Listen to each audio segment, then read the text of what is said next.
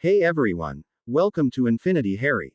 If you're enjoying our unique takes on Harry Potter and want to see more exciting content, don't forget to hit that subscribe button. Today we will see what if Harry was the father of a magical species. Here is short summary. After a forgotten bond is awakened, Harry discovers he's more than a wizard. He's the chosen guardian of a rare and powerful magical creature.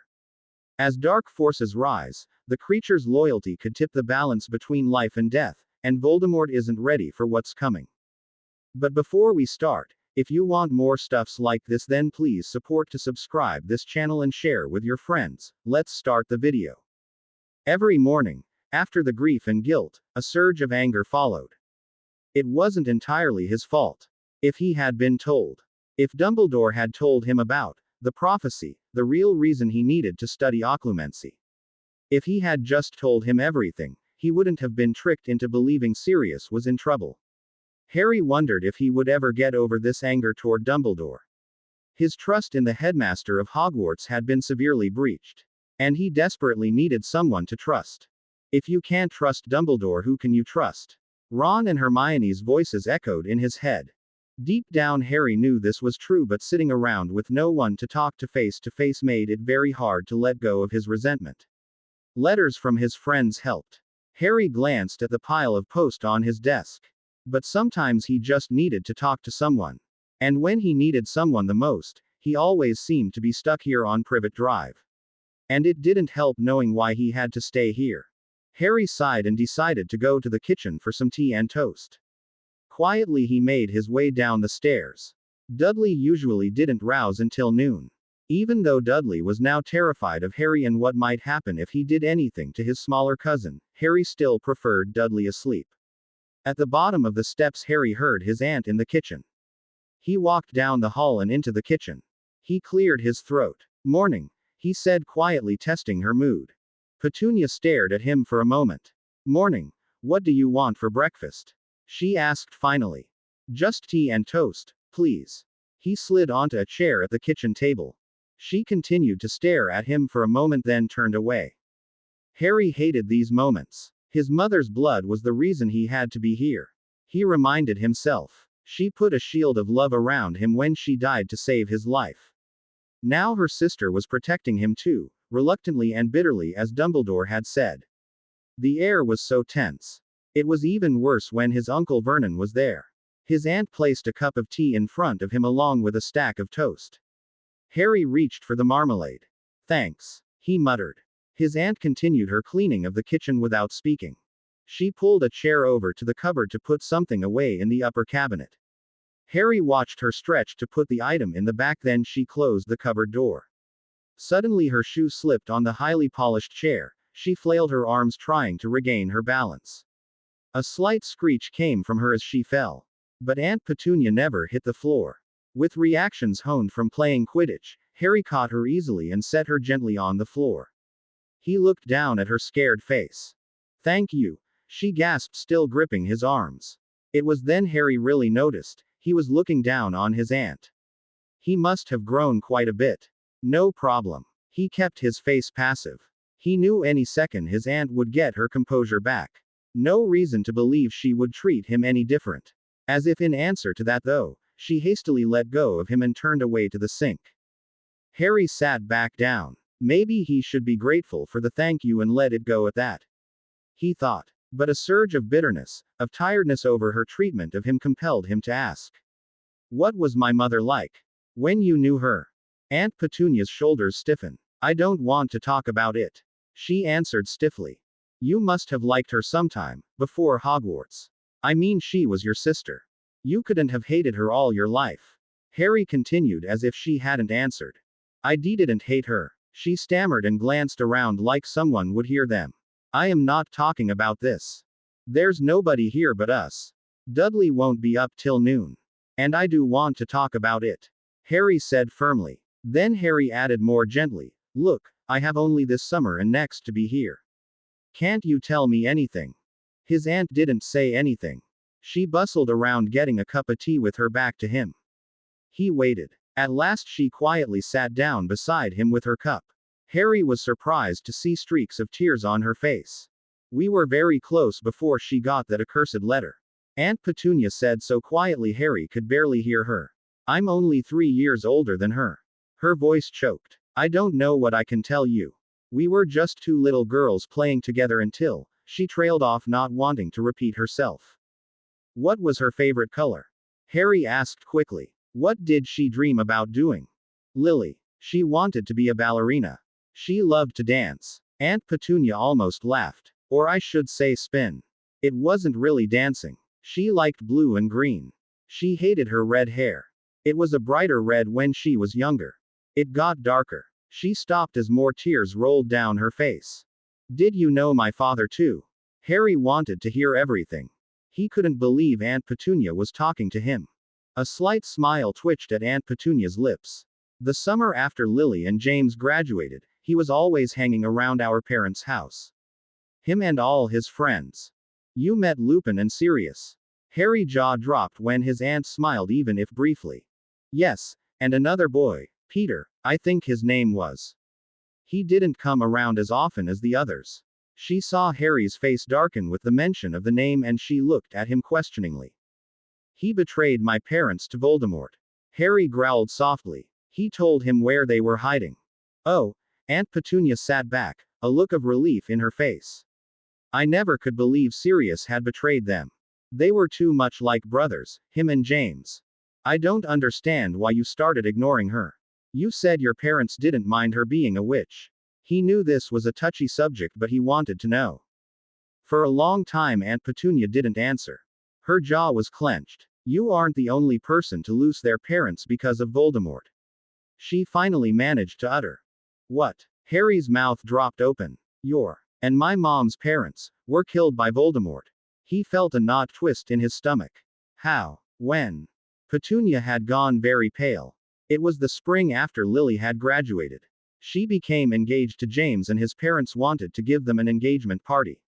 She let out a breath she had taken. Our parents were invited to their house, as was I and my fiancé, Vernon. She closed her eyes, but they blinked furiously underneath the lids. Vernon had worked over, so we were late getting there. Each sentence seemed harder for her to speak. As we approached the neighborhood, we saw a green glow. Her breath became quick and shallow. When we came to the house, there was this great green skull in the sky over the house. She looked up when Harry gasped. Yes, Vernon had no idea what it meant. I was hysterical. I knew. I ran into the house. Lily and James were already there. Her voice broke. James on his knees by his parents' bodies and Lily weeping over ours. She covered her face with her hands. Now her voice was muffled. They were just laid out there and staring.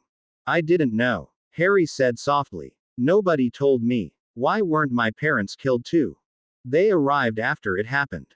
They were too late. Aunt Petunia emerged from behind her hands. She reached for her teacup and took a sip. Vernon was appalled. He said it was either him or them. He wasn't putting his life in danger. I agreed. I was so angry. If my father and mother hadn't gone to a wizard's home, they would still be alive. People die all the time. They don't have to be associated with the magical world to manage it. Harry stated quietly. So after that you didn't speak to my mom? Oh, we wrote back and forth for a bit. Aunt Petunia said tiredly. Vernon didn't like the owls coming around. The last note I got from her told me she was going into hiding with her husband and little boy. She couldn't say where or for how long. Another tear rolled down her face. Thanks for telling me this. I know it was hard for you. Harry reached out and touched her hand. Her eyes fixed on the touch and she seemed to be holding her breath. Come with me. She abruptly rose. She opened the kitchen door that led to the back garden. Briskly she walked to the garden shed and opened the door. She moved a couple of tools in a box, then pointed to the wooden floor of the shed. Pry up those two boards. Harry grabbed a shovel and lifted the thick planks. Underneath, a shallow hole contained two cardboard boxes and a small trunk. With nod from his aunt, Harry removed the containers from the hole. He started to open one. Not here. Aunt Petunia hissed. Take them to your room. You might as well have them. I haven't looked at them for years. She stared at Harry as if he had caught her in some lie, then turned and left. It took 2 trips to haul the boxes to his room. The trunk was very heavy. Harry opened one of the cardboard boxes to find it crammed with letters. He carefully pulled one out. There was no stamp on it. The handwriting looked young and unused to writing with a quill. He pulled out the letter. Dear Mum, Dad, and Petunia. Hello from Gryffindor Tower. It's late and I'm tired, but I just had to write, so I'll make it quick. I'm a Gryffindor. It is a school house. There are 3 others: Hufflepuff, Ravenclaw, and Slytherin. Gryffindors rule. Everyone is sorted into one of the 4 houses. It's kind of scary, but once my house was announced, all the others in that house cheered for me. Then there was this feast. The table was laid out with golden, real gold plates, and all of a sudden the food appeared on the table. And everything was delicious. The castle is huge and the staircases move.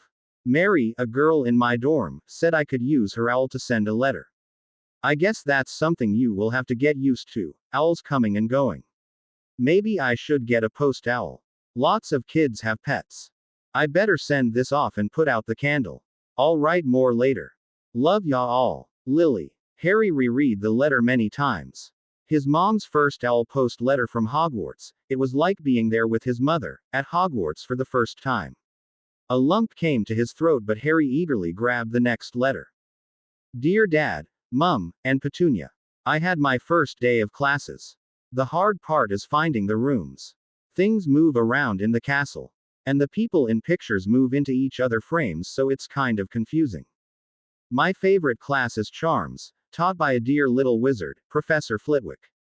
Also, I liked Transfiguration, but there was a couple of boys I have to admit are way ahead of everybody. The one is really cute.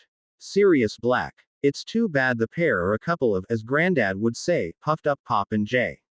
I don't mind them being smarter than me, but they don't have to show off all the time. Other classes are Potions, Herbology, Astronomy, Defense Against the Dark Arts, and History of Magic, which is taught by a ghost. The box seemingly contained all the letters his mother had written while she was a student at Hogwarts. From the innocent writings of a muggle-born first-year astounded by Hogwarts to the graceful script of a confident young witch. Setting the letters aside, Harry looked into the other box. He gasped. Photos. Picture after picture of his mother and Aunt Petunia as a children. An older couple, they must be his grandparents. Harry thought. Yes, he remembered them from the mirror of her eyes. A thick envelope made of parchment caught his eye. Harry pulled it out of the box and opened it. He gasped. The top picture showed his mother sitting on his father's lap, Ing, and Aunt Petunia sitting on Sirius's. And they were Ing. The next one showed his mother on his father's lap again and Aunt Petunia on Remus Lupin's lap, again being heartily Ed. He stared, part in disbelief and part in disgust. He shook his head and went to the next picture. Aunt Petunia was still on Lupin's lap, but now his mom was sitting in Sirius's lap. And he was ing her. He didn't know if he could take much more of this. He cautiously looked at the next picture and burst out laughing. The photo's subjects hadn't changed, but Sirius was finding very hard to anyone because his lips seemed to have been sewed shut. The magical picture, Sirius shook his fist at an unseen picture taker. Lupin, Petunia, and his mom were laughing so hard they were crying. Aunt Petunia had known Sirius and Lupin. Harry had to let that soak in. Lupin and Sirius had never mentioned knowing Aunt Petunia. But then, Harry thought, the number of times he had actually talked to either of them about his parents could be counted on one hand. He sighed. He wished he could talk to Lupin. Just to talk about things. The joy of having so many of his mother's things seemed to have vanished. Harry turned to the small trunk, hoping to find something that would take his mind off things. But it was locked. He turned to find his wand but had to stop himself short. He couldn't use magic outside of school. Hedwig hooted softly from her cage. Harry rose and went over to stroke his snowy owl. She nibbled his fingers and hooted again, then stared meaningfully at him. I guess it wouldn't hurt to ask, he mulled. He gave her a final pat and rummaged around for parchment, ink, and a quill. Dear Professor Lupin, I recently had a talk with my aunt and she gave me some things that had belonged to my mum. I don't know if you could visit to discuss them. You could come at night and no one would be the wiser. There are some very disturbing pictures I think only you can explain. Yours truly, Harry. A sly smile spread across Harry's face. That should rouse his interest. In a short time he was watching Hedwig fly off a letter attached to her leg, then turned back to the boxes. He went back to sit on his bed and spent the rest of the day reading through the letters his mother had wrote. His uncle bellowed for him to come down and eat dinner. Was the first time he had looked up from his reading, and he was only halfway through. His muscle protested as he unfolded his legs. Slowly he went down to dinner, feeling like he was walking from the magical world of his mother's to a murky muggle version. For the first time this summer Harry felt really hungry. More important, he felt like eating. And he ate as much as his aunt could push in front of him. Even Dudley had stopped shoveling in food to watch Harry eat. If nothing else, Aunt Petunia was a good cook, Harry thought as he savored the last bite of steak. After dinner Harry helped clear the table. He didn't mind really. He had done it often enough. At least this time he didn't have to wash them. This is the last, he told his aunt as he set a stack of plates on the counter. She nodded but didn't answer. In a moment of weakness Harry started to ask if she wanted him to dry or something, but the doorbell interrupted. Uncle Vernon's footsteps thumped down the hall and Harry could hear him grumbling about late callers. His uncle opened the front door and an even-toned voice spoke, but Harry couldn't hear what was being said. His uncle's voice was tense and curt. Both Harry and his aunt had frozen to listen to see who the caller might be. They didn't have long to wait. "Boy, get out here, now," barked Uncle Vernon. Harry hurried into the front hall. Standing in the doorway was Remus Lupin. He looked strange in muggle clothes that were in better shape than the wizard robes Harry had last seen him wear. "Professor Lupin!" Harry exclaimed. "He's a professor." Uncle Vernon looked the man up and down. "Figures. Actually, I only taught 1 year. Once it was made known I was a werewolf, I was forced to resign," Lupin said casually to a horrified-looking Uncle Vernon.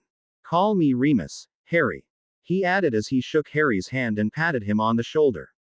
Lupin looked up as Harry's aunt walked up behind his uncle. "Petunia, it's good to see you again. How are you?" Harry felt sure his side would split open from the laughter he was holding in. Uncle Vernon's face had turned this mottled color he had never seen before. His aunt looked like she might faint. But to Harry's surprise she recovered herself quickly. "Fine, Remus. Would you like a cup of tea?" Aunt Petunia didn't look at her husband or Harry. "Yes, please. Thank you. Would it be a bother to have it in Harry's room? I would like a little chat with him."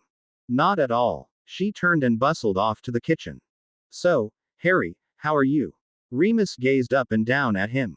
"My word, you have grown. I must say you look sharp." He ran a finger across the shoulder of the new shirt Harry wore. "He should. He's cost us a fortune this year," Uncle Vernon blurted out. "Not counting what he eats." "How nice of you," Remus said unsympathetically. His eyes had hardened, causing Uncle Vernon to stop his ranting. "Here you are, Remus." Aunt Petunia held a tray of tea and cakes. "Thanks you ever so much, Petunia.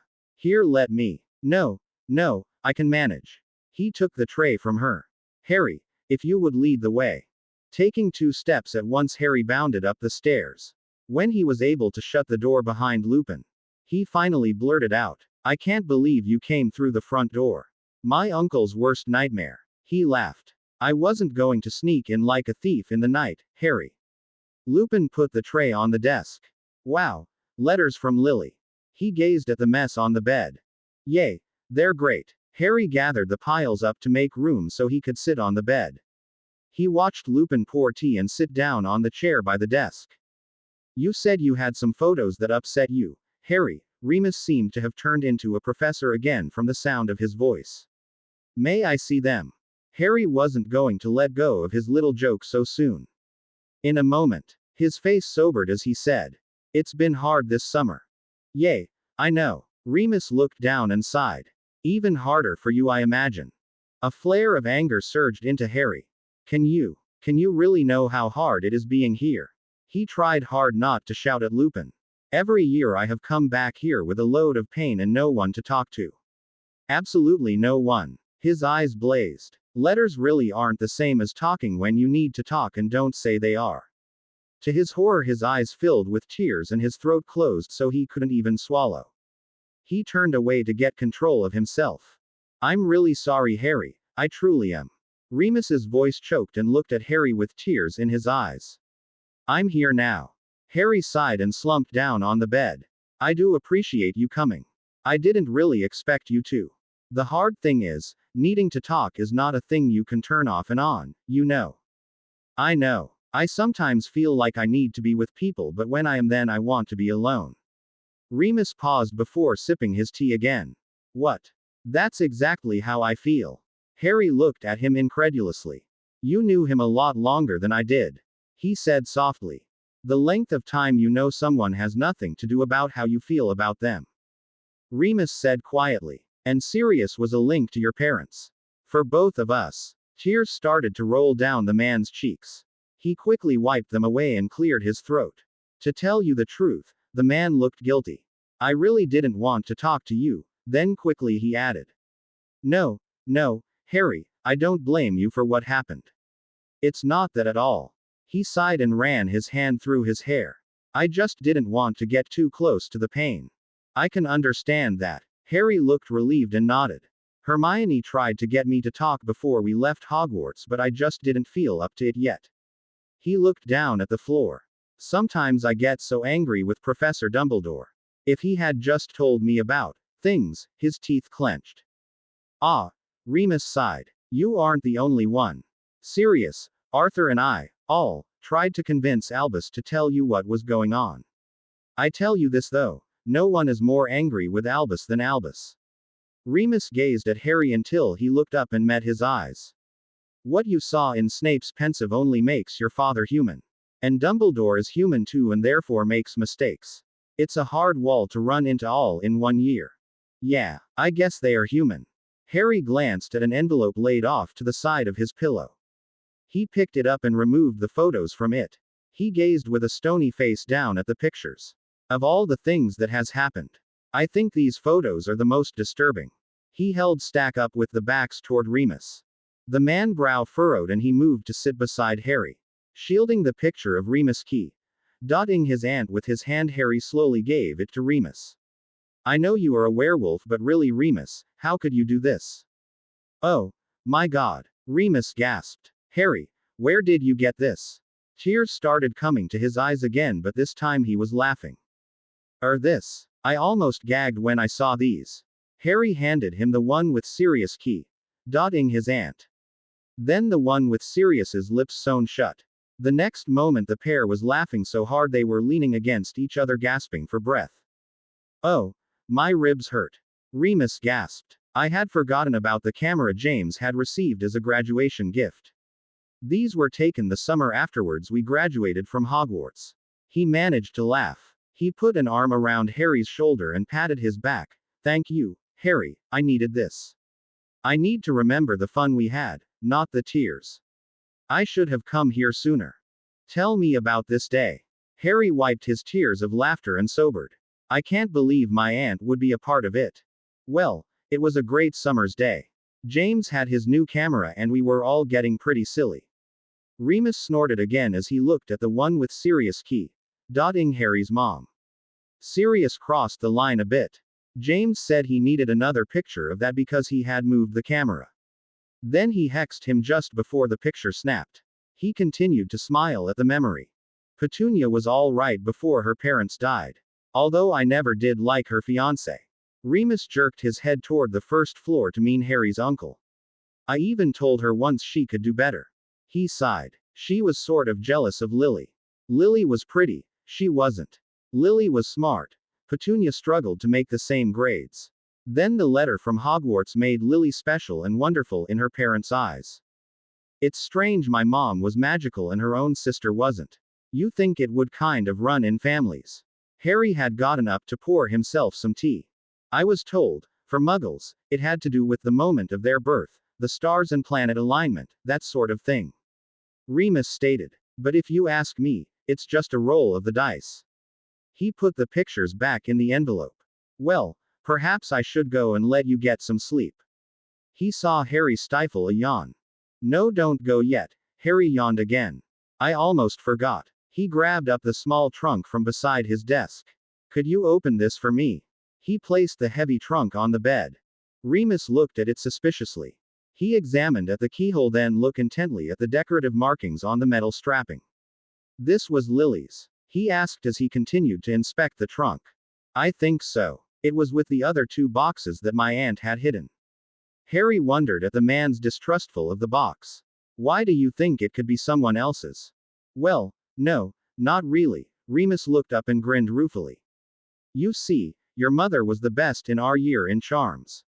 So if this was hers, I have no doubt there's a nasty little jinx waiting if you try to open it without the right key or words. Oh, Harry felt a little shocked. I hadn't even thought about that. I could take it with me and try to open it. Remus suggested. Or we could work on it together when you get away from here next week.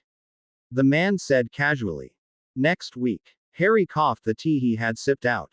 I'm getting out of here next week. That's excellent. He grinned, then his face sobered. Where to? The Burrow. He really didn't want to go to number 12 Grimmauld Place.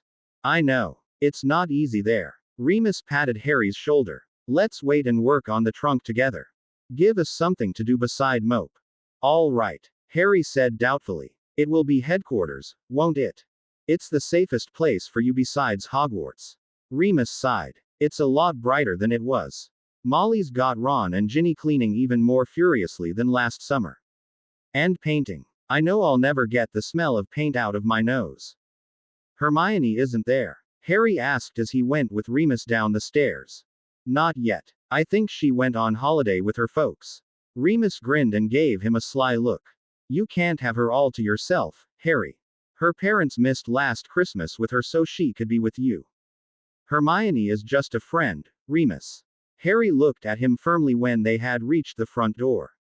But between you and me, Ron fancies her. Really? Remus's mouth dropped open. I've never noticed. I'll have to pay closer attention to the pair of them. He patted Harry on the shoulder again and opened the door. We'll see you next week. I can't wait to show those pictures to Dung. He laughed. Good night, Harry. Good night, Remus. Thanks for coming. Harry waved as he watched the wizard walk down the front garden path and slip behind a hedge. Then with a loud crack, he was gone. Harry went back to his room and got ready for bed. He read a few more of his mother's letters until he felt he couldn't keep his eyes open any longer. At first he piled the letters he had read on his desk, but then Harry worried what would happen if his uncle saw them and realized what the letters were and where they must have come from. So he hid them away in his school trunk. The Dursleys wouldn't dare to open it. After he had got into bed and got comfortable, Harry noticed a dull ache in his stomach. He must have eaten too much. Harry thought, rubbing his middle. He closed his eyes and ignored the discomfort. Ignoring pain seemed to a normal part of life for him, he mused. Slowly he drifted off to a strange dream. The room was warm and dimly lit by the fireplace and a low burning candle. Something long and scaly was curled on the hearthrug. Harry turned his head to the left. There was solid stone block wall. Turning his head to the right he found the same type of wall. There were no windows in this room. A figure entered the room, from a darkened corner followed by a second. Master. Both figures dropped to their knees before Harry. What news? Harry's voice was high and harsh. Master. He's still at his aunt and uncle's. He's protected by 3 ministry wizards that we can see. And no doubt that fool Dumbledore has others which you cannot. Harry felt angry. A different voice spoke. I know they will move him next week, Master. Dumbledore told me just this morning. Excellent. I need you to find me the day and the time of the move, Severus. Harry anger raged and he gasped at the same time. So you have found your way back, Harry Potter. The cold voice was now inside his head. His scar burned from the inside. What do you want to know? Where I am. What I am planning. The voice laughed cruelly. Harry's scar seared. My guess is that you heard some of my plans. Yes, my next target is you. I can't hide it from the great Harry Potter. It would be foolish to even try. The voice mocked. Harry felt angry. Steeling himself, he wrenched his mind away from Voldemort. A drop of sweat rolled down the side of Harry's temple as he clutched his forehead. He had forgotten to clear his mind before going to sleep. The bedclothes were soaked in sweat. He felt sick. The pain in his gut hurt even more now. Taking deep calming breaths, Harry fought the urge to throw up. He just wanted to go back to sleep. He was so tired. Finally he managed to drift off into an uneasy doze, mingled with pain and the fear of hearing that voice in his head again. I think we should call a doctor, Vernon. A faint voice penetrated Harry's mind. He tried to close it out. He just wanted to sleep. Petunia. I'm not letting some respectable doctor get. The voice lowered fearfully. Hexed if that boy goes into some fit. Harry blinked in pain at the light from a rising sun and wondered who needed a doctor. He just wanted to sleep and for the pain in his stomach to go away. Harry pulled the pillow around his ears trying to block out the low tones that sounded like shouting to him. A moan of pain escaped him. He grabbed his stomach and curled into a ball. We have to do something, Vernon. He's really ill. Oh, all right, he growled. We'll live to regret our generosity. You mark my ruddy owl. Uncle Vernon had leapt out of the way as Hedwig soared through the window. She landed on the top of her cage and clicked her beak at them. Then she tilted her head, seemingly peering at the bed. She hooted loudly. Shut up, you stupid bird. Uncle Vernon hissed. But Hedwig's hoot had penetrated Harry's delirium and he opened his eyes. I'll call the doctor. His aunt turned to leave. No, Harry called hoarsely. No. What should we do then? Aunt Petunia asked. Send Hedwig. Harry struggled to speak. Note to get help. His whole body shook with a fever, making his teeth chatter as he spoke. Hedwig fluttered down next to Harry. She hooted soothingly, then she held out her leg to the Dursleys and waited. Shaking, Petunia found a blank piece of parchment on the desk and timidly dipped a quill in the open ink bottle. When she had finished writing, Petunia moved to tie it to Hedwig's leg. The snowy owl hooted loudly and snapped the note out of her hand, and with a whoosh of her wide wings she sprang out of the open window. Good, snorted Uncle Vernon. That's out of our hands now. No telling how long it will take for that ruddy owl to get help. Unnatural way to send mail with a bird. Don't know why they can't use the regular mail. His face fell. I hope they don't send some freakish witch doctor. I won't have that in this house, Petunia. He started to rant. I just won't. He leapt back as a loud crack sounded beside Harry's bed. A mixture of stale drink and tobacco filled the room. Ari's sick. An unkempt bundle of robes crouched to look at the figure curled up in the bed. Ari. Dung. Harry looked blurrily back at him. So quick. Yav got ya one smart owl. Stead of going clear to London, she went to ol' Figgy. And Figgy. Allers at me. Dung looked worriedly at Harry. I best be off to tell Dumbledore. Some knee will be here in a thrice. With that and another crack, the wizard was gone. I won't have it, Petunia. Uncle Vernon shouted. Harry wished he wouldn't. The noise seemed to make all the pain in his body even worse. I won't have these freaks popping in and out of my house. His mustache bristled. So sorry to inconvenience you. A calm, polite voice made Uncle Vernon jump a foot. It was most kind of you to inform us of Harry's illness. Albus Dumbledore stood serenely looking down on the Dursleys. His flowing deep blue robes shimmered in the morning light from the window. He quickly stooped to examine Harry. His face became grave. How long has he been like this? We did nothing to the boy. Uncle Vernon spluttered fearfully. Even he could feel the power of the great wizard bending over the bed. Just this night. He was fine at dinner. He ate more than he had all summer. Remus Lupin came to talk to him, then we found him like this. Aunt Petunia's voice trailed off with the intent look Dumbledore gave her. I will have to take him to St. Mungo's. The wizard glanced around the room. He picked up book on the desk and took out his wand. Portus. The book glowed blue for a moment, then returned to normal. He turned to the bed. Wingardium Leviosa. Harry rose into the air. Dumbledore held his arms underneath the hovering boy to catch him. Then he put the book in Harry's hand and the pair vanished. Sounds swirled around him. He tried to shut them out. The softest noise seemed to make every nerve in his body throb. A bright light filtered through his eyelids. Pain shot through his brain and he mo.ned. Harry wanted to scream, but he knew it would hurt too much. The light went out and the haze around him grew quiet again. He sighed with relief. He just wanted to stay like this, not to feel or hear or see anything. Drifting with the fog in his mind, Harry slipped in and out of consciousness. A voice sifted into his mind. He knew that voice. It sounded very worried, almost tearful. Struggling to open his eyes to see if he could help, Harry saw a blurry shape near his bed. Another blur stood at the foot. A different voice, one he didn't know, came from that blur. "Mum," Harry croaked. A gasp came from the blur by his bed. "Harry. Oh, Harry, thank goodness." The figure had leaned over him with soft hands on both sides of his face. "Harry, please wake up." Her face and voice drifted away. Harry felt exhausted from the effort. The cool hands on his face felt soothing though. He tried to open his eyes again. A face was nose to nose with his. A drop of something hit his cheek. With great effort he focused on the eyes and voice begging him to speak again. A familiar face came into sharper relief. "Mrs. Weasley," he whispered. Her face was wet with tears.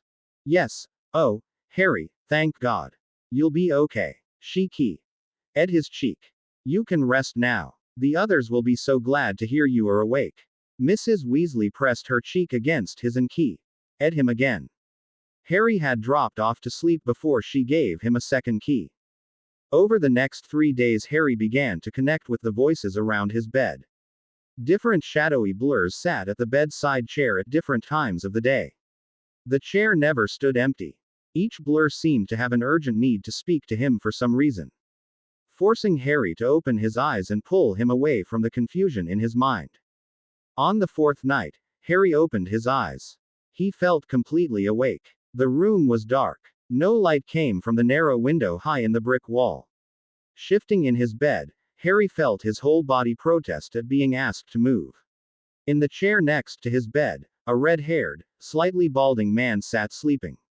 His feet propped up on the bed and his cloak wrapped around him.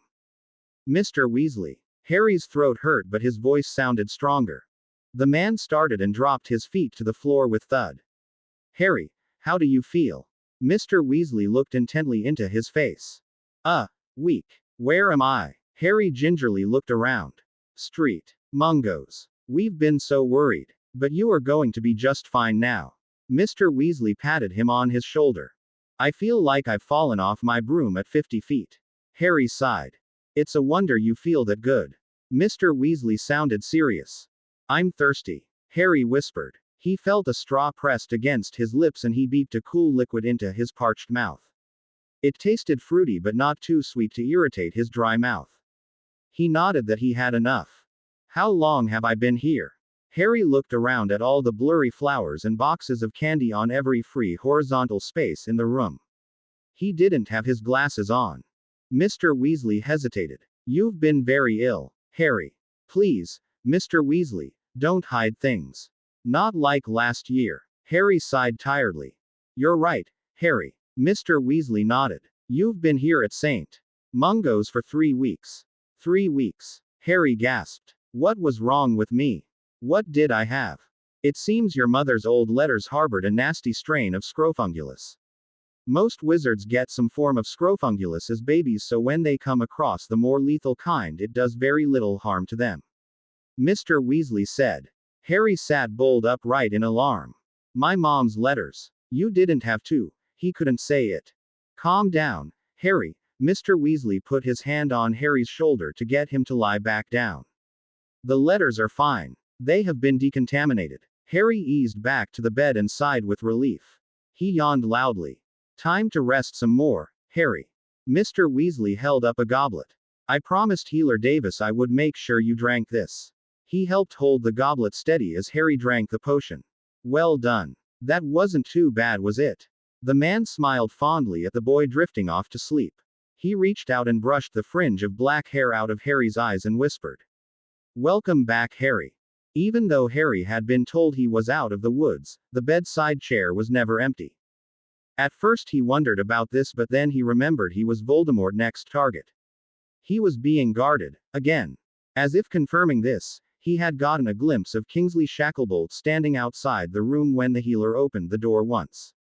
To his own surprise, Harry found he liked the company. Tonks, Remus, all the adult Weasleys and even Mundungus were all fun to talk to.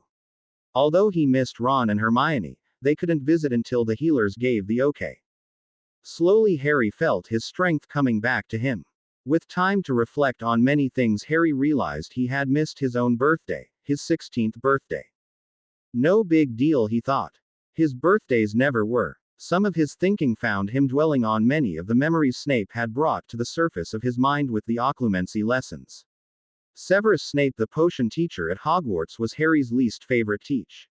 Each held the other with much contempt, increasing in intensity with each passing year. At night, when his watcher was sleeping, Harry found himself brooding more and more on his years with the Dursleys. After a nap one afternoon, Harry woke to find Mr. Weasley at his bedside, and sitting beside him was Hogwarts's headmaster Albus Dumbledore. "Good afternoon, Harry." Dumbledore's cheery voice didn't match Harry's present feelings toward his headmaster. "What are you doing here, Professor?" Harry reached for his glasses on the table next to his bed. "Is something wrong?" No, Harry," Dumbledore assured him. "In actuality, I have been here quite often. Evidently, this is the first you have been fully awake to notice." Harry nodded and stared at the frayed edge of the blanket pulled across his waist. So many things he had planned to say to Dumbledore the next time he saw him, but now he felt overwhelmed by the wizard's strength. He rubbed his forehead. "Does your scar hurt?" Mr. Weasley asked softly. "No, it's my head on this time." Harry sighed and leaned back, looking at the ceiling. "I wondered what life would be like without pain." He looked at Mr. Weasley. "Even before I went to Hogwarts, my life was filled with it. I don't think there was a single day I wasn't punched, kicked or pinched by Dudley. Or grabbed by the arm or hair and forced into the cupboard under the stairs by my aunt or uncle." He felt his anger rising. He continued to look only at Mr. Weasley. "Thanks to occlumency, I remember a lot of those wonderful times." Harry snorted. "Like when I was 5, I tripped over a toy of Dudley's on the front step. I cut my lip, skinned my hands and knees. The Dursleys screamed at me for breaking Dudley's toy and locked me in the cupboard." Mr. Weasley's face had gone white. "I was scared to death what they would say about the blood on my clothes. Sometimes I wonder how I learned to care about anything growing up with no inkling what comfort or caring felt like." "Harry," I explained why I had to leave you there. "For your own protection," Dumbledore said softly. "No, sir, it was more for the world's protection, don't you think?" Harry's voice was hard. "It had nothing to do with me." "I suppose that is true," Dumbledore admitted. "At least you are being honest with me. A refreshing change." Mr. Weasley sat frozen in shock. Harry still hadn't looked at the headmaster. "Harry, I was hoping our friendship was strong enough to allow for mistakes," Dumbledore said tentatively. "Friend? What makes you think you're my friend?" Harry snorted and finally gave Dumbledore a scathing look. "Ron and Hermione are my friends. Fred and George are my friends. They risked everything after my first year to come rescue me from starvation at the Dursleys. Mr. and Mrs. Weasley are my friends. They've given me a place to stay, a place to belong." He glared at Dumbledore's stunned face. "But I have yet to find anything that qualifies you as my friend." The heat in Harry's face only made his anger feel right. He didn't care about the tears streaming down his face. He didn't care about the tears spilling down Dumbledore's cheeks into his beard. All his years of suffering alone were due to this man. Dumbledore had dropped his head with Harry's fury. Harry stared at him, waiting for that appalling calm manner to answer his anger. But an old man raised his gaze slightly and answered in a shaky voice. "I'm sorry, Harry. I'm sorry." He rose slowly and left the room. "Harry," Mr. Weasley said softly. "He really did think he was doing the right thing." Harry snorted. "Yeah, I know. That doesn't change what I went through with his knowledge." He sank back down into his bed and closed his eyes, his jaw clenched. He heard Mr. Weasley clear his throat and shift around in his seat, then the man rose and left the room. If the absence of a bedside guard the next morning was any indication he was getting better, Harry hadn't been told so. If it was because of his anger at Dumbledore, Harry didn't care. Since he had been ill, he had felt changed. As if he had gone suddenly from a child to adult overnight. Ideas and plans on how things would be different started building in his mind. Harry had just began to wonder when someone would show up to tell these schemes to when Remus walked into his room. "Good morning, Harry," Remus said a little too brightly. Harry saw the strained smile on the man's face. "Morning, Remus. Have a seat." Remus eyed Harry, then slowly sat down in the chair by the bed. His forced smile had vanished. We need to talk about what happened yesterday, Harry. Professor Lupin seemed to have returned from the tone of his voice. If you've come to say I was a bit hard on Dumbledore, save your breath, Harry said without emotion. Tell me, Remus, you knew my mom and dad pretty well. Would they have wanted me to have been treated like the Dursleys have treated me? Of course not, Harry. Remus said. But, you don't understand. Dumbledore had very little time to make that decision. Remus, Harry's voice was calm and even. How much of the prophecy do you know about? The question took Remus by surprise. Not all of it. Harry, I don't think we should discuss this here. He looked quickly at the door. Put an imperturbable charm on the door. No one will hear, Harry suggested. The man nodded, seemingly a bit confused by Harry's manner. Remus pulled out his wand and charmed the door so they couldn't be overheard. The thing is, Remus, I know all of the prophecy now.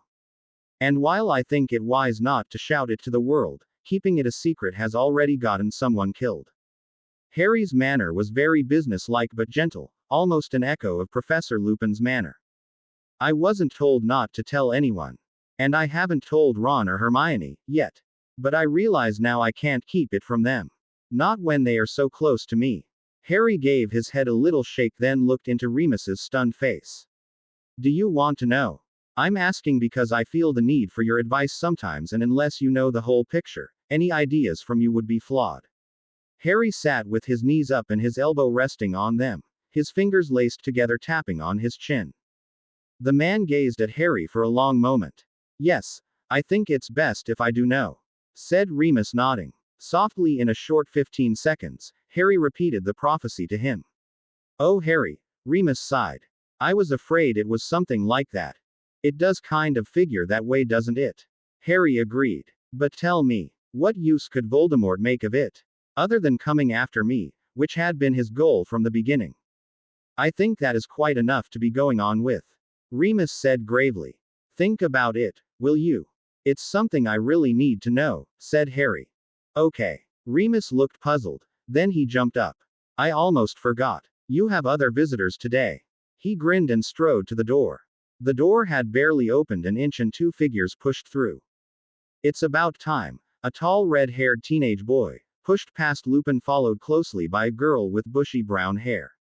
Hermione almost shoved Ron aside to grab Harry around the neck in a tight hug. Harry saw Remus grin as he closed the door as he left. Harry, oh Harry, Hermione breathed in his ear. Ron looked pale and unsure of himself as Harry's eyes met his. Give me air, Hermione, Harry finally gasped. She didn't seem that strong just to look at. Tears streamed down Hermione's face when she pulled back. She sat down on the edge of the bed. Ron came to stand uneasily next to the bed. Harry looked up at Ron's unusually sober face. Harry reached out to shake his hand and Ron engulfed him in a clumsy hug, thumping him on the back. I almost lost you, mate. Ron choked, then pulled back, trying to hide the tears in his eyes. It's been a nightmare. Bill came to headquarters a couple days after you came here to St. Mungo's and said it was only a matter of time before you. His voice cracked. It was horrible. Hermione nodded, tears beginning to stream down her face. Every time the door opened, we feared the worst. Taking one of their hands in each of his, Harry gave them a reassuring squeeze. You should know by now how hard I am to get rid of. This didn't bring the smiles Harry was hoping for. Look, while we're being all mushy and everything, I just want to say, no one has ever had two better friends than you two. Putting up with my foul mood last year, not to mention almost getting yourselves killed. Tears were flowing down Harry's face now, but he smiled through them. Thanks for being my friends. Hermione grabbed Harry and hugged him again. Ron grinned through his tears and sat down on the chair by the bed and patted Harry on the shoulder. Finally Hermione let go and they all sighed. Here, Harry grabbed a tissue box and passed it around. Okay, that's over with. Harry sighed again. A laugh erupted from Ron, not from what Harry had said but because of Hermione's stunned face. Harry gave her a sly smile. Oh, you. She slapped at him. So what have you two been up to besides mourning my imminent passing? Harry settled back against his pillows. That's not in the least bit funny, Harry. Hermione glared at him, then stared concerned. You still look like death. She clapped her hand over her mouth. I didn't mean to say that. You just look very pale and thin. You do look like death warmed over, mate, Ron agreed. What am I supposed to look like? Harry laughed, wondering how bad he really did look. There were no mirrors in his room. The discussion had taken a rather odd turn. They all laughed. Mom kept trying to keep us busy. Ron finally answered his question. But really, there isn't much left to do at headquarters anymore. We've cleaned and painted everything that doesn't move. An awkward silence hung in the air. Look, Harry broke the silence. I know it isn't a holiday being my friends. And the truth to the matter, he sighed. It's likely to get worse. He saw a glance pass between the pair. I can hardly believe anything can be worse than the last 3 weeks, Harry. Hermione bit her lip. Don't say that, Hermione. Cringed Ron. It's like tempting fate. Fate, destiny, my lot in life. Harry sighed. I have to tell you about the prophecy. But it got smashed. That's what you and Neville said. Ron said. It did. Harry avoided Ron and Hermione's eyes. But the one to whom the prophecy was told has the means to recall it completely. He looked up and saw them exchange another glance. Knowing the prophecy could put you greater danger than you are now.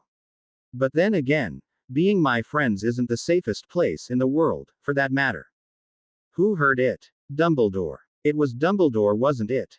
Ron guessed. Harry nodded. I knew it. Who gave the prophecy? Firenze. No. Harry laughed. Our favorite divination teacher, Sybil Trelawney. No way. Ron gasped. Why would anyone take her seriously? Hermione snorted her doubts. If you saw the prediction, you wouldn't have a doubt.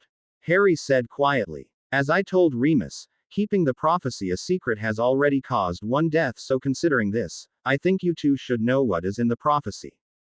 Nervously, Ron and Hermione looked at each other. Then both looked at Harry and nodded gravely. Let's have it, mate. Ron said quietly. He swallowed hard as he listened. Hermione's eyes widened and tears stood in them. Oh, Harry. Hermione touched his hand. How? What? She whispered, not able to form a coherent question. I don't know how. Or what am I going to do, yet. Harry answered anyway. Right now, there's no way I could beat Voldemort. He shook his head. I just don't have the power. You do, Harry. Hermione insisted, wiping her eyes. You're a more powerful wizard than you realize. You are, mate. Even I can feel you are. Ron clapped a hand on Harry's shoulder, his eyes still disturbed by the telling of the prophecy. You may need more training, but you definitely have the power. Maybe. Harry sighed. I dunno. But anyway, there it is. You're up to speed on stuff that should have been told 5 years ago. Ron glanced at Hermione uneasily. We saw Professor Dumbledore at headquarters. Hermione started tentatively. He was very upset. So, Harry seemed indifferent with the topic. Did you really blame him for things? Hermione looked reproachful. We overheard Mrs. Weasley say he had been crying. Let's keep what happens between me and Dumbledore. Between me and Dumbledore. Harry's voice was calm but firm. He saw another look pass between his 2 best friends, then changed the subject. Have you heard when I'm going to get out of here? I heard in a day or 2. Ron said. I think they are just waiting for you to get a bit more strength back. Ah, I wondered. Harry nodded. Yay, I feel like a wrung-out dish rag. You look like one too. Ron smiled, then ducked as Harry tried to whack him with a pillow. A sliver of light crawled up the wall as the sun set, replacing the patch of blue sky in the high window with stars. Half dozing, Harry mused over his best friend's visit, then sighed with sadness.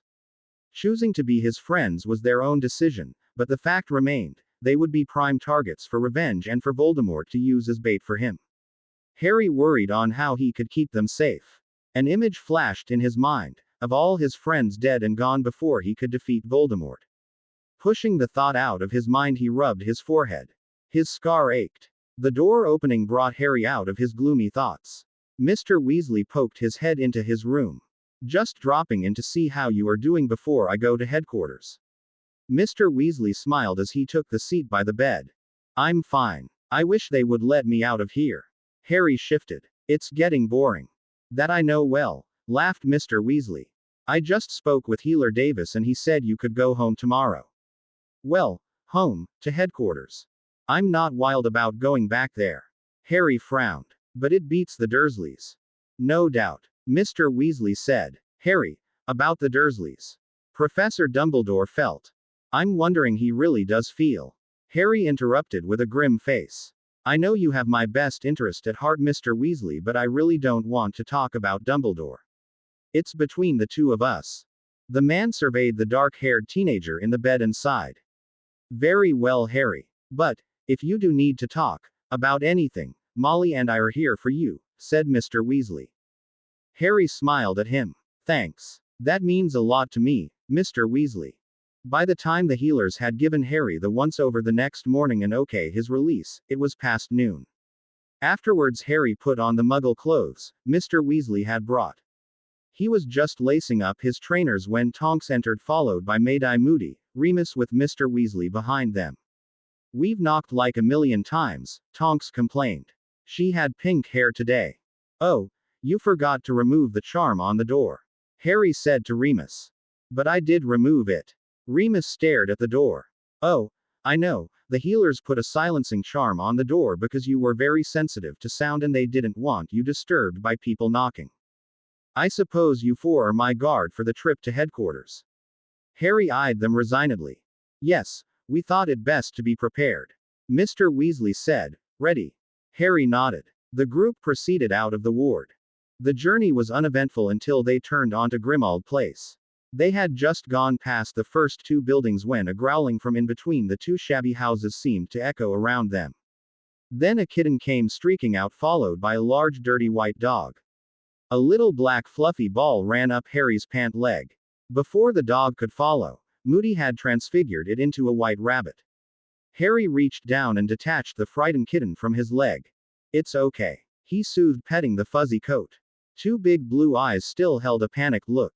The four little white paws clung to him like a burr. The kitten was barely the size of his hand.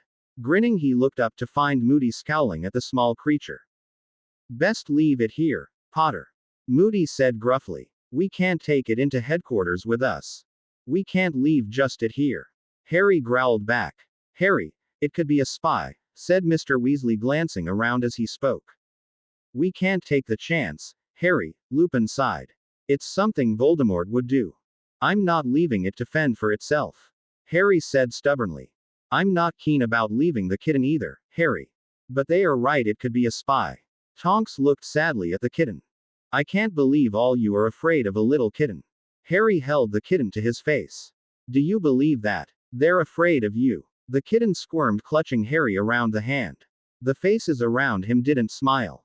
Look, I'll stick him under my jacket and the little spy won't see where headquarters is and everybody will be happy.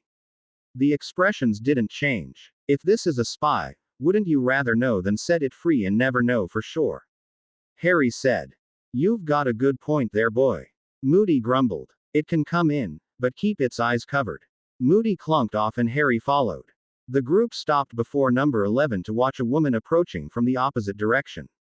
Mr. Weasley and Lupin stepped in front of Harry, while Tonks continued to guard his back. It's only McGonagall, Moody growled in relief but within earshot of the woman. And a good day to you too, Moody. The woman's eyes narrowed. The man ignored her. Hurry up, Potter. Get inside. Moody gave Harry a shove. It's good to see you, Professor. Just what we need, an expert on animagi. Harry fell in step with her as they walked up to the door of number 12. His teacher looked at him puzzled. The door opened and the group entered. Moody bolted the door behind them. The place was brighter and cleaner. A fresh scent of paint hung in the air. The hallway no longer had a brooding feeling about it. Oh, Harry, it's so good to have you out of St. Mungo's. Mrs. Weasley started to hug him. Careful, Harry warned and started to pull the kitten out of his jacket. Not here. Wait until we're down in the kitchen. Moody stopped him. So Moody, Harry, Mr. and Mrs. Weasley, Lupin, Tonks and Professor McGonagall trooped down to the basement. In the kitchen sat Hermione, Ron and Ginny. They cried Harry's name when he entered. Hermione and Ginny gave him a key on the cheek as he sat down between them. Mrs. Weasley started serving tea. What's this you want to know about animagi, Potter? Professor McGonagall asked, stirring her tea. Reaching inside his coat, Harry pulled the tiny kitten out and sat it on the table. Some people. Harry gave his guard a scathing glance. Think this is a spy. Oh, he's so cute, Ginny and Hermione said together. McGonagall snorted. I'm surprised at you, Remus. You knew 3 animagus. You should know better. I wasn't one. And I wasn't around when the 3 were studying the process. Remus defended. Still, any Hogwarts graduate should know when one transforms, the creature is the same age, in animal years, as their human counterpart. McGonagall lectured. They could have drank a shrinking potion after they had transfigured into a cat. Moody insisted. Nonsense. McGonagall snorted again and looked at the kitten now playing with Ginny's fingers. You know, Moody, sometimes a kitten is just a kitten. There is one way to find out. Moody drew out his wand. Ginny snatched up the kitten close to her and glared at him. It won't hurt it if it's just a cat, he assured her. Ginny saw Harry and Ron nod and set the kitten down. It scampered across the table. Moody pointed his wand and blue light shone around the kitten, making the black fur stand on end. Nothing happened. Seemed to be a cat. Tonks stifled a laugh as Moody put away his wand. Satisfied, Harry looked at Remus, who was trying not to smile, and Mr. Weasley, who had started to cough to hide his grin. Yes, quite. Remus finally nodded. What are you going to name him? Ginny had coaxed the kitten back to her, looking longingly at it. How about you naming him? For that matter, do you want him? Harry smiled, as Ginny's eyes grew wide. I've got Hedwig and I don't think she'll be too thrilled if I bring in a kitten. You know how she can be. Really. Mine. For keeps. Oh. Thank you. Harry, thank you. Ginny threw her arms around his neck and at his cheek. Then she remembered. Can I keep it, Mum? Dad? She looked at her parents. I think we would be the meanest parents alive if we said no to that. Mr. Weasley laughed. Of course you can. So what are you going to call it? Ron asked as the kitten stuck a white paw in his tea, then shook it in his face. It scampered back to Ginny and she picked the kitten up. Is it a boy or a girl? Ginny looked into the kitten's face. I dunno. Harry shrugged. But I do know that's not the end you look at to find out. Everyone burst out laughing as Ginny flushed. Suddenly there was a tabby cat, with bespectacled markings around its eyes, on the table sniffing at the kitten. The kitten hissed and arched its back. The next moment their professor was back in her seat. It is female, announced McGonagall. Thanks, Professor. Ginny said, choking back giggles. I'll have to think of a good name. This may take some time. Everybody watched the kitten caper on the table. Harry was glad for the diversion from his release from St. Mungo's. It took the spotlight off him for once. Then too, the kitten had helped distract his attention to the fact that this had been his godfather's house. Harry laughed to himself that one very small cat could have eased his arrival back to this place. Something he had been dreaded. I like her long white whiskers and white paws and her little white bib. She looks like she's wearing a little tuxedo. Hermione said. And her blue eyes are really different. Most kittens this age have blue eyes like hers. McGonagall said. They will change colors when she gets older. Oh, I wonder how Crookshanks will like her. Hermione looked around for her ginger cat. I think he's sleeping in the drawing room. Ron pouring some milk in a saucer and setting it out in the middle of the table. The kitten skidded over to it and lapped so fast droplets of milk clung to her long whiskers. She's just so cute. Ginny grabbed Harry's arm again and hugged him, tears shining in her eyes. Thanks. You're welcome. Harry grinned at her, wondering a little why she was getting so emotional over just a cat. Then he remembered getting Hedwig. He had been lost for words at Hagrid's gift. Although Ginny was more accustomed to presents than Harry had been, the Weasleys' children often had to do without things they really wanted. With 6 older brothers and no sisters, Ginny was pretty much on her own in the Weasley family. Potter, are you paying attention? Professor McGonagall's voice penetrated his thoughts. Harry. He looked at her, focusing. I'm sorry. What did you say, Professor? Harry didn't mind the frown she gave him because he saw her lips twitch at the corners. I was coming here anyway, so I brought along your owl results. Since you were in St. Mungo's, the results were forwarded to me. Professor McGonagall reached into the patented leather purse she carried, pulled an envelope out and handed it to Harry. Thanks, said Harry nervously. Taking a deep breath and realizing every single eye in the room was fixed on him, he opened the envelope and removed the letter. Unfolding it, Harry scanned down the form, a smile slowly growing on his face. He nodded to himself with satisfaction at the outstanding in defense against the dark arts. Without looking up, he casually folded the letter and put it back into the envelope. He looked up innocently at the expectant faces. Well, Hermione prodded him, trying to snatch the letter out of his hand. Oh, did you want to see my results?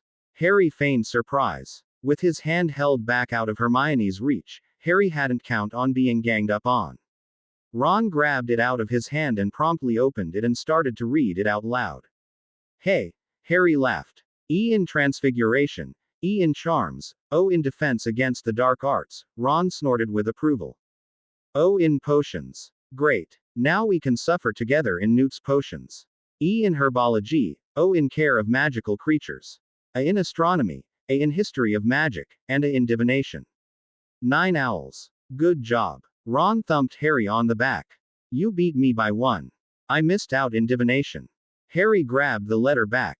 Hermione got 10, of course. All O except an E in Ancient Ruins. Harry saw the disgruntled look on Hermione's face. You are to write a letter as to which newts you wish to study. You'll need to get it to me by the end of the week, Potter. Professor McGonagall told him. Oh, I'll do that, Professor, thanks. Harry sighed and blinked. He was getting tired. I think I'll go up and lie down a bit. He stood up and swayed. Come on, I'll show you where you're staying. Ron took his arm, frowning at his mom, who had started to fret over Harry as they left the kitchen. What? Aren't we sharing a room? Harry appreciated Ron's help without him making a big deal about it. If you want to, we can. But it's a big house. There are lots of rooms and all of them clean as a whistle now. They climbed the stairs. Harry was glad he had Ron to lean on. He didn't say anything more but just let Ron lead him into a room and to a bed. You look whipped. Ron gently shoved him back onto the bed and took Harry's shoes off. Get some rest, mate. Yes, Mum. Harry grinned as Ron pulled the covers over him. Thank, Ron. He sighed softly as he fell asleep. A soft glow shone from his body. He needed no light to show him the way in the night. He was flying, soaring with the wind. His wings, his own wings, caught the thermal and sent him even higher into the sky. Harry looked down, the earth miles beneath him. A flash of fire engulfed him. He burst above a different place, gliding silently over a dark mansion nestled in a shabby dark forest. Someone called his name. Harry opened his eyes. A little black nose with white whiskers sniffed his face. That tickles, Spy Cat. He rubbed the kitten's chin. A tiny pudding purr issued from the kitten. Her name is Cleopatra. Cleo for short. Ginny corrected. Mom says dinner is ready. But if you want to stay in bed, she'll bring something up for you. No, I'll come down. Harry sat up. He found his glasses on the bedside table and put them on. Cleo. Good name. He grinned as he followed her out of the room. I thought so. I think she's going to be beautiful. Ginny stroked the kitten. Cleo loves Crookshanks, but Crookshanks hates her. I think it's because Hermione is making over her so much. He's jealous. She giggled, then broke off abruptly as walked past the curtains covering Sirius's mother. Still haven't been able to remove her? Harry asked darkly. No. And Mom, Dad and Remus have tried everything they can think of.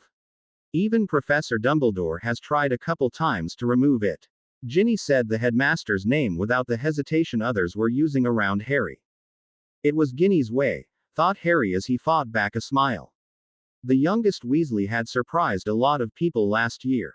Maybe they should let Fred and George have a go at it. I can't see anything surviving the two of them.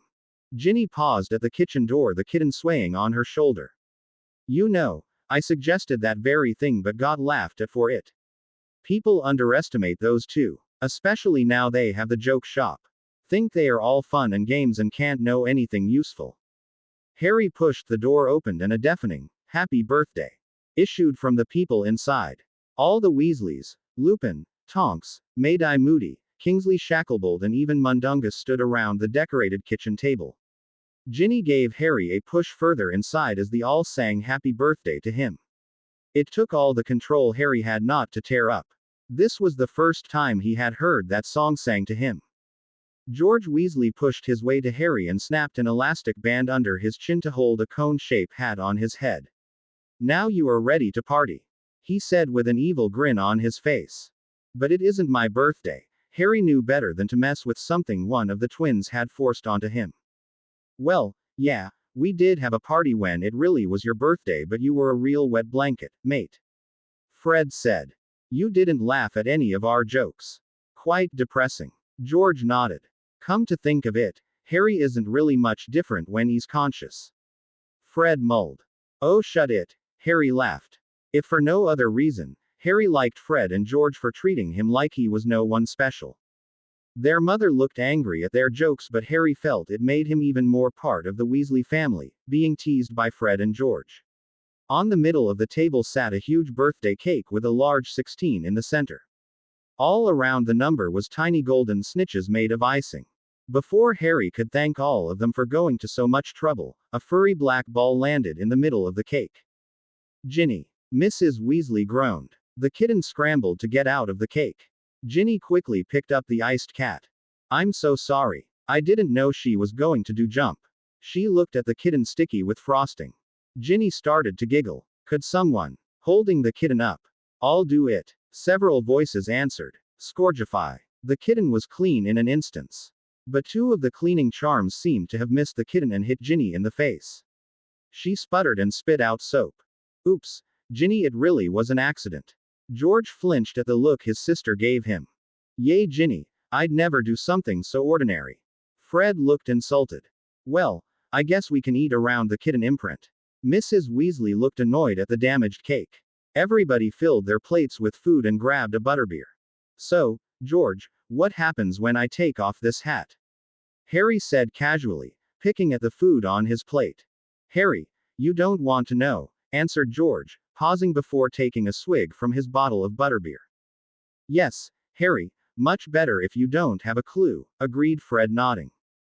"You have tested this." Harry pointed to the hat. "Of course we have," Fred said innocently, then started shoving food into his mouth. Successfully." Harry saw George's eyes dart to his mother.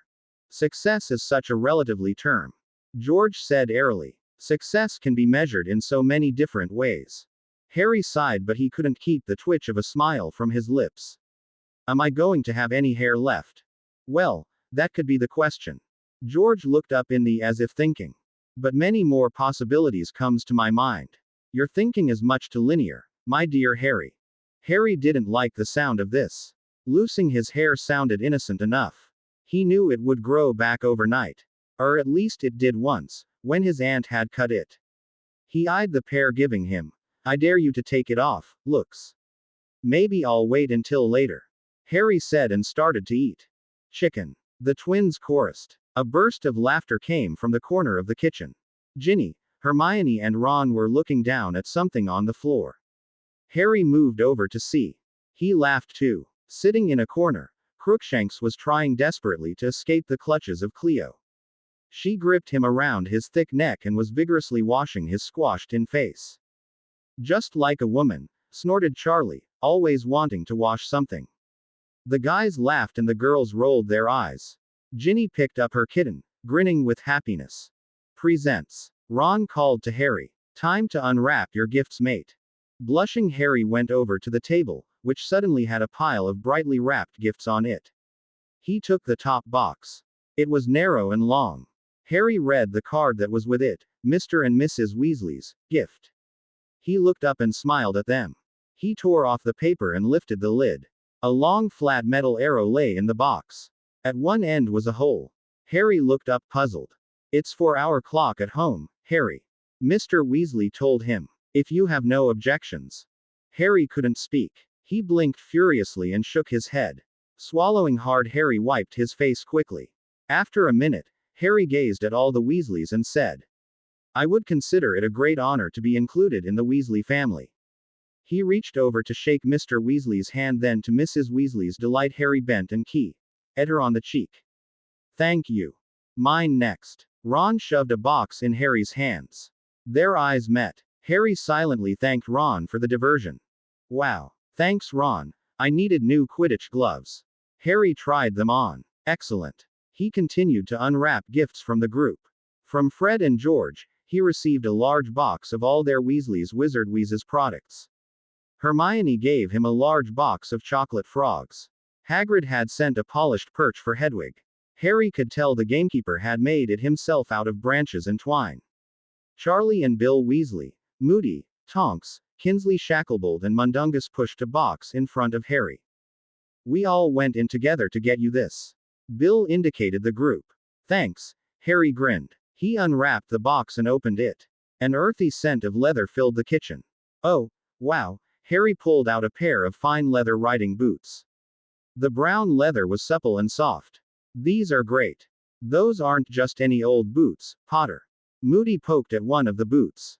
"No, Harry, they are magical. They'll always fit you just right. Be cool or warm just as you need." Tonks grinned. "You'll never get your toes wet in them." Mundungus added. "And," Charlie emphasized, "your footsteps can't be heard while you wear them." "Wow," Harry repeated. No wonder the six had gone together to buy the gift. These must have cost a fortune. "Thank you. Thank you all." He sat down and pulled off his trainers and put on the boots. As Tonks had said, they fit perfectly. He felt light walking across the stone floor making no sound. "Thanks. These are fantastic." With his invisibility cloak, no one would be able to find him at all. Last but not least, Harry. Remus handed him the remaining gift. Grinning, Harry ripped off the wrapping. A magical camera. Harry laughed, looking up at his father's old friend. A look of understanding passed between them. "Thanks, Remus. This is great. We can get a picture of Harry taking off his party hat." George grabbed up the camera, pushing Harry toward the others. "Crowd around Harry, I'll get a group picture," he ordered. Everybody looked suspiciously at the twins. "Look, I'll get in the picture too." Fred volunteered to stand beside Harry, who gazed at the twins skeptically. Fred gave him a wink, unseen by the others gathering around reluctantly. It didn't make Harry feel better. But Harry stood smiling for the camera, knowing, most likely whatever happened wouldn't hurt anybody, permanently. "Take the hat off on 3. 1, 2, 3. A loud bang and cloud of smoke encircled the heads of the group. Everybody waved the smoke away. Harry turned with a gasp. Everyone, Mr. and Mrs. Weasley, Hermione, Ron, Bill, Fred, Charlie, Tonks, Moody, Mundungus, and Remus, now had a head of black hair with it sticking up in the back, just like his. Harry roared and collapsed onto the floor laughing. "Dear Mum, Dad, and Petunia. I know it's scary. What's in the Daily Prophet about Voldemort? Rarely a day goes by here that someone doesn't receive post about a relative who has been murdered by Voldemort or his followers. But please believe me, I am safe here at Hogwarts, probably safer than after I graduate next month, so please don't worry. I'm studying hard for Newts and haven't much free time. I have been spending some of my free time with James Potter. I know, I said before he was a git, but he has changed. He seems a lot more thoughtful and doesn't shoot off his mouth anymore at all. And he does comb his hair despite what the pictures I sent you look like. It just sticks up like that no matter what he does. I love you all. Remember, even if the news is bad, I'm safe here. Love, Lily." A light tap at the door caused Harry to look up from his mother's letters. "Come in," he said softly. "Harry dear, it's late." Mrs. Weasley stuck her head in. Most of her hairy hair was gone, but a few strands of black still poked out here and there. "Please put out the light and get some sleep. I know it's late, but I'm not sleepy at all." Harry smiled. "I was just reading some of my mum's letters." He held up the one he had just finished. "I won't stay up too late, I promise." Harry's tone was polite but also firmly said he would go to bed when he decided. Mrs. Weasley looked a bit confused. "Mrs. Weasley, thanks for the party." "You're quite welcome, dear." "Well, good night, Harry." Mrs. Weasley left and closed the door. For a minute, Harry pondered the letter in his hand. At this point in time, he thought, Voldemort didn't know I would be born, that there would be anyone that could defeat him for good. Harry snorted. "And that's me." Then he sighed. He had 2 more years in school to learn what he needed to know to vanquish Voldemort. The time span seemed both too short and too long to think about. I'm thinking too linear, Harry considered. That's what George had said. What did that mean exactly? Harry wished he had the Weasley twins' imagination. Anything is possible if one has enough nerve, Ginny had said. Did he have enough nerve to carry out his plan? He hoped so. At first, the prophecy had echoed in Harry's mind, numbing his thoughts and not letting him settle on other issues. But now, after his illness, his mind seemed remarkably clear and able to focus more tightly on concepts and plans he had begun in St. Mungo's. Now Harry was glad he had a room to himself. He could think without appearing to be brooding like last year. Harry read through a few more of his mother's letters before blowing out the lamps and going to sleep. This time, Harry knew at once he was with Voldemort. For the first time, the Dark Wizard wasn't in a room but creeping through a dark forest. Crunching sounds on either side of him told him his Death Eaters were nearby. Harry strained to see in the dark. Where was he? Voldemort hadn't seemed to notice his presence yet. His scar seared, but Harry ignored the pain. He had a bad feeling about this gathering. Lucius. Harry heard himself speak. Take out any that defy us. Bring back those who beg for mercy. He laughed softly. I need the weak-minded and they need me. Yes, Master. A voice on his right answered. Harry couldn't see even a glint from eyes in the dark. Where were they? Who were they going to attack? Harry felt himself press further into Voldemort's mind. He heard himself gasp. You are a nosy pest, Potter. Harry heard the hated voice in his head. He struggled to control his own fear and pain. Off to tell your friend Dumbledore. You'll be too late, I'm afraid. People are going to die tonight. Dumbledore isn't my friend. Harry managed to fire back. He knew Voldemort felt his resentment of Hogwarts as headmaster. Dumbledore not your friend. My, what caused this falling out? Voldemort had stopped to enjoy this bit of information. He left me with those muggles all those years. Harry snarled. He found if he focused on his anger with Dumbledore, the pain grew less. He knew how they treated me. Ah, like I said before. Strange likeness between you and I, Harry Potter.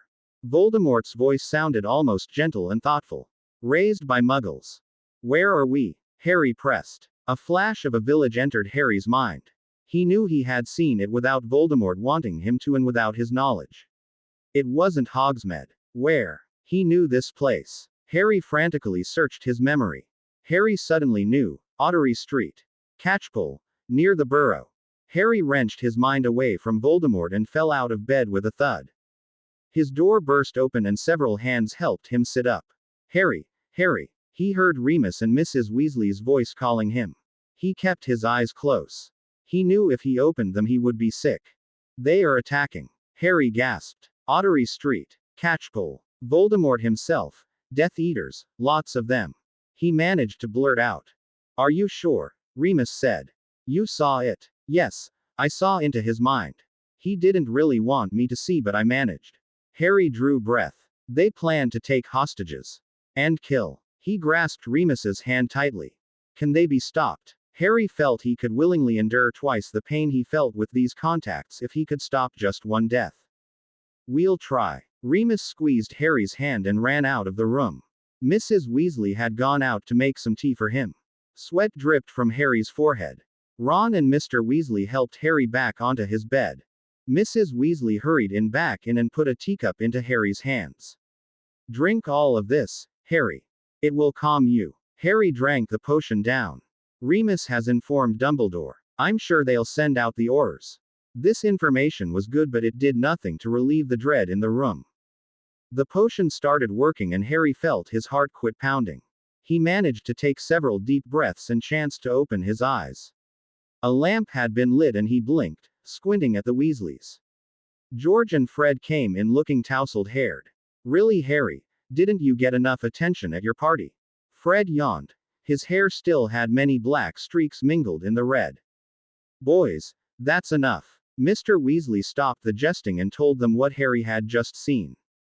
Harry saw their faces sober. All humor had left their eyes. It reminded him of the night Mr. Weasley had been attacked by Voldemort's snake. It's begun. Harry said softly. The Second War has begun. A bird singing outside the window woke Harry. Bright sunlight filled the room.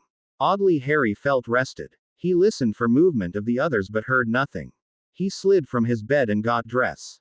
Even in the hall he heard no sound of talking or any noise at all for that matter. Shrugging, he walked down the stairs to the kitchen. Finally, some signs of life in the house issued from the basement.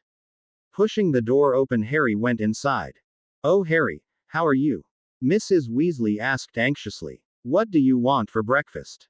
"Just toast and tea, please." "I'm fine, Mrs. Weasley."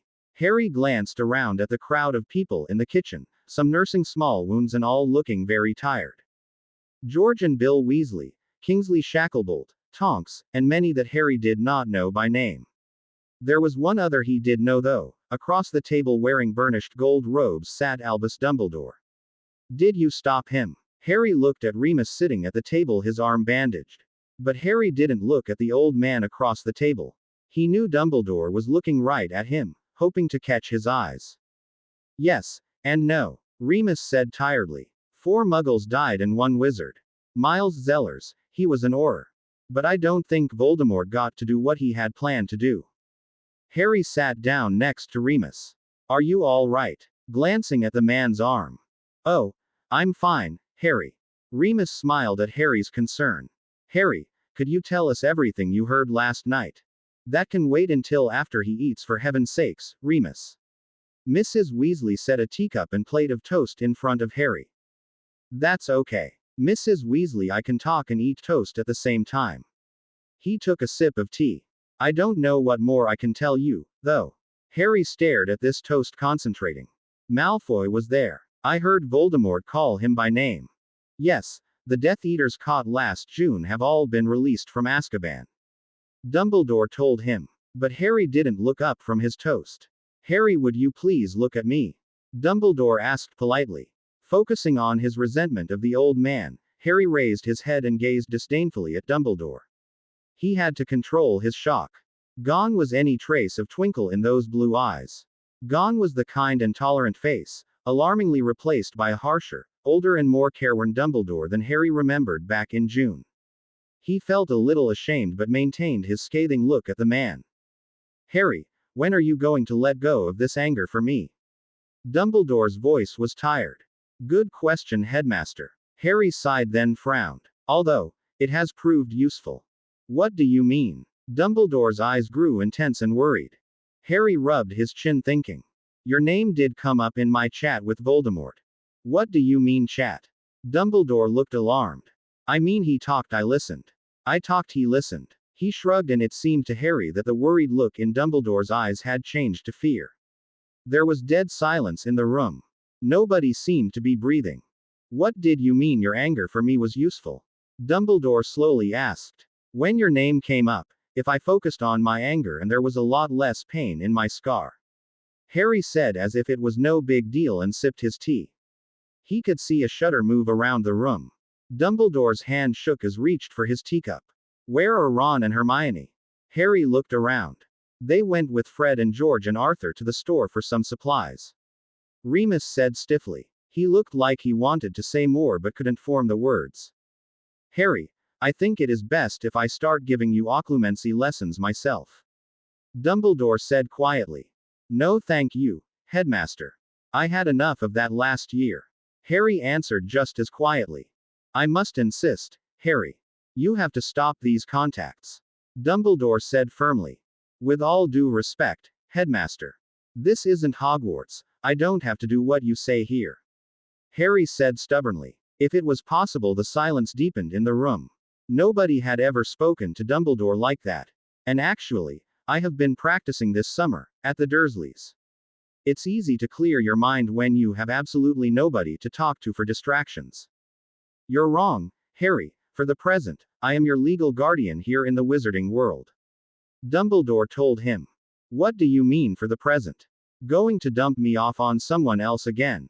Harry glared at the man. "Harry," Mrs. Weasley scolded. "Actually, Remus was named in Sirius's will to be your guardian, but the ministry doesn't think a werewolf is a suitable caretaker for the boy who lived." Dumbledore ignored Harry's anger. "I guess I have no choice then." Harry shrugged and drank the rest of his tea. "I have a letter to Professor McGonagall to write, if you'll excuse me." Rising, he gave a nod to the room and turned to leave. I will be here at 1 o'clock tomorrow for your occlumency lesson. Dumbledore said, but Harry didn't turn around to acknowledge what the headmaster had said as he pushed through the kitchen door. Hooting softly, Hedwig flew down to the desk where Harry sat writing. I'm almost done. This was harder than I thought. A pile of crumpled parchment littered the desk. But I think I've got it now. He blew on the glistening ink to dry it. Then he rolled it and tied it to Hedwig's leg. Harry stroked her. Safe flight. Hedwig gave another hoot and flew out the window. Hey, can't you keep out of trouble when I'm gone? Ron opened the door and closed it quickly. Mom's in a right state. What about? Harry asked innocently, throwing the wads of paper into the wastebasket one at a time. Believe it or not, I think she's mad at you. Ron wondered. You must have done something awful for her to be mad at you. He stared at his friend. She was going on about you being rude to Dumbledore. Ah, I thought it might come around to him. Harry nodded. I had words with him, but I don't remember being rude to him. He thought for a moment. Well, maybe that last part. Ron gazed at Harry for a long time. Okay. Don't tell me. I'm only your best friend. Harry tried hard to keep a blank face. If I tell you, you have to swear, on your family name, not to tell a soul. He gazed into Ron's stunned face. I promise, Ron said quickly. Not even Hermione. If I get a hint, she might know. I promise, I'll use everything in that box of Weasleys, wizard wheezes on you. And then order another round. Harry glared at him. Ron swallowed and nodded. Harry motioned him closer, then looked up at the walls around the room. He spotted a familiar painting. Hang on. Harry grabbed the frame from the wall and dumped it out into the hallway. Phineas Nigelus's voice raged in protest. Harry ignored him as he sat back down. Okay. Here's my plan. In low whispers, Harry spoke while Ron's eyes grew as large as saucers. Blimey, Harry. Ron ran his hand through his hair. Risky. Yeah, tell me about it. Harry nodded as he picked up the last crumpled bit of parchment. Oh, I have something else to tell you. Harry laughed at the look on Ron's face. It's not that bad. I just got done writing to McGonagall about what newts I'm going for. I told her I wouldn't be taking potions this year. But Harry, to be an Auror, you have to take potions. Ron insisted. Ron, Harry sighed and gave a wry smile. Think about. One of two things is going to happen. I die. If that happens, I certainly won't need potions. He held up his hand to stop Ron from interrupting. If the other happens and I survive, destroying Voldemort, I think I'll be done fighting dark wizards. He saw the strained look on his friend's face. And if by some chance I still want to be an Auror, do you really think they'll reject me after killing the Dark Lord? A smile flickered on Harry's face. Ron broke out in a nervous laugh. I can see your point. He scratched his temple. Anything else I should know? He snorted. Ron's face fell when he saw Harry considering. Not at the moment. Harry laughed then sighed. So what's there to do here anyway? Not much. Want a game of chess? Ron asked, glancing around for the game board. What's that? He pointed to the trunk. My mom's. Remus was going to help me open it. Harry told him. I wonder if he would want to try now. Come on, we'll play chess later. They went in search of Lupin. Soon the three of them, joined by Hermione and Ginny, were bending over the old chest in the middle of Harry's bed. I'm positive Alohomora won't work. Remus straightened up and pulled out his wand. I guess I can see what happens with a tap or two. The man swallowed. Stand back, everyone. The rest of them scrambled back to the door. He raised his eyes to the ceiling. Not anything too horrible, okay, Lily. He tapped the top of the trunk. Before he had uttered a single word, a loud hiss issued and an orange mist engulfed him. Remus. Harry bolted forward but fell to his knees laughing. Ron, Hermione and Ginny howled. What's going on in here? Oh my. Mrs. Weasley opened the door and started stifling a snicker. What happened, Remus? Before her, Remus stood with long floppy shoes, brightly colored pants held up by bright green suspenders. His oversized patched shirt had a frilly ruff around each sleeve and neckline. Bright pink hair stuck out in a halo around his face, which was painted white with a huge red smile and a large red nose. Just a charm from an old friend. Remus tugged at the red rubber nose. It wouldn't come off. He tried pulling off the floppy shoes. He might as well have tried to pull off his foot. Ah. Well done, Lily. Well done. He shook his head resignedly. Wonder how long this lasts. No one looking at him could keep from laughing long enough to say they didn't know. I'm sorry, Remus. Harry finally managed to gasp. Oh, my ribs hurt. He set the trunk back on the floor by the desk. I'm assuming you aren't going to have another go at it. He laughed. You assumed right, Potter. Remus growled. I thought clowns were supposed to be happy. Harry ducked as Remus chucked a pillow from the bed at him. There was a lot of laughing at the dinner table that evening. The spell the trunk had put on Remus had not worn off. Lupin endured a lot of good-natured kidding from everyone. But the main topic was still the attack on the village. Mrs. Weasley looked annoyed. The adults spoke about the battle in front of the Ron, Ginny, Harry and Hermione, but she refrained from saying anything. In fact, Mrs. Weasley was being oddly cool to Harry. Harry suspected she still thought him disrespectful to Dumbledore and was waiting for the right moment to tell him off. After listening to Kingsley Shacklebolt's version of the strike on the town, Harry asked, "Why Ottery Street? Catchpole? Why that place?" He watched as the Order members eating with them exchanged troubled looks. Harry waited, growing a bit annoyed at the hesitation in answering his question. "Well, it's kind of obvious, don't you think?" Moody growled. They were after the Weasleys. Even though Harry had guessed that this was Voldemort's purpose, his stomach gave a lurch to hear it spoken aloud. "Yeah, I wondered about that." He sighed and stared at his piece of lemo pie and he pushed it away. "It's not your fault, Harry," Remus said, his nose honking at the end of the sentence. "I know," Harry said softly. "Can they all stay here? They'll be safe here, won't they?" Harry looked over to Moody. "As safe as any place can be these days," Moody said gruffly. "And as for staying, that's up to you and Lupin." "What?" Harry was confused. "Sirius left us the house, Harry," Remus said, the nose giving a soft honk. Staring a long time at Remus, Harry couldn't think of anything to say and just nodded. For some strange reason, all of a suddenly, Harry felt overwhelmed by the magnitude of what he was facing, defeating Voldemort. The whole world's fate, not even just the wizarding world, rested on him. The longer Voldemort was alive, the more followers and more power he would accumulate. But there was no way he could challenge him now. No way he could put a stop to the destruction and killing that he knew lay ahead. Harry put his face in his hands and rubbed his eyes. He didn't care everyone was looking at him. He was too used to being stared at. How was he going to do this thing? This prophecy, had it really sealed his fate? Did Dumbledore know how he was supposed to defeat Voldemort? Harry felt a familiar resentment towards the headmaster rise inside him. Lifting his head out of his hands with intention of talking to Remus, Harry saw the faces of the others quickly look away. All except Remus, but Harry found it very difficult to start a conversation with the man's clown face. So instead Harry pulled the pie back to him and started eating it. "Ah, so, Harry, can we stay here?" Ron asked, giving Harry an encouraging smile. "Oh, sure, as long as you don't bug me too much." Harry grinned back. His face felt strange, as if it had never smiled before. There was a quiet laugh at his joke, but it was forced like his smile.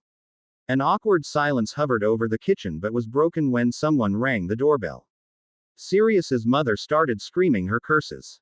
Lupin jumped up to close the curtains and Mr. Weasley went to see to the door. Fred and George came in grinning. Mr. Weasley, looking a bit put out, came in behind them. "Sorry we're late. Took us forever to count all our gold," Fred said, checking the pots on the stove for leftovers. "Nice look, Remus." George eyed the man as Lupin came in and sat down. "Sort of over-festive for everyday wear, don't you think?" Fred spooned some stew into a couple of bowls Mrs. Weasley had handed him. After Remus explained what had happened, the twins looked at Harry impressed. "Your mum did that?" George whistled. Fred leaned in to look at Lupin. "Would you mind?" His nose honking as Remus drew away from the too close scrutiny. "Nothing personal, Remus, it's just a masterpiece. It's flawless." Fred sat back and looked thoughtful. "Any idea on how long this will last?" "No," Remus honked shortly. "Oh, come on, Remus." George pointed his spoon at him. "You knew Harry mum in school. Surely she did something similar during that time." All eyes were now on Lupin, Who was thinking? Now that you mention it, I do remember something. A girl looked like Geisha. Remus closed his eyes. That lasted a whole week. A loud mournful honk ended his words. Wicked. Fred laughed. Harry, would you mind if we had a go at the trunk? You want to look like that? Harry laughed, pointing at Lupin. In the name of research, sacrifices have to be made, Harry my boy. George sighed. We didn't get where we are today by avoiding possible embarrassing situations. A laugh issued from around the room. Laugh if you will, but George and I will be laughing all the way to the bank. Fred warned them. Be my guest. Only don't try anything that would damage what's inside the trunk, okay? Harry told them. Wouldn't think of it. George looked insulted. Brilliance like this, he gestured at Lupin. Must be studied, preserved and yes, even worshipped. He said reverently. The twins finished their dinner quickly. Then Harry led the way up to his room followed by Fred, George, Ron, Ginny, Hermione, Mr. Weasley and Remus. For a long time Fred and George studied the trunk on the bed, making humping noises or pointing something out to the other. The watchers began to get impatient. Well, do something. Ron prodded. Or are you just going to look at it all night? Patience. Haste makes people look like clowns. Fred said without looking up. Ginny giggled as she sat down at the desk near the bed. Her eyes strayed to pictures on the desk. Are these your parents, Harry? She asked, picking up one. I've never seen a picture of them. Harry came over to look. Yeah, that's my mum and dad. He nodded. I guess I should get some frames and hang them. You look a lot like your mother. Ginny glanced to Harry then to the photo. Harry snorted. Most people say I look like my father. He looked over her shoulder at the picture. Well, yes, you do have black hair that sticks up that way. But I think you look more like her, especially around the eyes, and I don't mean just the color. Ginny waved her finger over the picture then touched Harry's cheekbone. Right through there. She smiled. Harry smiled back at Ginny and felt a little flutter in his heart from her touch that surprised him. Fred and George distracted him though by quickly backing away from the trunk. It had begun to hiss again. Harry and Ginny make a dash for the other side of the room. A purple mist engulfed Fred. When the mist cleared, howl of laughter rocked the room. Fred's face was painted white, but he wasn't a clown, he was a mime. Wow, it changes. George studied his brother's makeup and costume. Very impressive. Fred opened his mouth to speak but nothing came out. He raised his eyebrows, also amazed. He moved to look at the ones laughing behind him and found he had to pretend he was in a box. The laughter roared louder. I wonder how she did that. George stared at the trunk and scratched his forehead. Charms that do transformations like that usually don't have that long of lifespan. But this spell is as strong as when it was cast, years ago. He seemed to be talking to himself. I wonder how many different transformations she put into it. Very difficult. He took a deep breath and pulled out his wand. Well, I am in the presence of greatness. He bowed to the box and gave it a tap with his wand. The chest glowed and for a moment Harry thought George had managed to unlock it, but a hiss issued and the twin was swallowed up by a green mist. Everyone waited for the mist to dissipate. George was revealed. He turned slowly around. A flowered frilly dress flouncing as he turned. His face was overly made up, like some cosmetic seller gone crazy. Long false eyelashes blinked above blushing pink cheeks. Moss green blue eyeshadow extended to his eyebrow. His lips were caked with a dry-looking dark red lipstick with a black beauty mark next to his upper lip. But the feature that caused the loudest gasp was the overly large bosoms that seemed to make a sloshing sound when he moved. Ron dropped to the floor laughing so hard his face was red and he was gasping for air. Well, Harry took deep breaths and wiped his face. At least Fred has a date for tomorrow. Fred tried to grab Harry but he was forced to move like he was walking against a high wind. In the morning Harry woke suddenly. He sat up and listened but couldn't hear anything. His heart was beating fast. He had thought he'd heard his name called.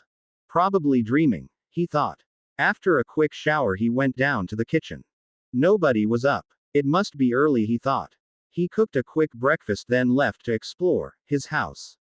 His wandering brought him to Sirius's room. For a long time he stood outside the door with his hand on the doorknob, not able to enter. Closing his eyes, he finally turned the knob and the door swung open slightly. Harry stepped into the room. Instantly tears came to his eyes still closed. Sirius's scent still was strong in the room. With his jaw set, he opened eyes. He peered through the tears at Sirius's things. Nothing seemed to have been touched. A pile of clothes lay in the corner near the door and a dressing gown was thrown across the bed. It's hard, isn't it? Remus said softly, but it still made Harry jump. Sorry. Lupin was back to his normal rumpled self. Yeah, Harry agreed, tears now spilling down his cheeks. Does it ever stop hurting? He whispered. Harry felt Remus's hands on his shoulders and the man lean against him. Yeah, eventually it dulls. Remus sighed. But then it comes back sometimes as fresh as the day it happened. It's something you never truly get over. You cope with it and go on. I was afraid of that. Harry sniffed and wiped his face. I'm worried I'll end up like you, Remus. What? A werewolf? Remus asked, confused. No. Harry's voice lowered as if speaking his fears aloud it would make them happen. I'm afraid I'll end up alive with my best friends dead. Oh. Remus squeezed Harry's shoulders. Death doesn't just happen because Voldemort is alive, Harry. People lose friends and loved ones all the time and Voldemort can't take credit for it. He dropped his hands as Harry turned to face him. Death is a part of life, Harry. You can't stop people from dying even in the wizarding world. That's sort of what I told Aunt Petunia. Harry said thoughtfully. Remus put an arm around Harry's shoulders, grinning. We must be very wise to have both come up with such a profound thought. Harry gave him a sidelong gaze. You've been hanging around Fred and George too long. You're beginning to sound like them. Harry smiled, leading the way out of Sirius's room. You know, some people might think that was an insult, but I find it quite flattering. Remus said as they walked back down the stairs to the kitchen. At 1 o'clock Dumbledore arrived. Harry was waited for him in the drawing room. Good afternoon, Harry. Dumbledore said courteously as he closed the doors. Harry merely nodded at him. He saw Dumbledore sigh. Still angry, Harry? I have a lot to be angry about. Harry said indifferently. I suppose you do. Dumbledore stared at Harry as if trying to determine what was really going on. Harry didn't meet the man's eyes but looked off over his shoulder. Occlumency. Then. Dumbledore drew his breath. You said you have practiced over the summer. Let's see what progress you have made. Clear your mind. Dumbledore withdrew his wand. Ready. Legilimens. He cried. Harry made no attempt to stop Dumbledore probing his thoughts. In fact, he focused on the more disturbing memories from when he was very young. A child of about 4, alone in a dark cupboard, thunder rattling the house as the boy shook in terror. He was 3 and tried to climb onto his uncle's lap but was roughly pushed away. A grade school classroom flashed by. Harry had earned a top mark but nobody cared about the ribbon the teacher had given him. His aunt had thrown it in the bin. Then image after image of Harry, at various ages, being shoved toughly into the cupboard flashed through his mind. Trying to punish me for leaving you with your aunt and uncle, Harry. Dumbledore lifted his wand away. I don't know what you are talking about. Harry said with a satisfied look on his face. Yes, you do. Dumbledore returned. Nevertheless, this lesson is rather pointless unless you try to block me from your mind. At least that we can agree on. Harry met Dumbledore's eyes. Why didn't you keep me? What do you mean? Dumbledore asked, taken aback. I mean, instead of leaving me the Dursleys, you could have protected me from the Death Eaters and Voldemort. And don't try to tell me you couldn't have. Harry warned. I look after a baby. Dumbledore chuckled slightly at the thought. Harry, I'm an old man, I couldn't take care of you. Not the way you needed. Oh, and I need the way the Dursleys treated me. Harry glared. Very convenient excuse, this age thing. You seem to use it a lot. Perhaps I do. Dumbledore said thoughtfully. Harry, I feared if you grew up in the wizarding world you would be as arrogant as Voldemort, and as dangerous. As arrogant as my father was at my age. Well, at least that is a better excuse. Still doesn't balance though. Harry shook his head and held up his hands like scales. Being cared for. Harry indicated his right hand. Versus being treated like dirt. He lifted his left slightly then dropped it as he raised the right. Dumbledore looked distressed and tired. I think better than anyone else, understands what Tom Riddle went through being raised in a Muggle orphanage. With those words, Dumbledore seemed alarmed. Do you feel sorry for him? Yes, I do. Harry nodded. Who protected him? Who talked to him when he had to go back into the Muggle world for 2 months? Probably nobody. Although I doubt the orphanage was anywhere near as bad as the Dursleys. Dumbledore cleared his throat and gazed at Harry with a furrowed brow. You are beginning to worry me, Harry. This path of anger and resentment you are taking. He shook his shimmering white beard a bit. Once you get too far down that road, it is almost impossible to return. Perhaps. Harry nodded but seemed distracted by his thoughts.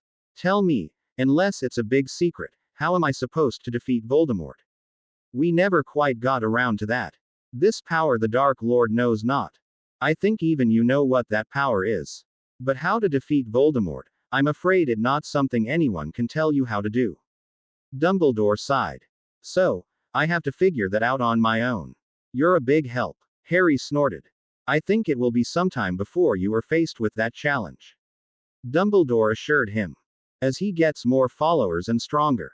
Harry added, frowning. There's no way I'll be able to catch up with his power. You have the power, just not the knowledge. Dumbledore stated tentatively. Harry, you must practice occlumency. Shall we try again? I won't try to stop you. Harry told him calmly, looking him in the face.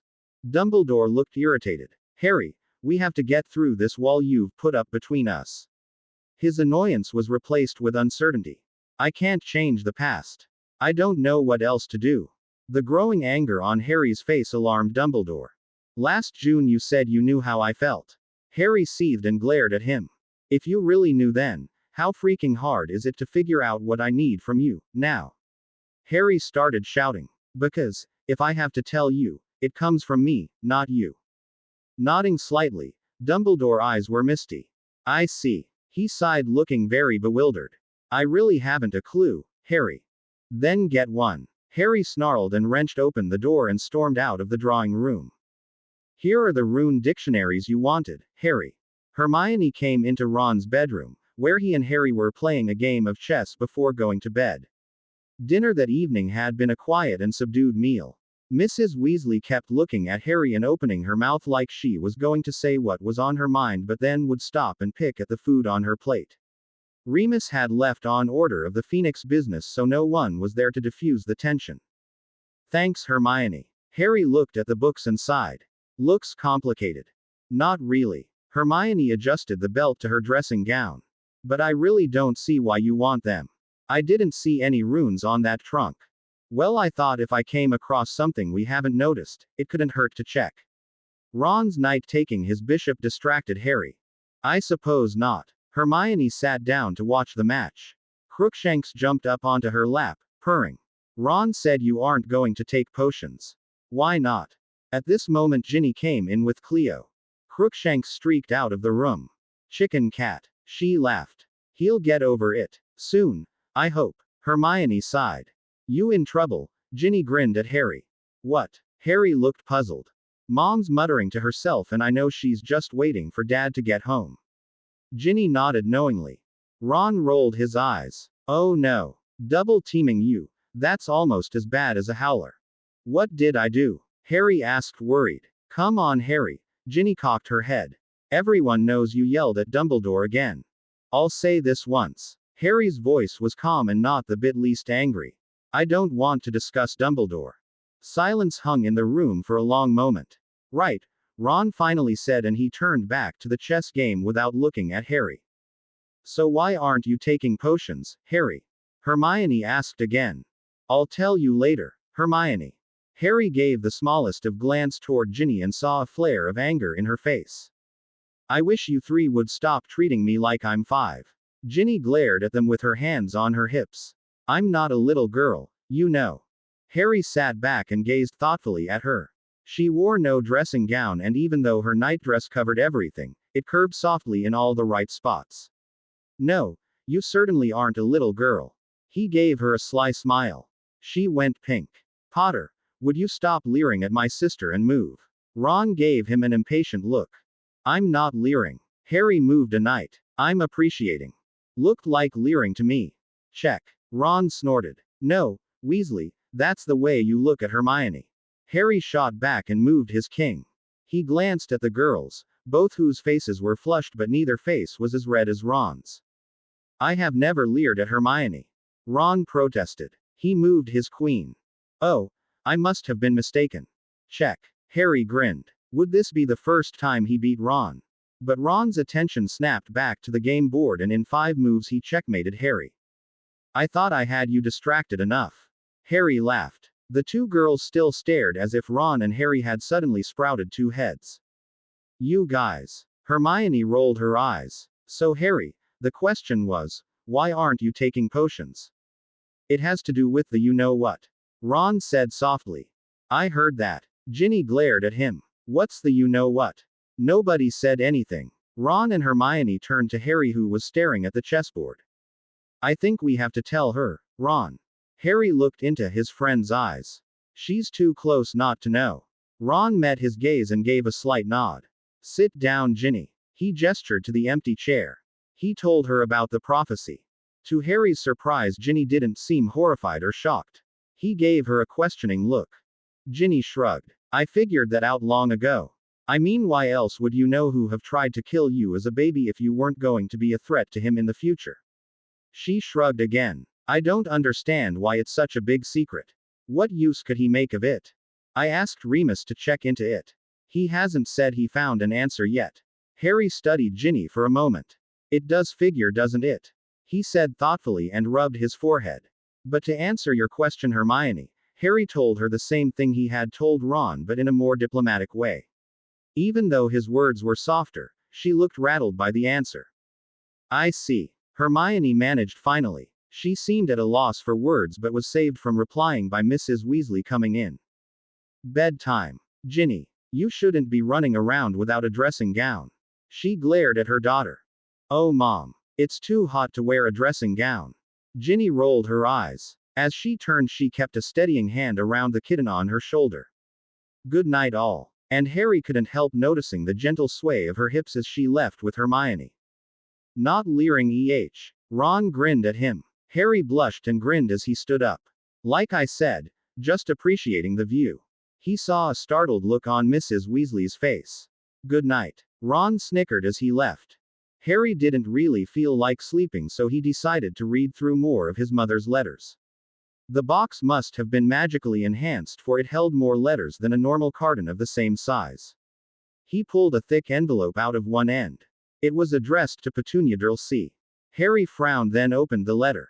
This was the letter Aunt Petunia had mentioned. His heart started pounding. His mother's last letter. He swallowed hard and opened it up. October 21, 1995. Dear Petunia, I know Vernon doesn't like the owls, but I just had to write. James and I must take Harry and go into hiding. Voldemort is looking for us and I don't know how long we'll have to stay hidden. I'm sending a small trunk to you to keep safe for me. Don't mess with it much. I can't tell you much more about it without risk. Owls aren't the most secure postings, so I've sent it by the postal service. If I were you, don't even tell your husband about it. I think it will just upset him. I wish you all the happiness in the world. I know we haven't been very close in many years, but I hope you can find it in your heart to wish the same for me. Love, Lily. P.S. If things go bad, please give the enclosed letter to Harry. I know he will survive. Harry's hands shook as he turned over a yellowed envelope he had pulled out with the letter. In his mother's hand was his name written on the front. For a long moment he stared at it, barely able to breathe. He was about to open the envelope when he noticed some markings on the letter he had just read. Runes. Snatching up the letter, Harry studied them. He looked between his mother's letter to him and a possible key to unlocking the trunk. Finally, he put the envelope with his name on it under his pillow. Harry didn't think he could handle that right now. Soon he was sitting on his bed with Hermione's dictionaries open before him, scratching out a possible answer out. It wasn't that hard, though. Hear nothing, see nothing, and say nothing. As he doubled and tripled checked the translations, there was a knock at his door. Come in, he answered, looking up. Harry almost grinned when he saw Mr. and Mrs. Weasley enter, looking very serious. Harry, Molly and I would like to have a word with you. Mr. Weasley began. I know we don't have any real authority over you, but we would appreciate if you would listen to what we have to say. Of course, Harry nodded, trying hard not to smile. I can think of no one whose opinions I value greater. He motioned to the chairs near the desk. Please sit down. Mr. and Mrs. Weasley took the seats he offered. Now, Harry, Mr. Weasley began with a deep breath. This attitude you have with Professor Dumbledore, it is deeply disturbing to everyone. Mr. Weasley, I told you. It's between the headmaster and me. Okay, Harry said firmly. No, Harry, it is not okay. Mrs. Weasley countered. You may not know it, but when you upset someone, it has an effect on everybody around them. If he's taking our problem out on other people, I'm sorry. I've made a point of trying to keep it just between us. Harry said. It's not so much he's taking it out on other people, Harry.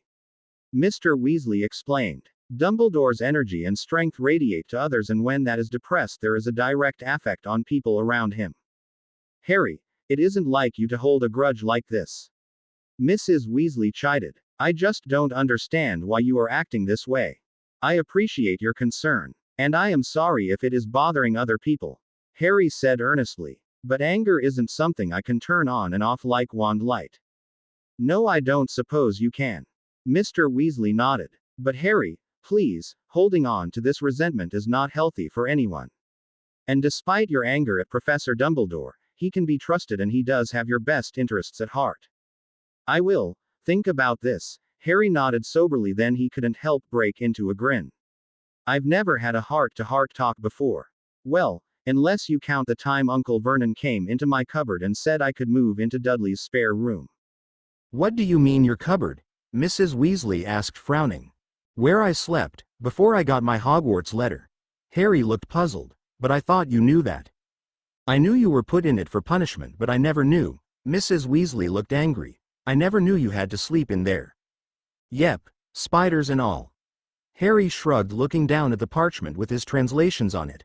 I know this is asking a lot, but I came across these runes on one of my mom's letters. He showed the markings to the Weasleys. Here's my translation. I've checked it about 4 times. I was wondering if one of you could try it on my mom's trunk? I don't know, Harry. Mr. Weasley eyed the trunk critically. It wouldn't look well if I had to go into the ministry looking like a clown. I understand.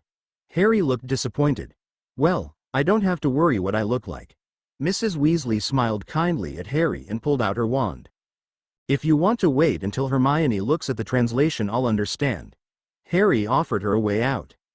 I'll have a go at it. Mrs. Weasley held out her hand for the translation. Harry gave it to her. She walked over to the trunk and studied it for a moment and then said, Hear nothing, see nothing and say nothing. Then she tapped it with her wand.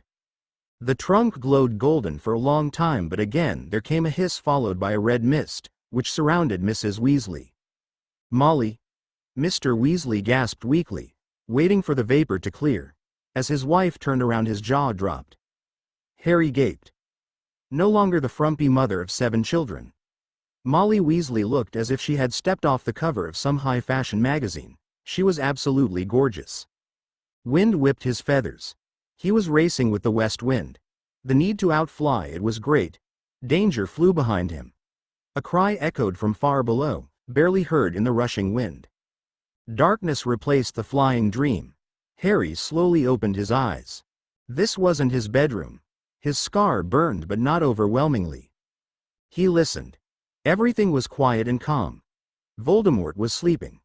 The fact that Voldemort did anything as normal as sleep calmed Harry's mind and emotions. Apparently the Dark Wizard was not aware of his presence. Harry tried to keep all emotions from his mind. Quietly he willed the body to rise. To Harry's surprise it did. Now he sat on the edge of the large bed in a finely furnished room. Harry slowly looked around, trying to keep as unobtrusive as possible. A desk in the corner was littered with many letters. Many ripped to shreds. The fire burned low and only glowing embers lit the room. A snake lay curled like a dog on the hearthrug where an overstuffed chair stood. Harry raised his eyes to the portrait on the wall above the mantel. The pointed face and blonde hair was very familiar. It just had to be a Malfoy. Harry couldn't keep the surge of hate from his mind at the name of his nemesis. A searing pain shot through his scar. Voldemort awoke. So you think you can possess me, Harry Potter? Voldemort tried to seem amused, but Harry could feel a slight fear. I didn't come here on purpose. Harry managed through the agony of his scar. We just happened to be on the same wavelength tonight. Perhaps. Voldemort said. Harry could feel his attempt to push him away. What is it that you want? It is late. I do have a question. Harry didn't know how long he could keep Voldemort from him. He tried focusing on Dumbledore, but the anger wasn't there at the moment. What did you do during your summer holidays from Hogwarts? Odd question. Voldemort had stopped his pressuring of Harry's mind in surprise. Why would you want to know what I did in a Muggle orphanage? Harry focused on the summer after his first year at Hogwarts, the bars on the windows, being fed through the cat flap. What was that? Voldemort asked very curiously. My first summer holiday. Harry felt the pain in his scar lessen, as he was able to center his mind on his resentment at being left with the Dursleys. Interesting. I was never locked up. Voldemort considered. He gave Harry a flash of doing chores with other children. So why are you so angry at Muggle-borns? Just because your father was a git? Harry felt Voldemort anger rage. It felt like his head would split. Why? Muggles should be RS. Avs Potter. Look what they did to you. Voldemort seemed to have calmed his momentary flare-up and said calmly. Power is everything, Harry Potter. I suppose it is. Harry knew he couldn't keep this contact up much longer. He wondered if Voldemort felt any of the pain he was experiencing. Power comes from many sources, though.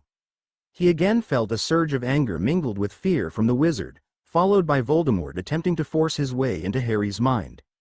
With every bit of strength he had left, Harry shoved himself away. Harry lay in his bed shaking with pain.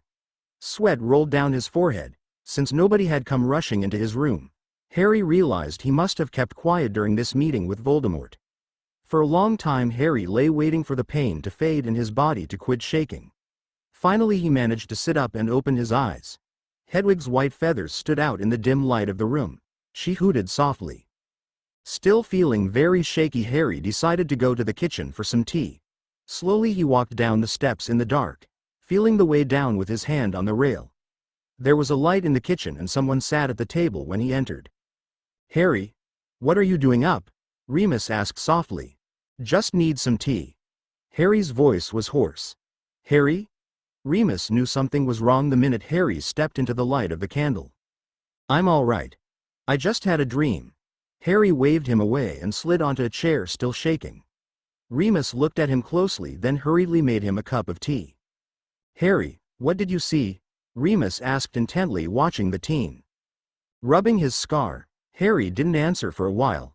I didn't see very much. Talked to him. Remus looked startled. Talked to him? He said it very slowly, as if trying the thought of casually talking to Voldemort out. Yay. Didn't learn much. He had been sleeping.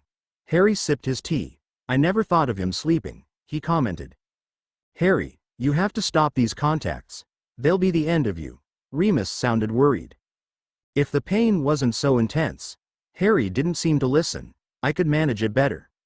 Remus sighed tiredly. Please, Harry, listen to me.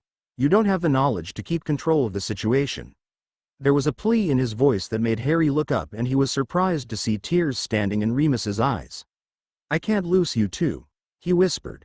The man looked down at his shot glass. Then Harry wondered why Remus up in the middle of the night, drinking. But the dejected slump of the man's body answered the unspoken question. Remus had been thinking about his friends that were gone. I'm sorry, Remus, Harry said softly. But since it's up to me to vanquish Voldemort, the more I can learn about him, the more weapons I have. The man took a swig of the shot glass and sighed. I suppose. But the more you can learn about occlumency, that will add to your weapons too. Back to that Harry yawned and drank some more of his tea. He didn't want to get into his fight with Dumbledore. He searched around for some other subject. I keep wanting to ask, what's happened to Creature? I haven't seen him around at all.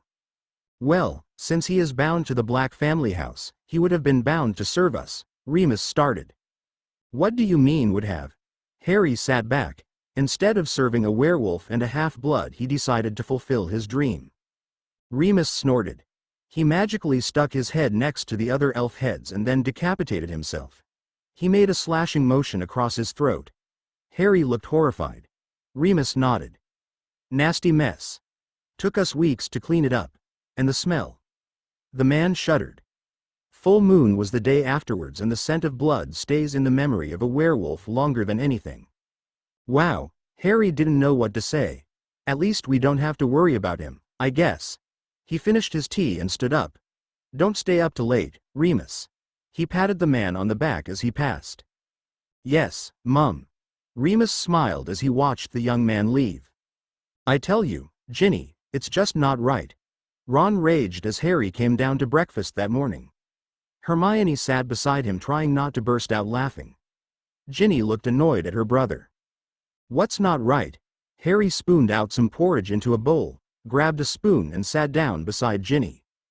Parents snogging like teenagers. That's what. Ron flushed with indignity. I think it's sweet. Hermione smiled at him. To still be in love after all these years, and after 7 children. Well, they shouldn't do it where we can see them, he countered, and she didn't even look like Mom, so that makes it even worse. Harry started spooning porridge into his mouth to keep from laughing. He glanced sideways at Ginny and she was doing the same. At that moment Mr. and Mrs. Weasley came into the kitchen. Mrs. Weasley still looked glamorous. Mr. Weasley's eyes followed her every move, even after he sat down. The room got very quiet. Ron kept shooting disapproving looks at his father. After Mr. Weasley finished his breakfast, he rose to leave. Well, I'm off, Molly.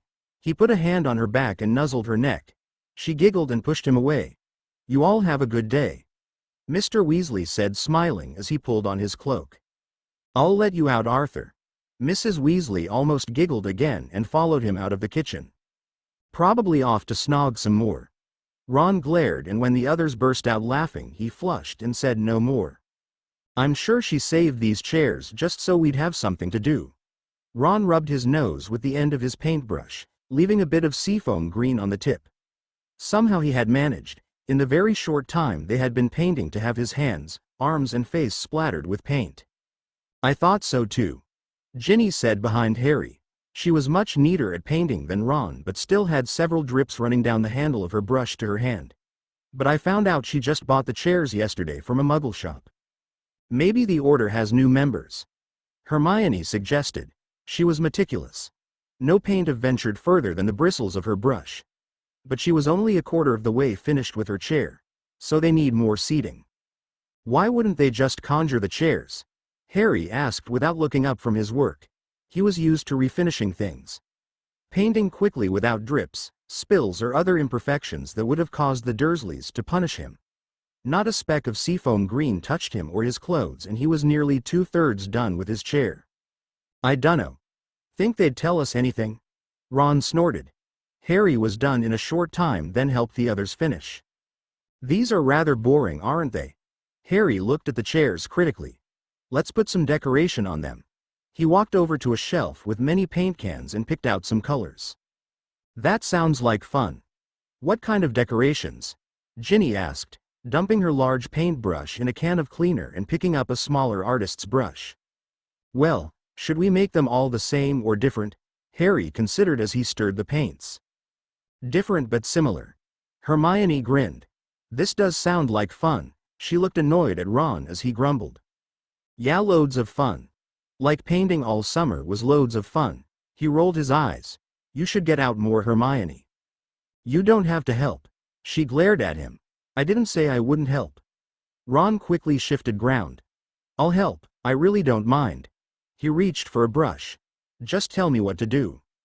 After practicing on parchment, Harry quickly divided the tasks. He gave Ron the job of drawing a brown curvy line that would be a vine.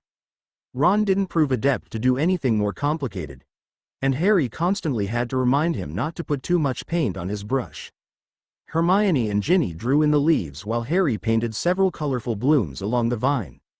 They had just finished the last chair when Mrs. Weasley arrived to call them to lunch. Her glamorous look had faded. Aren't you finished yet? Mrs. Weasley asked. Then she saw the chairs. How wonderful. These chairs are just a work of art. She beamed at them. I can't believe you did all this. Well done. Just beautiful. Mrs. Weasley then looked the four of them over and offered to clean the paint from their hands with her wand. She frowned at the amount of color on Ron and found she had nothing to clean off Harry. Well, let's go eat lunch. The fried chicken tasted good after working all morning, Harry thought as he tore into a leg. Remus sat down looking tired. He held out 4 envelopes. Book lists have arrived, he announced. Oh good. I can go and get everything after lunch, Mrs. Weasley said. Harry read over his list. He looked to Mrs. Weasley. Any chance we can go to Diagon Alley this year? He asked. I'm afraid not, dear. Mrs. Weasley shook her head. It just wouldn't be safe. Figure as much. Harry sighed. I wanted to pick up some other things besides school stuff, and I really wanted to see Fred and George's shop. Maybe some other time. But you make a list of what you want and I'll pick it up for you. Mrs. Weasley patted his arm. Thanks, Mrs. Weasley. Then a squeal erupted from Ginny. I'm a prefect. She held out her badge. I can't believe it. Ginny. Mrs. Weasley cried and grabbed her daughter into a tight hug. How wonderful. Do I get something like Ron did? Ginny looked expectantly. Of course you do. Her mother said, pride dripping from every word. What will it be? Ginny thought for a long time. I guess a new broom. If I'm going out for Chaser, a new one would be great. I better go get ready to leave if I have another broom to buy this year, Mrs. Weasley said with delight. Harry, write what you need on the back of your school list, she reminded him as she left. Good work, sis. Ron held his thumb up. Good job, Remus said, nodding at her. Congratulations, Ginny. Hermione hugged her. Well done, Ginny. Harry smiled at her and Ginny looked at him almost apologetically. Thanks everyone. I can't believe Dumbledore didn't make you prefect, Harry, Ginny said, grumbling in his behalf. I don't think I'll have time. Being the new Gryffindor Quidditch team captain will keep me plenty busy. Harry grinned as he held out the armband for his Quidditch robes. Ron whooped and pounded Harry on the back. That's great, mate. Couldn't have gone to a better choice. I'll need all the help from you I can get, Ron. Harry laughed. You definitely know more about the different positions than I do. I'll help you all I can. Ron assured him. I sure wish I could go to Diagon Alley even more now. Harry said. I could pick out some Quidditch books and formation diagrams at Flourish and Blots. I don't know if your mom will know what to pick out. Remus smiled. Think about it, Harry. Molly has had 5 sons into Quidditch. She would have to be a brick wall not to have picked up enough knowledge to buy books for you. I never thought of that. Harry said sheepishly, then laughed. I guess so. So with a lighter heart he wrote out his shopping order. As Mrs. Weasley left Grimmauld Place, Albus Dumbledore came in through the front door. Everybody seemed to be tense and looked from the headmaster and then to Harry. Time for your occlumency lesson, Harry. Dumbledore pointed to the clock. Harry shrugged indifferently and led the way to the drawing room. After he entered, Harry turned to face Dumbledore. Are you going to try to block me from your mind this time, Harry? Dumbledore studied the teen. Not likely, headmaster, Harry said politely. Dumbledore sat down onto the sofa and stared fixedly at him. Do not think I have ever met anyone as stubborn as you have been as of late. Dumbledore finally commented. I can think of one person, headmaster, Harry said, sinking into an armchair by the window. I assume you mean me. Dumbledore said, considering, then nodded. I have been adamant about many things. I agree to that point. I also presume you are referring to whatever has caused this anger in you. When the familiar resentment flared in Harry's eyes, Dumbledore added quickly. I am working on figuring out this problem between us, Harry. He assured him tiredly, although my progress has not been as good as I had hoped. Harry just looked at the old wizard with sullenness on his face. The urge came over him to rub his prickling scar, but he didn't want to in front of Dumbledore. Instead, he rubbed his eyes. The headmaster studied the young man sitting before him. Neither spoke for a long time. Harry often met the headmaster's gaze but didn't waver in his expression. Since you will not take part in the lesson, Dumbledore finally broke the silence. Would you to tell me of this talk you had with Voldemort? I have no good reason to keep it from you, headmaster, Harry said courteously. The jab did not go unnoticed by Dumbledore, who sighed but didn't answer. For the next 10 minutes Harry told him of his recent exchange with Voldemort. The old wizard was not impressed. Harry, you must practice occlumency. But practicing it alone is not enough. I cannot impress on you enough how dangerous these talks are for you and all around you. Dumbledore warned sternly. Perhaps, Harry said vaguely. But I have learned a lot from the visits. If I could just stop the pain. He broke down and rubbed his scar. I could control things so much easier. Harry said almost as if forgetting Dumbledore was in the room with him. Dumbledore left his seat on the sofa and bent over Harry with his hands on the arms of the chair. He bent his knees so his face was level with Harry's. Harry, please. I know I have made mistakes about things I should have told you long before this year. And for that I deeply apologize. Harry gazed into the old face. It's not about what you didn't tell me. Harry said quietly. Seeing confusion in Dumbledore, Harry added. But you are closer than you have been in the past. You just don't want to admit it, and until you do there can be no understanding between us. The anger flared so much in Harry's face Dumbledore stood up and stepped back. At least that's a clue. Dumbledore nodded, then sternly added. I cannot force you to try to keep me from your thoughts. Even without your cooperation, I will continue to meet with you until you decided to participate. He swept from the room with a quick, good day to you. Obviously Dumbledore wanted to depart before he could provoke Harry's anger further. Before putting out the light, Harry sat on his bed staring at an envelope in his hand, his mother's letter, to him. He hadn't been able to open it yet. He didn't know why. There was no doubt in his mind it would make him cry. But Harry knew that wasn't the reason he hesitated. For his last few days at Grimmauld Place, Harry had slept with the unopened letter under his pillow. He hadn't told Ron or Hermione about it.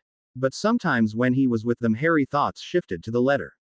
Maybe he would open it tomorrow. Harry started to put it under his pillow, then stopped. Tomorrow they would return to Hogwarts.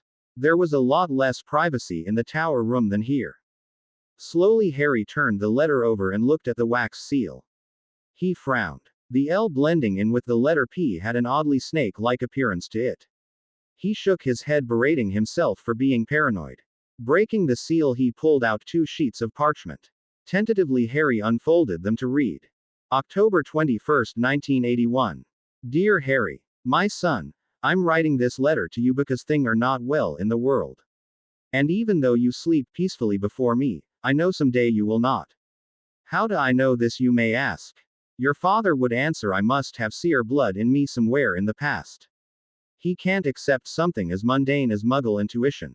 I love your father dearly, but he has an annoying arrogance attitude toward Muggles. I don't even think he realizes when he says things not in the best of tastes. But I find a lot of wizards born in the wizarding world act the same. It's one of those little idiosyncrasies one has to put up with when Muggle born. I hope you, born into the wizarding world, do not grow up to believe, to be magical is to be better than other beings. So what does my Muggle instincts tell me? Nothing good, I'm afraid. For some reason, I do not believe your father, or I will see you grow up. One can only escape death so many times before their luck runs out. But I am sure you will become adult, and it breaks my heart to know I won't be there to see the man you will become. And that is why I am writing this letter. To give you advice. Perhaps. But how can I furnish a lifetime of motherly advice on a bit of parchment? I know I can't. I suppose my wish is to make some connection with you, and perhaps you will find something useful in my writings. We have gone into hiding from a dark wizard named Voldemort. Some people put Lord in front of his name, but I will not. He has killed my parents and your father's whole family. Albus Dumbledore, headmaster of Hogwarts, has told us part of a prophecy, which may involve you. There is another boy who it may refer to, Neville Longbottom. His parents are very powerful Aurors. Little Neville will no doubt be a very powerful wizard when he grows up. He's already levitating things, and he's the same age as you. I'm sure you will be friends with him. Alice and I used to get together quite often since our baby boys were born on the same day. I think they are going to go into hiding soon too. James thinks prophecy has to be Neville because of his pure blood. But I know it's you, and I am terrified for you. My dear Harry, if you are reading this when you are a little boy, I hope there is someone to hug you through with the scary parts of this letter and through the bumps and bruises of daily life. If you are older, I hope you are strong and can handle what is your fate. I hope you have friends whom you can lean on when times are hard. I will tell you this.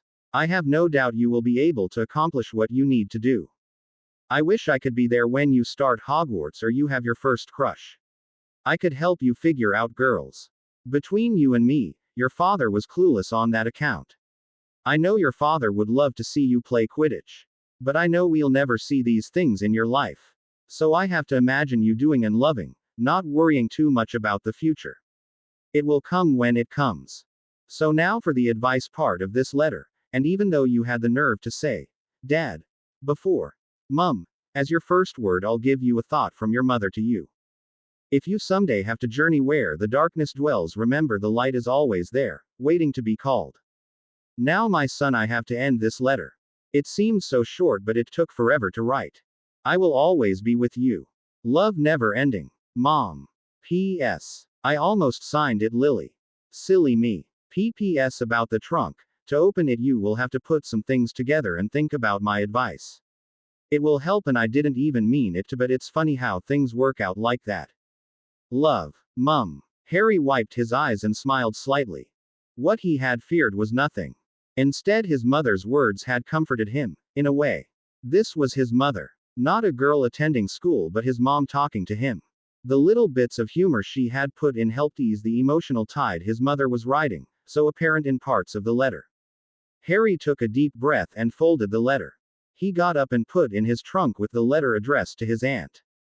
Good night, Mom. Crawling into bed, Harry was soon fast asleep. A sense of watchfulness filled him as he hovered over the forest. The same dark wood he had seen in another dream. Movement on the ground caught his keen sight. He dove, calling for the charge. The screech of Sirius's mother woke him. A lot of voices filled the air. He got up and dressed, then locked his trunk. Harry mentally went through a checklist in his mind. The only thing he hadn't packed was the tall perch Hagrid given him for his birthday. Deciding to leave it here at Grimmauld Place made his luggage a lot easier to manage. He stepped out in the hall with the loud wails of Mrs. Black jarring his ears. But he managed to hear another cry between her curses. I can't find her. Oh, Cleo, please, come here. Ginny called desperately as the adults brought the school trunks down to the front door. Mom, I can't leave without her. Ginny, you can't miss the train. She'll be fine here. Mrs. Weasley was in her usually back-to-school day temper. But Mom, she'll only be a kitten once, and I'll miss it if I leave her here. Ginny sniffed and set her arms in a defiant look. I won't go without her. What's up? Harry put Hedwig's cage down on top of a trunk. The snow owl hooted softly. Cleo freaked when the painting went off. And now we can't find her. Ron said as he placed his owl next to Harry's cage. Hedwig clicked her beak at the small hyperactive bird. Cleo. Ginny called over the screams of the painting. Here, kitty. Tears started down her face as she kept calling for the kitten. I've got an idea. Harry touched her arm. Once things quiet down, Cleo is bound to come out. I'll leave Hedwig and she can bring Cleo. Cleo isn't that big and I'm sure Hedwig can carry her. In a box or something, of course. Harry turned to the owl and opened her cage. You wouldn't mind, would you, Hedwig? The owl hooted soothingly and flew on to Ginny's shoulder and nibbled her ear. It was hard to tell who looked more relieved at this solution, Ginny or Mrs. Weasley. Thank you, Harry, they said together. After a hurried breakfast, a large group set out. The Ministry of Magic had provided cars for the journey to King's Cross, but they had to walk 2 blocks away from Grimmauld Place so as not to give any clues of the headquarters' whereabouts. Lupin walked in the lead, followed by Harry and Mrs. Weasley. Alongside Ron was Tonks. Next came Hermione and Kingsley Shacklebolt. Sturgis Pugmore escorted Ginny and Moody clunked along behind them. When they had turned onto the second block, Harry saw the 3 ministry cars parked on this side of the street. As they approached the cars, Harry had a strange feeling. But this sensation wasn't from his scar, which twinged slightly, but not anything for him to really consider it a bother. This was something different. Trying hard to appear casual, Harry slowly scanned the area. Cars whizzed by on the street before them. Across the road on the sidewalks, Harry saw 2 ineptly dressed wizards stood in front of an apartment building. More guards, he thought. Looking down the block on his side, there were only a few people walking toward the station at the end of the street. The driver of the first car had been leaning against it when they walked up. He tipped his hat and reached to open the door for them. Again Harry felt disquieted and he listened as Mrs. Weasley pushed him forward. Harry saw her eyes dart about. Then he heard it. Above the bustle of the street and the rattle of cars, a sound that made him freeze before stepping into the car. How he knew, Harry couldn't say, but he was positive he had heard the distinct sound of a wand being drawn from a robe. Mrs. Weasley pushed again at his back. Get in, Harry, hurry. Above. The sound had come from above, he knew it. Harry looked up across the street to the taller building. Red eyes glimmered in a darkened window, then a flash of green emerged. Get down. Harry yelled and pulled Mrs. Weasley to the curb with him as he dropped. The spell broke the sidewalk where she had been standing.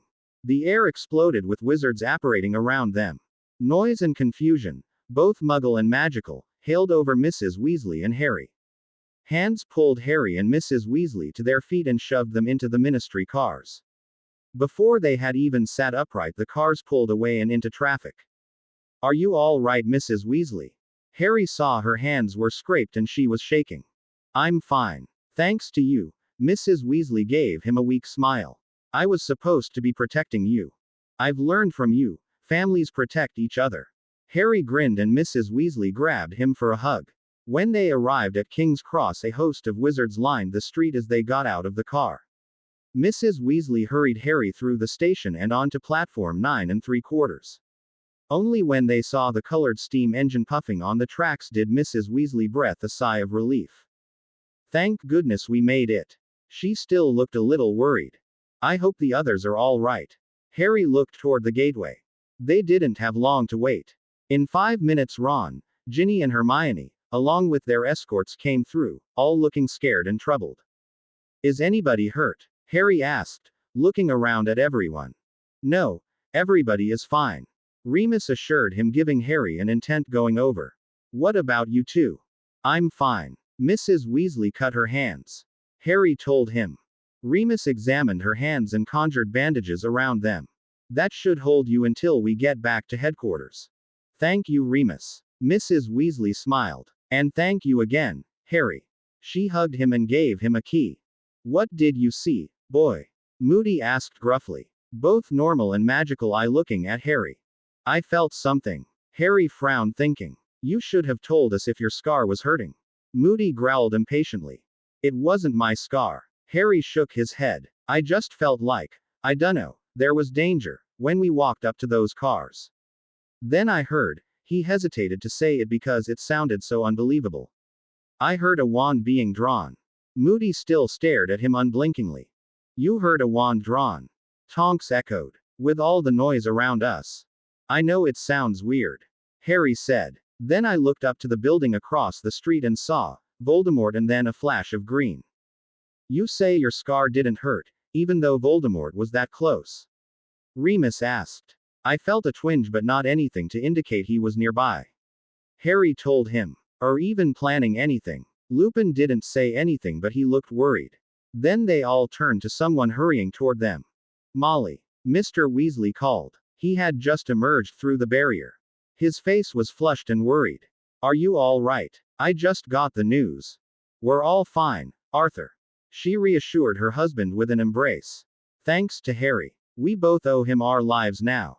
Harry felt his cheeks flush as Mr. Weasley shook his hand. The whistle to the train blew. Mrs. Weasley quickly returned to being a mother. Everyone onto the train. Hurry. Have a good term. Be careful, she said softly to Harry. Harry, Ron, Ginny and Hermione scrambled onto the train and waved to the people on the platform as it started to move. Then it rounded the bend in the track and the station was gone. Harry turned to say, let's go get seats, to see 3 guilty faces looking at him. He had forgotten. All 3, Ron, Hermione and Ginny, were prefects. They would have to go down to the first car to learn of their responsibility this term. His face fell and he swallowed, trying to coax a smile on his lips. I guess I'll go get a seat. His voice didn't sound too strange. See y'all later. Of course you will, Ginny said, looking glad he wasn't too unhappy. As soon as we're done we'll come find you, Harry. Hermione looked so concerned Harry had to laugh. Hermione, I'm not a little lost kid. He said, grinning. I think I can manage until I see you again. They all laughed. See ya in a bit, Harry. Ron clapped him on the shoulder, then with Ginny and Hermione made their way down to the front of the train. Harry watched them go and sighed. He picked up the end of his trunk and Hedwig's empty cage and pulled it in search of empty compartment. A short way down the corridor Harry found an almost empty compartment. A lone boy sat inside. Harry opened the door. Hi, Neville. Mind if I sit with you? No. Neville flushed. Where's everybody? Ron and Hermione are prefects. And Ginny made prefect this year too. Harry said, stowing his trunks and Hedwig's empty cage in the luggage rack.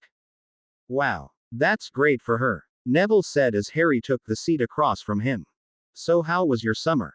Harry asked the round-faced boy. Not bad. Gran made me a greenhouse for my birthday.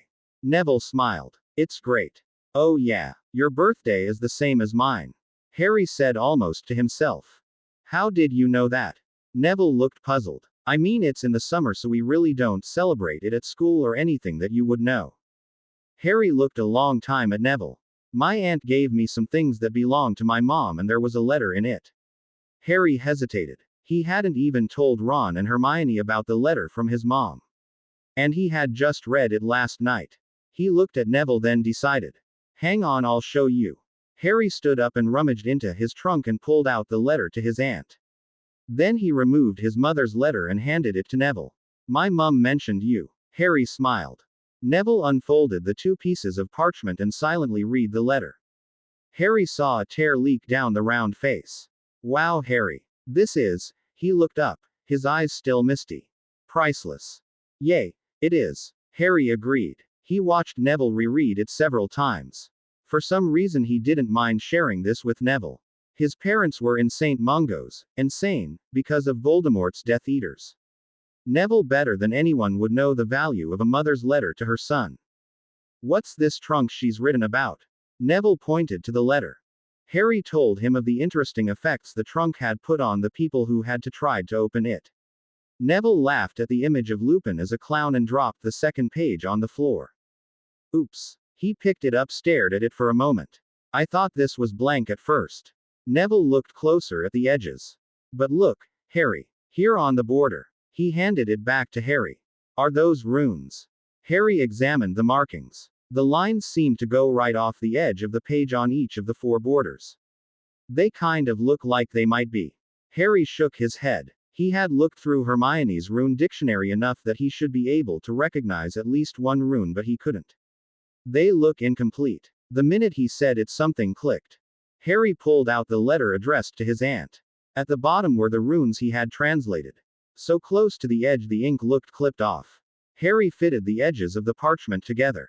Yes, Harry cried. Look, they match up. He pounded Neville on the back. Thanks, Neville. I think I'll let Hermione translate these. Looks a bit tricky. You would have seen it eventually. Neville looked embarrassed. He handed the letter from Harry's mom back to him, almost reluctantly. He watched Harry studying the letters. So your mom was right. The prophecy was about you, not me. Looking up from the letters, Harry saw, not the scared boy fighting off a Snape boggart, but the determined young man that had practiced so intensely in the DA meeting last year.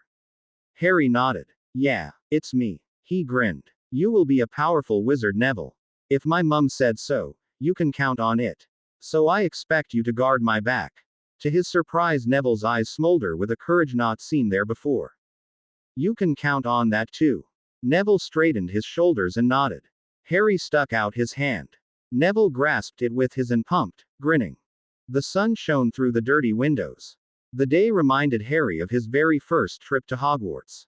The witch with the lunch trolley stopped and Harry bought several cauldron cakes and pumpkin pasties. He saved something to eat for Ron, Hermione and Ginny, wondering when they were going to show up. Then around 2 o'clock the door slid back. There you are. Ron came noisily into the compartment and plopped down beside Neville. Hi, Neville. He immediately grabbed a pumpkin pasty and began eating. Hi, Neville. Ginny followed her brother in and sat down by Harry. Have a good summer, Neville. Hermione closed the door and squeezed beside Ron. Neville told them about his greenhouse. And I got a brand new wand. He pulled it out. Willow, containing one phoenix feather. Gran couldn't believe I got phoenix feather wand.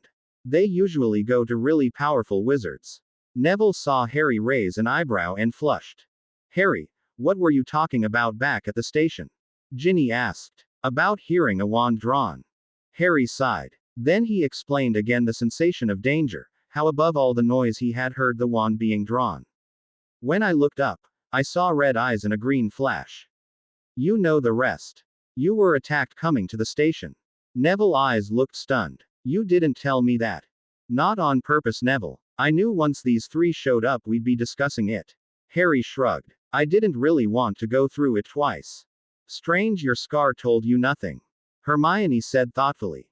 I think it's stranger he's getting these weird feelings of danger. Ron said, then added at a glare from Hermione. I mean, what would cause that? Harry shrugged. Maybe it's like what your mum had, Harry. What did she call it, in the letter? Muggle intuition, Neville suggested. 3 sets of eyes turned to Harry. He knew this without even looking and waited for the onslaught. What letter? Hermione demanded. Neville went bright red. I'm sorry, Harry. I never thought they wouldn't know about it. That's okay, Neville. Harry laughed. I was going to tell them about it. I just read it for the first time last night. So don't you three look at me like that. He chided. While he had lunch, Harry had put the letter back in his trunk so it wouldn't get anything on it. Harry opened his trunk and handed the letters to Hermione. My mom's last letters, he said briefly. Hesitantly, Hermione opened his aunt's letter and read. Then she unfolded the note from his mother. Tears started running down her face. Oh, Harry, this must be both wonderful and, well, bittersweet. She handed the pages to Ron, wiping her face. Ron scanned down the pages. By the time he was finished, he blinked furiously.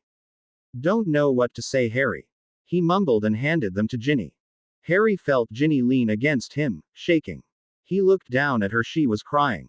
Hey, don't get them wet. He gently kidded, putting an arm around her and giving her a squeeze and pulling the pages from her grasp. Through her tears, Ginny smiled at him. Sometimes, Potter, you are about as sensitive as my brother, Ron. She laughed at the highly offended look he gave her. The door to the compartment slid open. Before Harry could even look up to see who it was, the parchments were snatched from his hand. Hey, one look at the pointed pale face made him reach for his wand. Give that back, Malfoy. Move another muscle, potty, and it's dust to dust. Draco Malfoy pointed his own wand at the letters in his hand and slowly started to crumple them into a ball. His cronies, Crabbe and Goyle, laughed loudly. Give them back, Malfoy. Harry's heart beat wildly at the thought of losing his mother's letter. Accio. The letters flew from Malfoy's grip into Neville's hand. Nobody had noticed he still had his wand out. Before the intruders had a chance to say another word, he jinxed all 3 of them. Way to go, Neville. Ron cheered, thumping him on the back. Thanks, Neville. I really owe you one.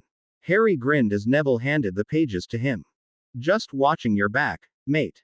Neville grinned back with a look of great satisfaction. Harry smoothed out the pages to show Hermione the runes. Wow. This is brilliant, Harry. Hermione fitted the pages together and held them up to the light. I'd never thought of making a code like this. She frowned. But it's hard to decipher in this light.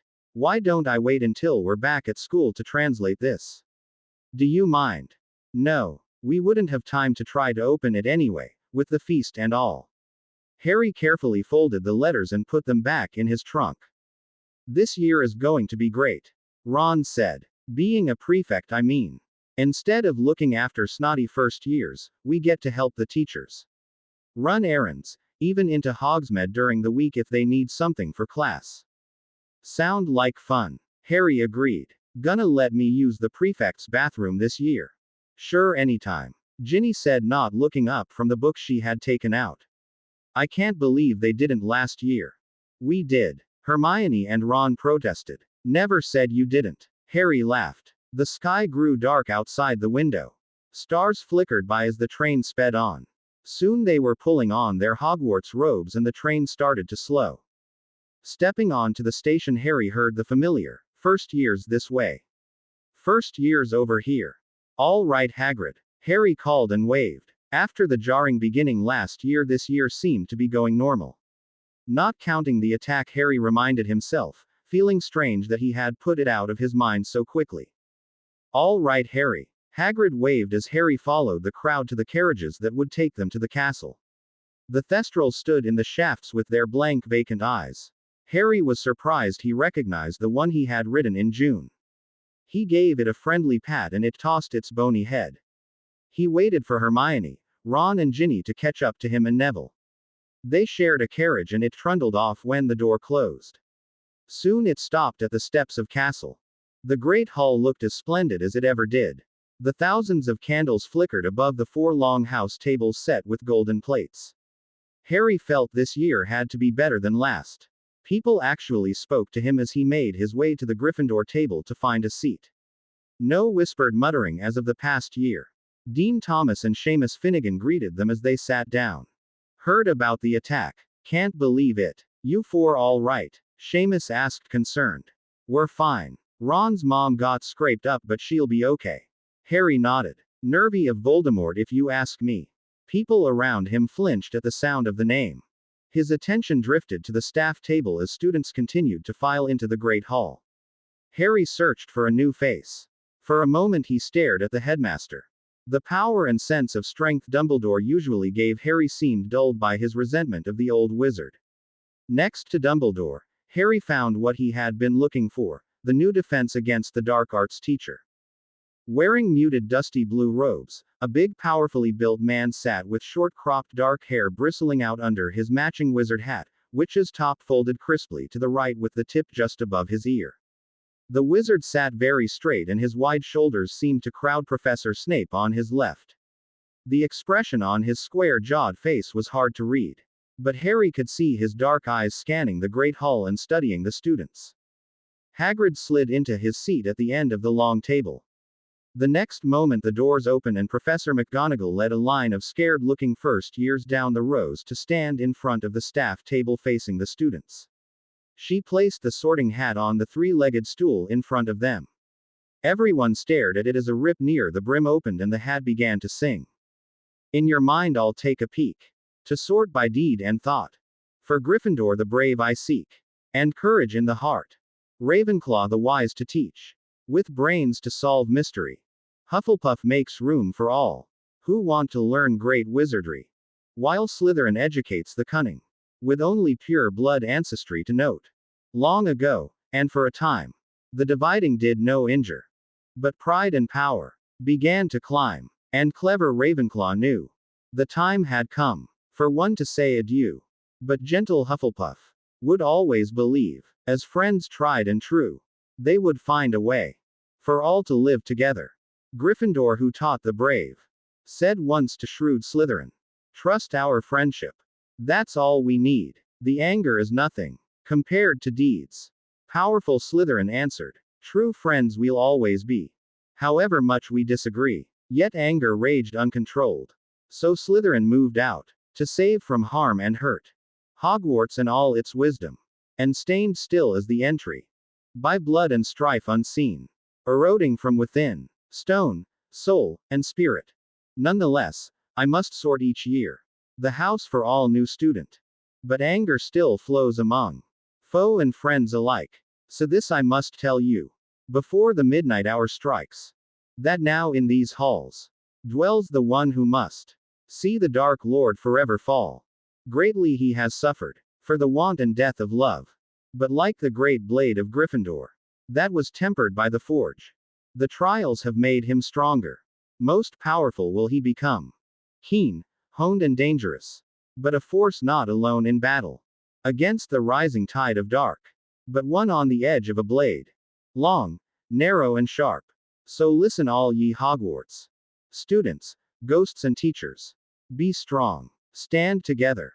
I desperately beseech you. When the sorting hat fell silent, the students applauded. Harry's face felt hot and he tried not to look at people around him as he clapped.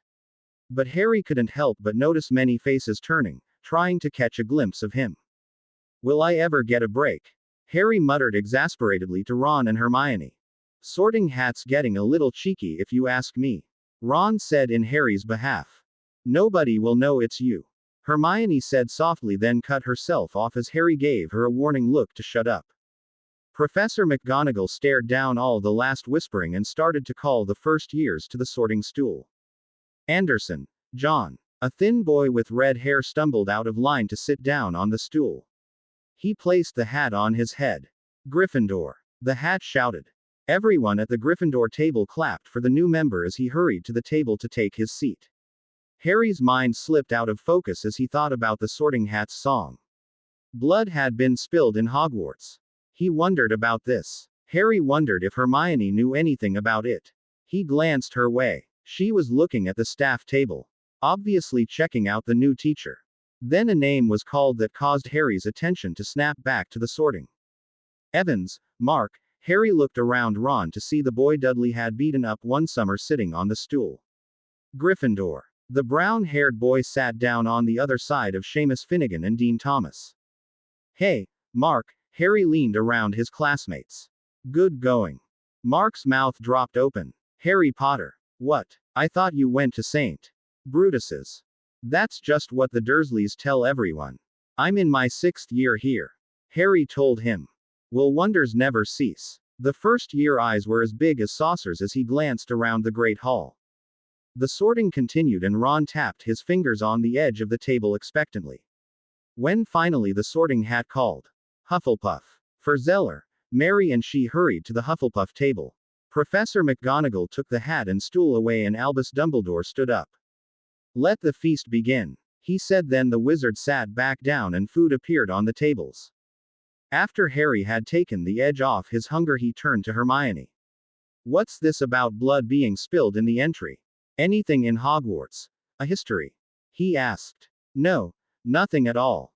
Hermione frowned. I wondered about that too. Was there a fight that led to someone really getting hurt? Or killed?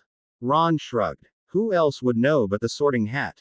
It was their right. Ron launched into the possibility of a ghost or old painting possibly being present. Harry became aware of Ron eating very carefully this year and not trying to pack his mouth full and talk.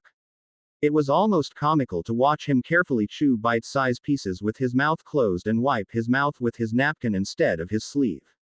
And equally as entertaining to watch Hermione actually listen to him without interrupting or arguing. Oh, that's right. Harry nodded as his attention came back to the conversation. Finally, after finishing 2 helpings of treacle tarts, the food disappeared and the gold plates were gleaming clean again. Dumbledore stood up. Welcome to Hogwarts. I have a few start-of-term notices. First, I would like to introduce our new defense against the dark arts teacher. Professor Roger Malahide. The teachers and students clapped, but in a restrained manner. Which was understandable considering their last defense against the dark arts teacher tried to take over the control of the whole school. The man slightly inclined his head to the applause. Dumbledore continued. I'd like to remind all students, the forest is out of bounds. Stiff-looking bloke. Ron said quietly, leaning into Harry and nodding to the new teacher. To right. Harry muttered. But anything has to be better than Umbridge. Tempting fate, mate. Ron whispered back. Then they heard Ginny calling the first years to follow her.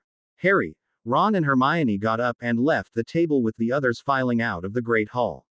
In the Gryffindor common room, Ron and Harry said goodnight to Hermione and climbed the stairs to the boys' dormitory. Harry sank into his 4-poster bed and sighed with contentment and closed his eyes. A sharp pain shot through his scar. He gasped at the suddenness of the sensation. Enduring the pain, Harry searched for a mind to question. So, you escaped again. Voldemort raged. I knew you were there. Harry told him. Don't lie to me. Your scar did not hurt. I made sure of that. Voldemort hissed. Not the scar. But I knew. Harry could barely stand the pain.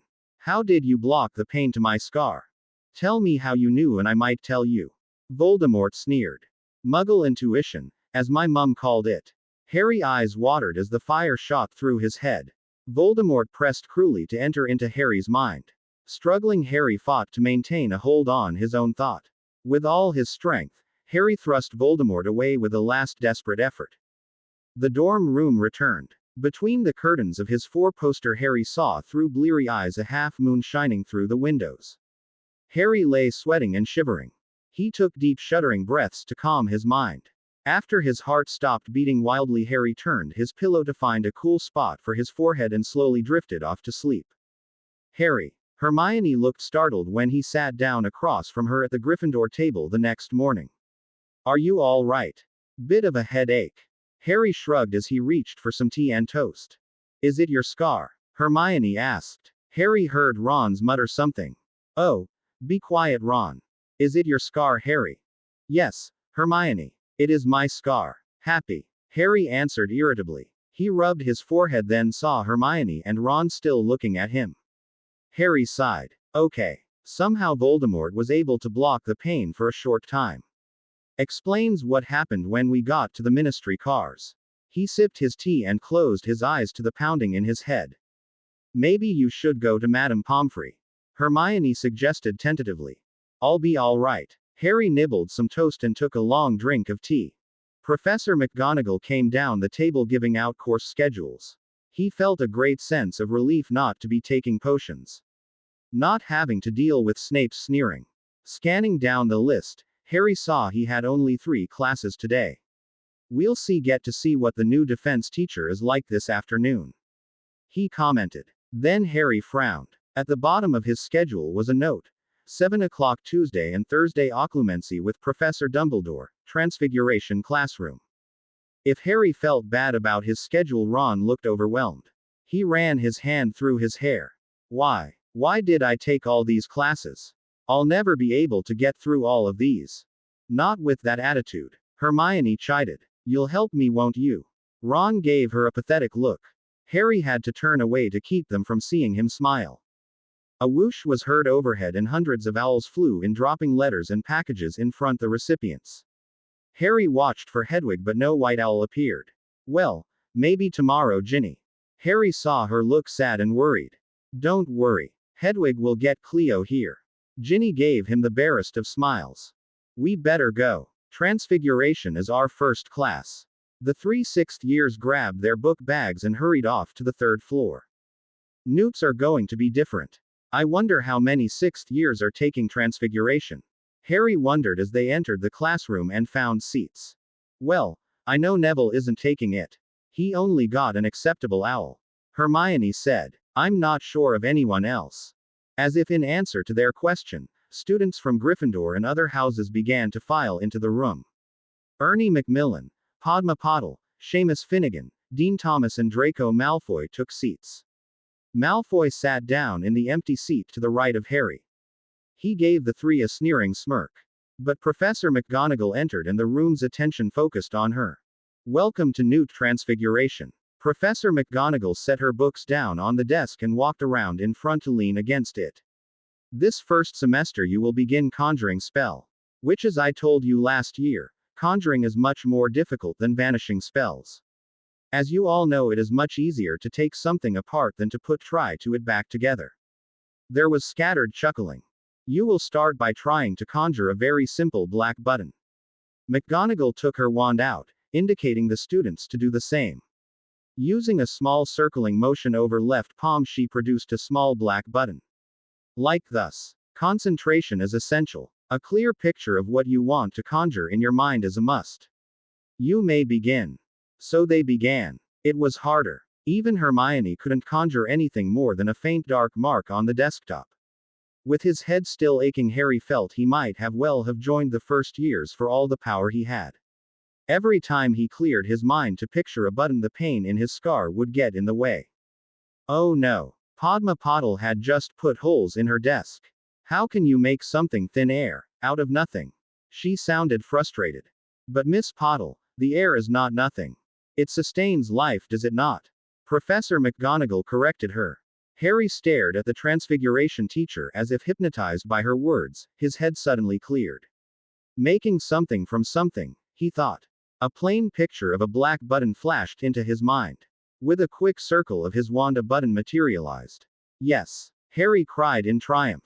Well done, Potter. Well done indeed. Professor McGonagall came over, picked up the button and examined it.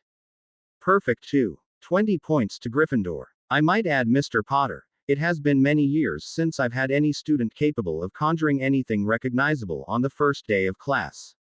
There was a twinkle in her eye rarely seen by anyone. Harry looked questioningly at her. Your father and Sirius. A faint smile was replaced so quickly by the real Professor McGonagall that Harry wasn't sure he had really seen it. Now try a button a bit more complicated. Say brass with a design on it. Taking a deep breath and at the same time thinking, making something from something, Harry pictured a shiny brass button with a Hogwarts crest on it. He gave his wand a twirl. A gleaming button appeared. Hermione clapped and Ron whooped. As the teacher examined the new button, Harry said, "You know, Professor, it's not really conjuring, is it? It's more like transfiguring the air into something." Professor McGonagall gave him a long look. Figured that out, did you? She smiled slightly, then raised her voice. Mr. Potter is right. In truth, you are transfiguring the air into something solid. She handed the button back to Harry. Another 20 points to Gryffindor. The end of the class, Harry had advanced further than any, including Hermione. He could see her growing frustration. Hermione did not like to be second best at anybody. Especially when all she had managed to produce so far was a small lump of black goop. McGonagall turned to Harry. Try a teacup. It's more difficult, but you don't seem to be having any difficulty. A slight glance to his right, Harry saw Malfoy glowering at him. Malfoy hadn't produced anything. Concentrating, Harry pictured a steaming cup of tea. With a wave of his wand on the desk, the imagined hot cup of tea appeared. My word, Potter. McGonagall stepped back in surprise. I said a teacup, not a cup of tea. Oh, but this is what I thought of though. Harry told her, sniffing the tea. It smells all right. He tentatively took a sip and nodded. The bell for the end of class rang. Students started picking up their bags. This is very advanced. Excellent work. Professor McGonagall then walking to the desk, she turned to the rest of the class. Homework. Read chapters 1 through 4 and I'll want a 2-scroll essay on conjuring to be handed in next week. You may go. There was the normal scraping and shuffling of students as they left the Transfiguration classroom. Standing, Harry said to Ron and Hermione, I need to talk to McGonagall about something, I'll catch up with you later. The two looked curiously at him. What? Ron asked. I'll let you know if it works out. Harry smiled slightly. Hermione pushed Ron and the pair left the classroom. Professor, can I have a word? Harry strode up to the teacher's desk. What is it, Potter? Professor McGonagall looked up. I wanted to ask you something. I've been thinking about this a lot. Harry kept his eyes on her face. Ever since I found out my dad was an animagus and Sirius. He added, then took a deep breath. I want to become an animagus. Would you help me? By her expression, McGonagall had not expected this. I see. It is a different life choice, Potter. Then she smiled slightly. But I can understand your request. I would be happy to help you to become an animagus. Great. Thanks. Harry grinned. I've read a lot about it in our textbooks, but I can find anything about how to tell what kind of animal you will become. That is because there is no reliable way to tell.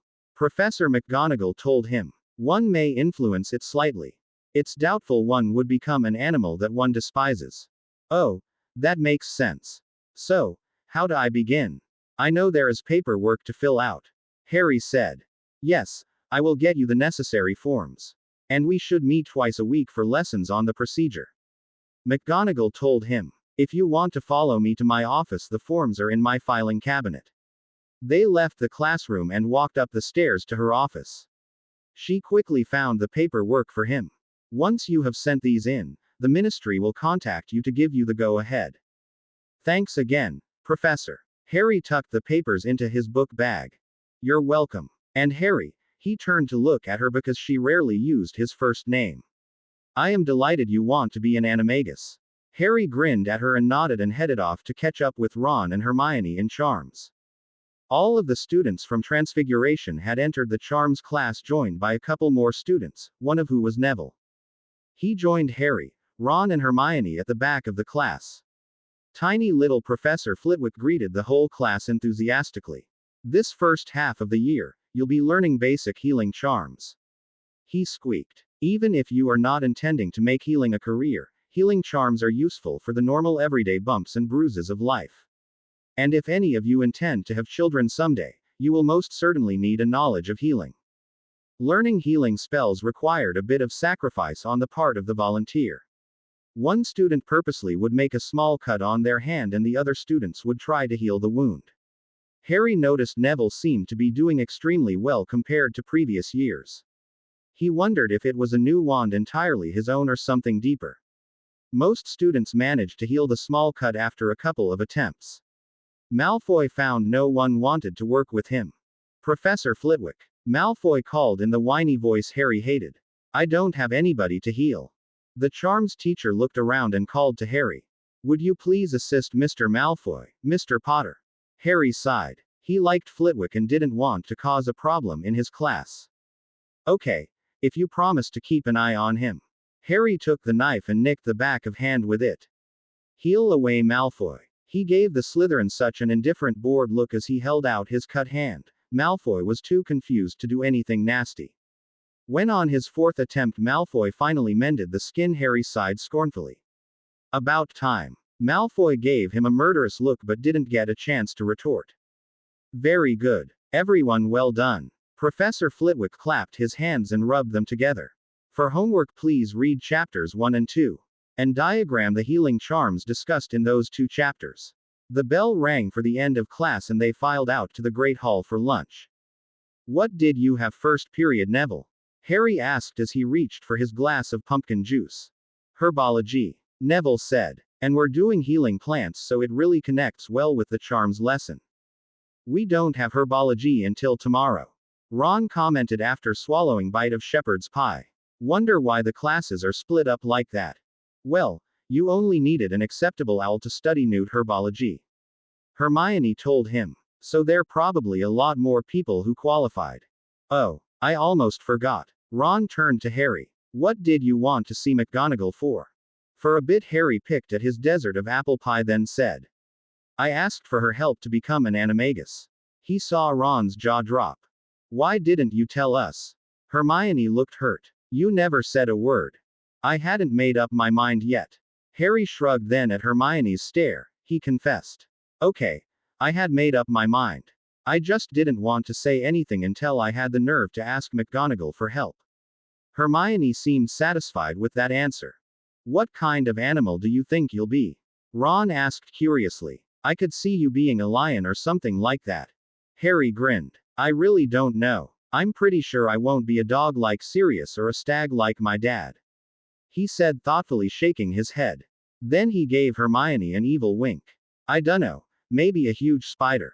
Ron recoiled so fast he almost fell off the bench. You wouldn't. Ron's face visibly paled. Look mate, I'll stand beside you in facing you know who. Dragons, blast-ended scroots and any other foul beast you can mention, but that's asking way too much. Harry and Hermione laughed. I'm just kidding Ron. I don't think I'll become a spider. I had enough of those in second year too. He fell silent for a long moment. Many times Harry had tried to imagine himself as some animal but couldn't seem to come up with something that seemed natural to fantasize about.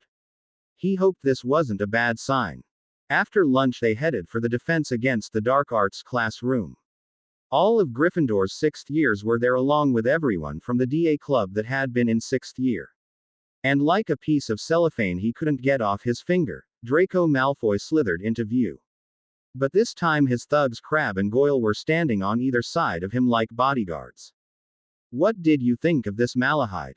Ernie Macmillan asked, looking at Harry. Harry shrugged. Can't tell much from the start of term feast. But he has to be better than Umbridge. I keep telling you, don't say things like that. You are just tempting fate. Ron hissed. Well, he's late. Hermione checked her watch. It's 5 past the hour. Her toe tapped expectantly as she looked down the corridor. Suddenly the door creaked open. Enter. A deep resounding voice commanded. The group glanced nervously at each other then slowly went through the open door. There was no light, except one shining down on the students like a spotlight. The sound of their footsteps echoed as in a cavernous space. Harry felt his heart beating rather fast in anticipation. Everybody jumped when the voice rang out again. Stupefy. A flash of red light hit the floor in front of them. Several students shrieked. With one quick motion Harry had his wand in his hand and crouched low. He felt Ron and Hermione beside him ready with their wands. At once the classroom filled with light.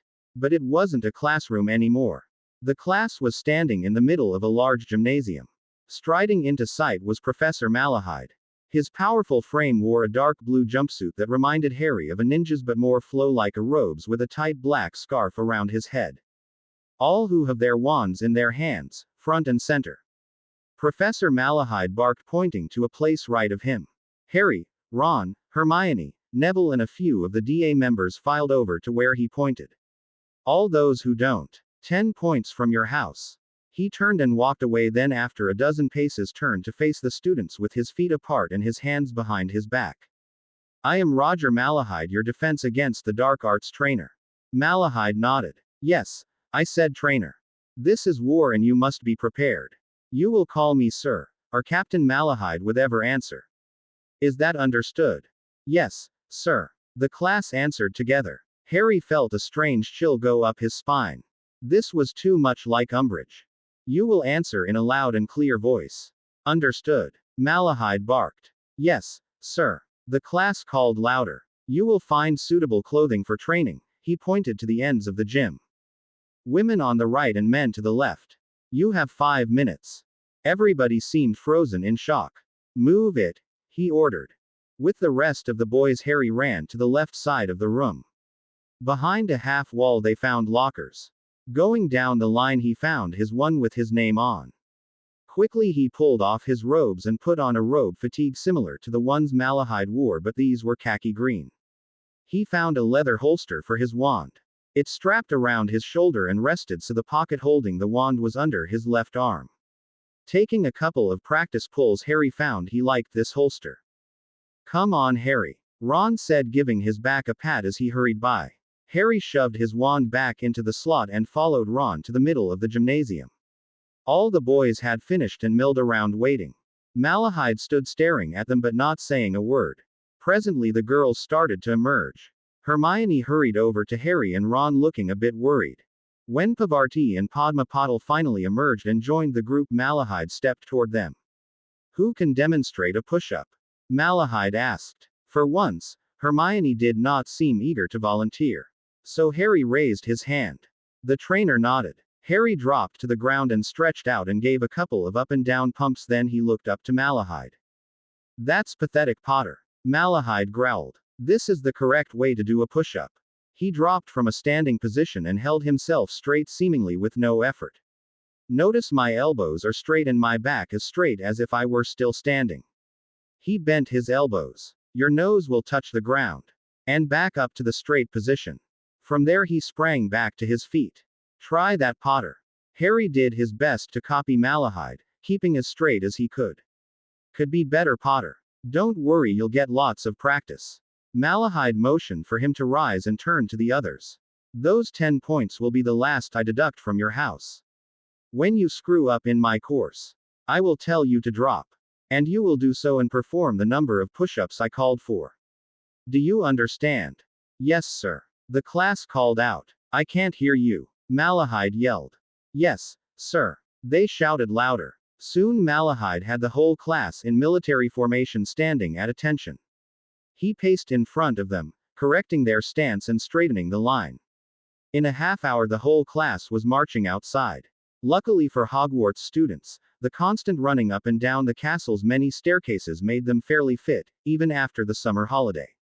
When the class re-entered the gym, he halted them and put them at rest. After a few moments to let them catch their breath, Malahide ordered everyone to hold out their wands. He went through the lines inspecting the condition. When he came across a grimy or dirty wand, he ordered the offender to drop and give him 5. Malahide walked back in front of the rows of students. That little exercise at the beginning was to see who was on their toes. Malahide told them, you should always have your wand within reach. If I stop any one of you in the halls of this castle and find you have to fumble to get your wand out, I will ask you to drop and give me 20 push-ups right there. He glared at them. Do you understand? Yes, sir, the class answered. Now you are all loosened up. Malahide waved his wand. A long thick rope appeared hanging in front each student. First one to the top can skive off the rest of today's training. Go. Harry grasped the rope and started climbing as fast as he could, not paying attention to the other students. He kept his eyes fixed to where the rope seemed fastened to the ceiling. In a short time, Harry realized he wasn't getting any closer to the top. Pausing, he hung in the middle to see what was going on. Some of the class was having trouble just climbing the rope. Others like him had stopped climbing, realizing the futility of the race. Harry glanced around at the people hanging from the ropes. It occurred to him most of them were Muggle-born. Going to Muggle primary school, Harry had scaled up ropes in physical education. Evidently magical primary school had no such exercise. Harry looked up again, wondering if there was some way to reach the top. He saw Ron struggling, although the redhead had managed to make it to the middle of the rope. With a grin on his face, Harry pulled out his wand. Wingardium Leviosa. He floated Ron, who had let go of the rope, to the top of the room. With his hands off the rope, Ron was able to reach the ceiling. Slowly, Harry brought Ron back to the ground. "Get down here, all of you!" Malahide shouted to the class. When the class lined back up, Malahide came nose to nose with Harry. "Think that was funny, Potter?" "No, sir." Harry kept his eyes staring straight and no expression on his face. "Then why did you do it?" Malahide growled. "If I couldn't make it to the top, I thought I'd help a friend up, sir," answered Harry, not blinking. 10 points to Gryffindor. Malahide barked to Harry's surprise.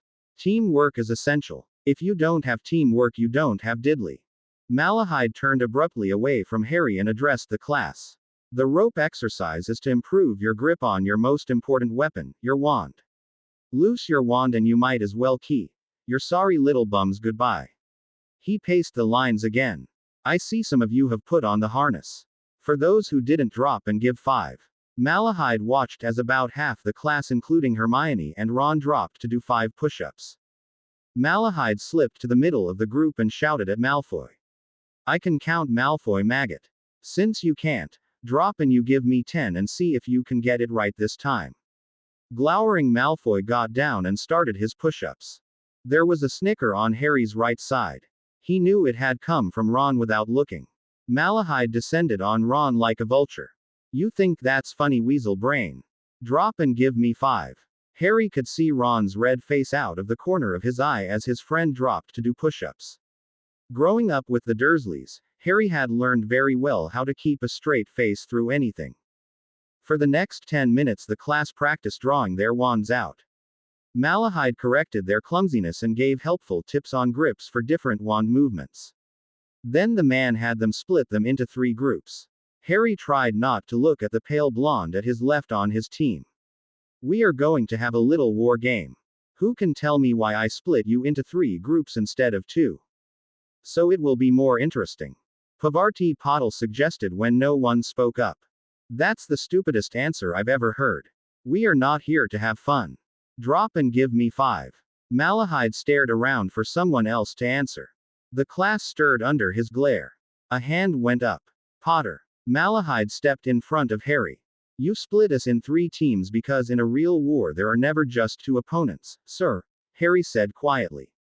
Malahide stared at Harry for a long time before speaking. "You are a blooming genius, Potter," the man said quietly, nodding. 50 points to Gryffindor. "Potter is absolutely right. You may know one clear enemy, but there are always people undecided as to which side to be on and spies right next to you waiting to stab you in the back. That's what the 3rd team represents. The unknown element." In other circumstances, Harry might have enjoyed the mock fighting, but with Malfoy on his team, he felt uneasy and constantly kept checking the position of the Slytherin. Harry didn't want Malfoy behind him at any rate. Finally, Malahide called a halt to the games and the class lined up again, panting. "When you get here on Wednesday, you will get dressed and line up like you are now. Hit the showers." The students wearily walked to the ends of the gym. Ron looked like he was trying to drown himself as he let the water spray on his face. "You all right?" Harry asked him, a little startled by the look of helplessness on his best friend. "Yay, I've got potions next." Ron squeaked through the water. "I'm dead tired. How am I going to survive Snape and Malfoy?" Oh, Harry felt bad for Ron and a little guilty. He was happy he didn't have potions. "You will. Hermione will be there for you." Harry put a little emphasis on certain words and Ron went pink but didn't say anything. Even though there were many students around, Harry felt strange being in the library while Ron and Hermione went off to potions. Nevertheless, Harry was glad he had not taken Snape's class. In searching through the shelves for a couple of charms reference books, Harry noticed a rune dictionary as he was going back to his seat. As an afterthought, Harry grabbed, thinking if he got done with his other work he could check the rune in his mother's letters. In 10 minutes he had a good start on his charms homework. Harry was working steadily when he felt someone sit down on either side of him. "Hi, Harry." Pavarti Patil smiled at him. "Hi, Harry." Lavender Brown almost giggled. Harry felt his face flush. "Hi, Pavarti, Lavender." Harry wondered what this was all about. They were acting very breathy. "What's up?" "Oh, just doing some divination homework," Pavarti said in her best imitation of Trelawney's airy voice. Harry coughed, part to keep from laughing and part because of the heavy perfume that seemed to hover around the two girls like a low cloud. "Charms," Harry indicated his parchment. "Oh, that's nice." Lavender giggled. Harry was getting more suspicious. What did they want? "Can I help you with something?" Harry finally ventured since they didn't seem to be in a hurry to leave. "Well, Harry, we were wondering." Pavarti began in her silky voice. "We were wondering if you were going to continue the DA club." "Yes, you were such a good teacher." Lavender nodded. "Not like Malahide. I thought Malahide was all right." Harry looked surprised. "He'll keep us on our toes, that's for sure." "He's too mean." Pavarti's voice quivered. "You didn't yell at us in the DA." "Yes, and if you were going to still do the DA. We thought we'd drop defense against the dark arts." Lavender hurried on. "We'd learn what we needed to know from you." She smiled sweetly at him, putting her hand on his arm. For a moment Harry sat stunned. "I'm flattered by your confidence in me." He grinned. Harry didn't know what to tell them. He hadn't even thought about the DA. "But to tell you the truth, the way Malahide is teaching," Pavarti snorted. "I know it's hard, Pavarti, but just learning to do the spells isn't enough. You have to know how to use them and when to use them under pressure for defense to be worth anything." The two girls pouted and looked very disappointed in Harry. "I'll tell you what," Harry patted Lavender's hand. "If you still feel the same after Christmas, I'll start up the DA again." The two girls exchanged glances and broke into smiles. "Oh, thank you, Harry." Pavarti hugged him and kissed his cheek. "Thanks, Harry, you're so nice." Lavender kissed his other cheek. Harry flushed and straightened the neck of his robes. "You're welcome. Well, I better finish this charms homework." "Bye, Harry," the two girls chorused as they swished out of the library. Harry couldn't help watching their hips swing back and forth as they left, feeling a little overwhelmed by the encounter. Returning to his work, Harry considered Malahide. "Yeah," the guy yelled. But other teachers yelled too. Actually, Harry found he liked the physical aspect of the class even after just one period. It reminded him of a good hard Quidditch practice. He thought idly, looking for the healing charm he was supposed to diagram. Then his eyes snapped open. Quidditch. He was Gryffindor Quidditch captain. He had to schedule tryouts and practices. Make-up plays. Harry began to panic momentarily. Book the field. First things first, Harry thought, cramming his books back into his bag. He hurried to check out his books and to find Madame Hooch to arrange tryouts. A half hour later, Harry was pinning a poster on the Gryffindor board announcing Quidditch tryouts on Friday at 7. He took his book bag up to his room to find his mother's letters. Making sure he had the pages lined up correctly, Harry carefully looked up the newly formed runes. A feeling of pride welled up in him, something that hadn't happened when Harry had though of his parents since he had looked into Snape's pensive. But this, he thought, was so ingenious. The pages had to be lined up correctly to form one new word. Then the blank page was turned to line up again to line up for another new symbol. As George had said, impressive. His mother must have been really smart. Harry thought with a wistful sigh. Presently he looked down at his new translation. Hear no bad, see no bad, and speak no bad. That didn't sound quite right, but it did sound familiar. Harry frowned, wondering if he should wait for Hermione to check his work. A sudden streak of recklessness came over Harry. Grabbing his wand, he lifted the small chest out of his trunk and placed it on his bed. Drawing a deep breath, Harry chanted, "Hear no bad, See no bad and speak no bad. Then he tapped the top of the chest with his wand. The small trunk glowed a deep golden and began to quiver slightly, but then a silvery blue mist puffed out of the top, surrounding Harry. When it had cleared, reluctantly he looked down to his clothes. He quickly closed his eyes and felt his face burn red. Tights. I'm wearing white tights. Harry groaned. Wanting to get the worst over as quickly as possible, Harry went to the mirror just inside his wardrobe. With trepidation, Harry opened his eyes. It took a moment for Harry to realize he was looking at himself instead of an old painting, common in the castle. A wide brim hat with a feather reminded Harry of nearly headless Nick's. The red doublet and white leggings surely went with that period. He tugged at the large ruffled collar and noticed his hair hung in wavy locks down to his shoulders. Harry looked down at his feet to see white stockings and large buckled shoes. A flush crept up his face again and Harry tried to pull his short pants down. He'd seen swimming trunks that were longer than these things. Then he had an idea. Hurrying to his trunk and pulled out his cloak. He could cover everything with his black cloak. But try as he might, Harry couldn't get the cloak to stay around him. The second he let go of it, the cloak fluttered behind him, as if in a wind. Resignedly, Harry threw the cloak back into his trunk. Sounds of activity drifted up from the common room. The stomping of feet up the spiral staircase told Harry afternoon classes must be over. The door opened and Harry heard a pause, a gasp, and then raucous laughter. What's going on in here? Harry heard Ron's voice over the gasping laughter behind him. Oh, Harry. Slowly Harry turned around and saw Ron's face was bright red, trying not to burst out laughing. Nice, hat. Ron lost it and started snickering, then broke down laughing. Et tu, brute. Harry said, his eyes opening wide. Yay, Harry, nice hat. Seamus giggled, trying to control his laughing. What happened? Yeah, nice feather, Dean snickered. Though this be madness, yet there is method in tea. Harry froze. What had he said? Ron looked as puzzled as Harry, but he told the other boys about the trunk without laughing too much. Snickering, the two dropped their book bags on their beds and headed back down the spiral staircase. You look like nearly headless Nick. Neville said, laughing. See you at dinner. He hurried out of the dorm. Who wanteth food, and will not say he wants it, or can conceal his hunger till he famish? Harry groaned and sank onto his bed, flopping down. I could bring you something.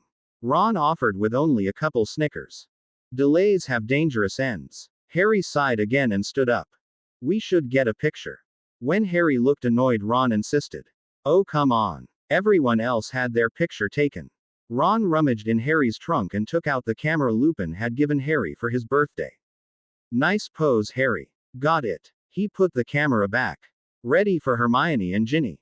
They're probably waiting. To ease neither here nor there. Harry shrugged as he followed Ron down to the Gryffindor common room. Harry gritted his teeth as Hermione chastised him. You really should have let me look the translation over, Harry. Hermione laughed. You don't look too bad though. That it should come to this. Harry looked over to the girls' stairs. Ginny was in the doorway and had gasped. Harry felt a warm flush in his face again. Oh, she doth teach the torches to burn bright. Ginny went red. What's going on, Harry? She stared at him and went up to him for a closer look. Oh, the trunk. She giggled, biting her lips a bit to hold herself in, and put a hand up to her mouth. See how she leans her cheek upon her hand. Oh, that I were a glove upon that hand, that I might touch that cheek. Harry felt his face burn, but he couldn't do anything about the words spewing from his mouth. Come on, Romeo. Hermione grabbed his arm and led him out of the portrait hole. Might as well show you to the rest of the school. It will be less disruptive tomorrow if everyone sees you tonight. Why are you calling him Romeo? Ron glowered as he followed. What's in a name? That which we call a rose by any other name would smell as sweet. Harry commented, pushing aside a tapestry to go down 2 floors. Romeo. Shakespeare. Ron, you never heard of William Shakespeare? Hermione looked at Ron. Famous Muggle playwright. She added when Ron looked confused. Harry keeps quoting from his works. My word, Potter. Professor McGonagall looked up as the group descended the stairs to the entrance hall. Can one desire too much of a good thing? Harry asked as he gave her a pathetic look, hoping she wasn't going to deduct any points for not being in Hogwarts robes. His mum's trunk. Ron quipped, still looking strangely at Hermione. Ah, that explains it. Professor McGonagall nodded. Perhaps I can help. She pulled out her wand, but before the teacher could attempt a removal, a squeaky voice stopped her. I would not do that, Minerva, warned Professor Flitwick. His eyes twinkled. I think Lily would have anticipated someone trying to counter the charm. Professor McGonagall lowered her wand. You were probably right, Professor Flitwick. Sorry, Potter. Hopefully this won't last too long. Move along into the hall for dinner. Forever and a day. Harry sighed and followed the others into the great hall. There was a wave of silence followed by a surge of suppressed giggling and muttering as Harry made his way to the Gryffindor table. Harry kept his eyes on his plate and ate quickly, trying to ignore the remarks. You look outstanding, Harry. Nearly headless Nick drifted through the table to sit opposite Harry. I have not seen a student look this good for hundreds of years. Perhaps you will be a trendsetter and those morbid black robes will be replaced with proper attire. How bitter a thing it is to look into happiness through another man's eyes. Harry glanced at the ghost, hoping he hadn't said anything to upset Nick. How true, how true. Nick nodded soberly. His head wobbled dangerously. Nick tugged his collar so it would hold his partially severed head in place. Do you know what you are saying, Harry? Asked Ginny, sitting at his right. What it all means. In my mind's eye. Harry gave a little shrug and nodded a little. Potter, that has to be the most ridiculous get-up I've ever seen. Draco Malfoy sneered at his left, flanked by Crabbe and Goyle. The common curse of mankind, folly and ignorance. Harry said, eyeing the three. Everyone around him laughed. Look like the innocent flower, but be the serpent under, T. Out. Damned spot. Out. I say. There was another roar of laughter from the Gryffindor table, making Malfoy, Crabbe and Goyle slink back to the Slytherin table. Harry noticed the students getting the gist of the lines were either Muggle-born or had one Muggle-born parent. When they had returned to the Gryffindor common room, Harry retrieved his mother's letters to have Hermione look at the runes. She studied them and checked her reference books. I'm sure you have the translation right, Harry. Hermione finally nodded. But it doesn't sound right. She frowned, thinking. What do you mean? Ron asked, looking up from his potions homework. You think there might be another code key page? Ginny asked. Harry gave her a small smile and nodded, for asking the question he couldn't. Well, there is a Muggle expression, hear no evil, see no evil and speak no evil. Hermione shrugged, then brightened. Maybe that's part of the key, Harry. Maybe you had to know that quote to be able to figure out the clues. Hermione said excitedly. Well, what do you think? Wisely and slow. They stumble that run fast. Harry looked doubtfully. Oh, Harry, you're not going to be much help until that spell wears off. Hermione sighed. Hermione, are you going to help me? Ron whined. I don't know why I took potions. He ran his hand through his hair. What's the problem? Hermione looked annoyed at Ron. But love is blind, and lovers cannot see the pretty follies that themselves commit. Harry said quietly. Ginny giggled as Hermione and Ron blushed. You are so right, Harry. She put a hand on Harry's arm and squeezed. Harry looked at her, smiling. A warm flutter started from her touch and ended in his chest. He took her hand and said, Shall I compare thee to a summer's day? Thou art more lovely and more temperate. It was Ginny's turn to go red. Hermione's right. You are impossible to talk to, Harry. Good night. She pulled her hand from his grasp. Good night. Good night. Parting is such sweet sorrow, that I shall say good night till it be morrow. Harry called after Ginny. He heard a giggle and then her steps running up to the girls' dormitory. With the wide brim hat, Harry found it difficult to get comfortable. Eventually sleep overtook him. Again he was flying. Flying for the joy of freedom. He went into a spin and then a loop, testing his wings and exulting in the thrill of the flight. Voices called again. He ignored them. This was his true life. The other was merely a dream. Harry. Ron shook him. You're going to be late. I'll not budge an inch. Harry groaned. You better. Ron warned. We've got herbology in a half hour. Harry heard Ron leave the room and he sat up. Since he hadn't been able to undress last night, Harry straightened what clothing he could and hurried out of the dorm. A quick glass of pumpkin juice and a couple of pieces of bacon was all Harry had time to eat for breakfast. With Hermione and Ron, Harry walked across the lawn of the castle to the greenhouses. Over here, class. Over here. Professor Sprout waved an arm to the advancing students. We will be cultivating lion's tooth today. She pointed to a large pile of green stems with a white puff of seeds at the end. Who can tell me the uses of lion's tooth? Everybody looked at Hermione, who had raised her hand. Lion's tooth, or more commonly known as dandelion, cleanses the blood and liver. 10 points to Gryffindor. Quite right. Since the day is so fine, I thought we would work outside. She pointed to the benches set up. You'll find trays to set up over there. Professor Sprout pointed next to the greenhouse. Oh, lion's tooth does not like dragon dung, much too rich for its tastes. Potting soil is in the bags. The breeze cooled his face as Harry piled dirt into the tray. Dandelions. He thought of all the times he had dug the weed out of Uncle Vernon's lawn. And now he was planting them. There is nothing either good or bad, but thinking makes it so. Harry said, then sighed. He hoped this charm would wear off soon. I should be writing down all the stuff you say. Ron started sprinkling the seeds onto the soil. Then you could tell me what you meant when said it. I think I know. Hermione smiled at Harry, who nodded. Muggles think of lion's tooth as a weed. They go to great lengths to rid them from their lawns. So, Muggles are stupid. What does that have to do with what Harry said? Ron asked surly. Harry glanced at Ron, wondering why he was irritated. It's the old beauty is in the eye of the beholder. One man's trash is another's gold. That sort of thing. Hermione said shortly, giving Ron a frown for his attitude. The attempt and not the deed confounds us.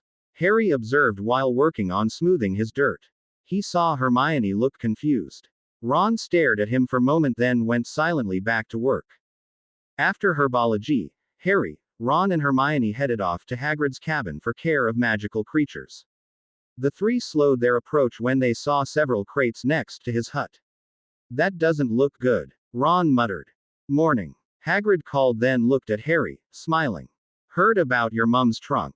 Don't worry, she never did anything that wouldn't wear off eventually. Harry wished Hagrid hadn't put it that way. Gin to be weary of the sun and wish the estate o' the world were now undone. A hearty chuckle came from Hagrid. I don't doubt that, Harry. You understood what he said? Ron asked, stunned. Sure, I did. Shakespeare. Macbeth, I think. You should read more, Ron.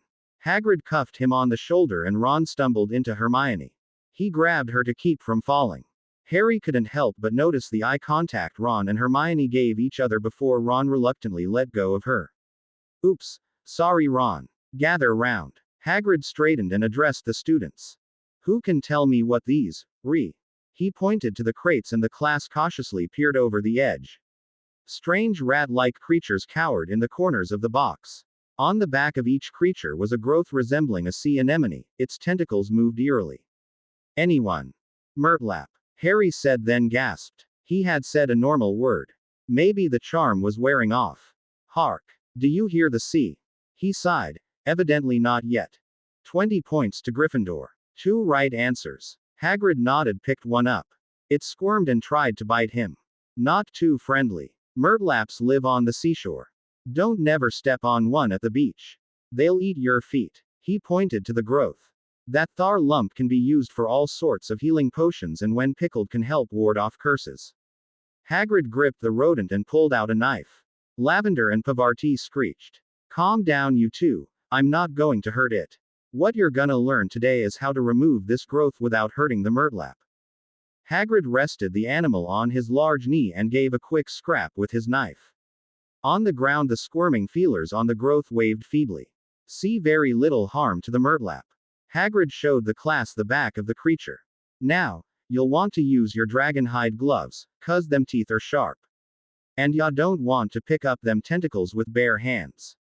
Hagrid pointed to a pile of knives and the crates. For the next hour they struggled trying to remove the growths from the Murtlaps. The creatures squirmed and bit at their gloved hands. Harry thought he'd never get the squeaking out of his ears. They reminded him too much of Scabbers, but he didn't mention this to Ron. At lunch, Hermione was the first to notice Harry's hair getting shorter. I think the charm is wearing off. She smiled. Try to say something. Tempt not a desperate man. Harry said and shook his head. Not yet. His eyes popped open. Testing. Testing. He broke into a grin. I think. Yes, I can at least talk. Your costume is leaving too. Ron plucked at his sleeve. Too bad. I kind of liked that look on you. How would you like a go at my mum's trunk? Harry threatened. No thank you. Ron took a drink of pumpkin juice. I don't think I'd look good in tights and codpiece. On a subject of a higher note, Hermione rolled her eyes. Have you noticed all our classes have been about healing? Except defense. Yay, even potions. I can't believe we have potions every day. Ron groaned. Well, some potions you have to add something to it every day. Hermione said. But I still wonder about the healing theme. Isn't it obvious, Hermione? Harry said quietly. The war. All the medicine and healing power available will be needed. Even students' work. Harry couldn't look directly at his friends, but he saw the color leave their shocked faces. How does one deal with preparing for war? Harry wondered, then a second thought followed. How can he deal with being the one to win or lose this war? A knot twisted in his stomach. I never thought about that. Hermione whispered. I mean, I probably did, but I really didn't want to think about it. She looked like she had lost her appetite. Who does? Ron patted her arm. He opened his mouth as if he was going to say something comforting, but then he closed it. His worried eyes met Harry's. Harry wondered if any of the other students had made the connection of the similar classes. The miserable have no other medicine but only hope. Harry coughed. Must have been a leftover. Hermione and Ron looked at him and sighed. Maybe, but I understand that one and I think you're right. Ron nodded. So what are you going to do this afternoon, Harry? While we're in potions. Probably finish the transfigurations and charms homework. Harry thought. Oh, and fill out the paperwork to become animagus. How was potions yesterday? Wonderful. Ron snorted. Snape and Malfoy kept making snide remarks about you not being there. I flicked a bad eye at Malfoy. Hit him right on the nose. Slimy git. After Ron and Hermione went off to potions, Harry went up to Gryffindor Tower to finish his homework. He finished charms and moved on to transfiguration. As Harry read the assigned chapters, he had a strange feeling he had read them before. But that was impossible. This was a new textbook. In a short time he completed the reading to begin writing the 2-roll essay.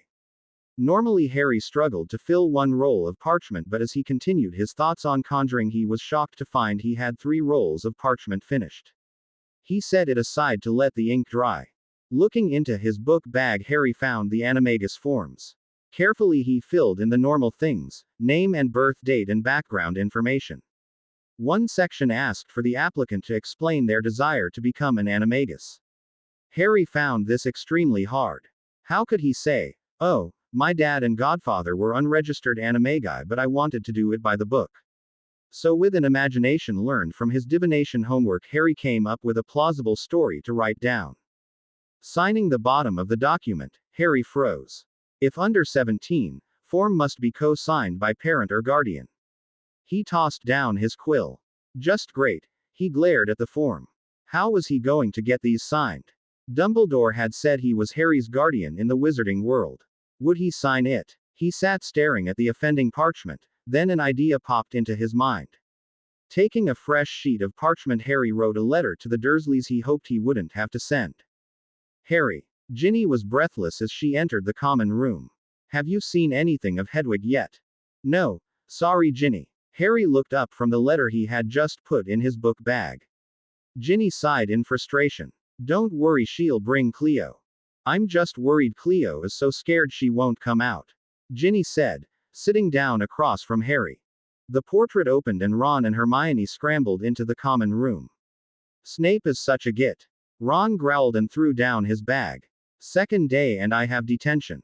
What happened? Harry asked, turning to Hermione. She avoided his eyes and her cheeks went pink. Ron's ears went red. What? Harry looked from one to another. Snape kept referring to me as, Hermione blushed. Ron's girlfriend. And that's bad because. Harry grinned at the pair, blushing even redder. Just the way he said it. Growling, Ron plopping down in a chair. Made it sound dirty or something. Probably jealous. Ginny smirked. Most likely the Pratt never had a girlfriend, or any friend for that matter in his whole life. They all laughed. Hey, Ron, I started making up some practice drills.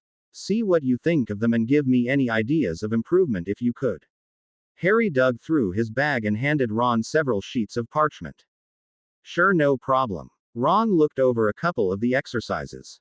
Ginny held out her hand and he passed them over to her as he finished. They sat in silence as they studied the plans. Well, Harry was getting nervous when they hadn't said anything for such a long time. Ginny smiled. They are really good, Harry, it's just. She looked to Ron, who avoided Harry's gaze. If we were pros, but I don't think students can do half this stuff. I know I can't. Not even with my new broom. Too professional. Harry took the sheets back, looking downcast. A bit. Ron agreed. Look, Harry, I have detention tonight with Snape, but tomorrow I'll help you draw up some feasible practice drills, okay? He offered. I would appreciate that. Harry grinned at Ron and Ginny to show he had no hard feelings about their honesty. Ah well, back to the drawing board. He crumpled the pages and chucked the papers into the fire. I've got occlumency tonight anyway. I don't know how long that will take. Are you still angry with Dumbledore? Ginny asked bravely. He's not on my list of favorite people, if you really have to know. Harry said and saw the glance fly between Ron and Hermione. They wouldn't have dared ask him about Dumbledore, but Ginny had the nerve. He managed to keep from smiling at her boldness. Let's go down to dinner. He motioned for the girls to go ahead. At 7 o'clock Harry arrived at the Transfiguration classroom. He wasn't looking forward to a confrontation with Dumbledore. He knocked on the door, then entered, closing the door behind him. Good evening, Harry, Dumbledore said. He was seated at the teacher's desk and indicated for Harry to take the seat in front of him. Headmaster. Harry nodded as he sat down. They eyed one another for a long minute. You aren't going to participate? Dumbledore said, staring hard at Harry. No, Headmaster. Harry said quietly. I won't. For another full minute they stared with unflinching gazes. I've been informed by Professor McGonagall you are applying to become an animagus. Dumbledore stated. Since you are not yet of age, you will need a signature of consent from a guardian. Yes, Headmaster. Harry said calmly. His heart was beating fast. He had already anticipated the old wizard's train of thought. If you agree to participate with me in learning occlumency, Harry, I will sign the application. Dumbledore seemed quite pleased with his arrangement. No thanks, Headmaster. I have written a letter to my uncle for permission. Harry saw from the startled look on Dumbledore's face that the wizard had not expected this answer. You think your uncle will give you permission? Dumbledore asked carefully. Oh, the way I have the letter worded, I think he'll wish he had a faster owl to return it. Harry felt a great satisfaction at the confused look on Dumbledore's face. What do you mean? Dumbledore frowned. I just explained to him next summer I will be of age. That I will be able to do magic. Harry noticed the growing alarm in the old wizard. You would threaten him? Dumbledore asked incredulously. He leaned forward to stare even harder at Harry. Harry shrugged. Threats have worked for them for years, should work for me. Don't you think? You would use magic against a defenseless non-magical being? Dumbledore questioned, then sat back as fire blazed in Harry's eyes. With his teeth clenched, Harry spoke quietly, obviously controlling the rage within him. Strange, you didn't seem as concerned about leaving a defenseless baby with them. He snorted. But I suppose you don't see the comparison. Dumbledore leaned back in the chair and rubbed his eyes behind the half-moon spectacles. How many times will we have to go through this, Harry? How is Mrs. Weasley? Harry suddenly asked. She is fine. I take it you are through talking about what's bothering you? Dumbledore asked. What's bothering me? Harry's voice rose, then with effort he restrained himself. Yes, I don't want to bore you since you seem to find the subject tedious and repetitive. Harry came back. Did you capture anyone? No. Since we are talking about the attack. Remus told me about this sensation you had. Would you tell me about it? Dumbledore asked, sighing. Harry told the headmaster about all he had heard and felt when approaching the ministry cars. The old wizard nodded his head. Lily used to have those feelings too. Those feelings saved her and James once from Voldemort. I wouldn't have known anything about that if I hadn't read it in her letter to me. Harry began to feel angry again. Lily wrote a letter to you. Dumbledore asked kindly. Remus told me about the letters and pictures. And of course the trunk. He smiled. Does Lupin tell you everything I say to him? Harry asked, suspiciously eyeing Dumbledore.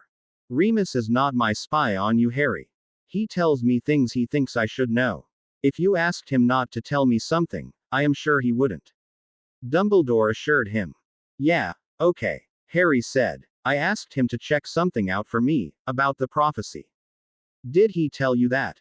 Harry watched the headmaster closely. Not directly. But Remus asked enough questions that I figured it out on my own. I can do that sometimes. Dumbledore said dryly. So I might as well ask you directly. What use could Voldemort do with full knowledge of the prophecy? Harry asked. The only thing I could think of had to do with the power the Dark Lord knows not. But I don't see how that would help him. Unless he could get the power. Or find a way to counter that power. Dumbledore suggested. Unfortunately, Voldemort has a knowledge of the dark arts far superior to anyone I have ever known. He could find other things we have not even considered.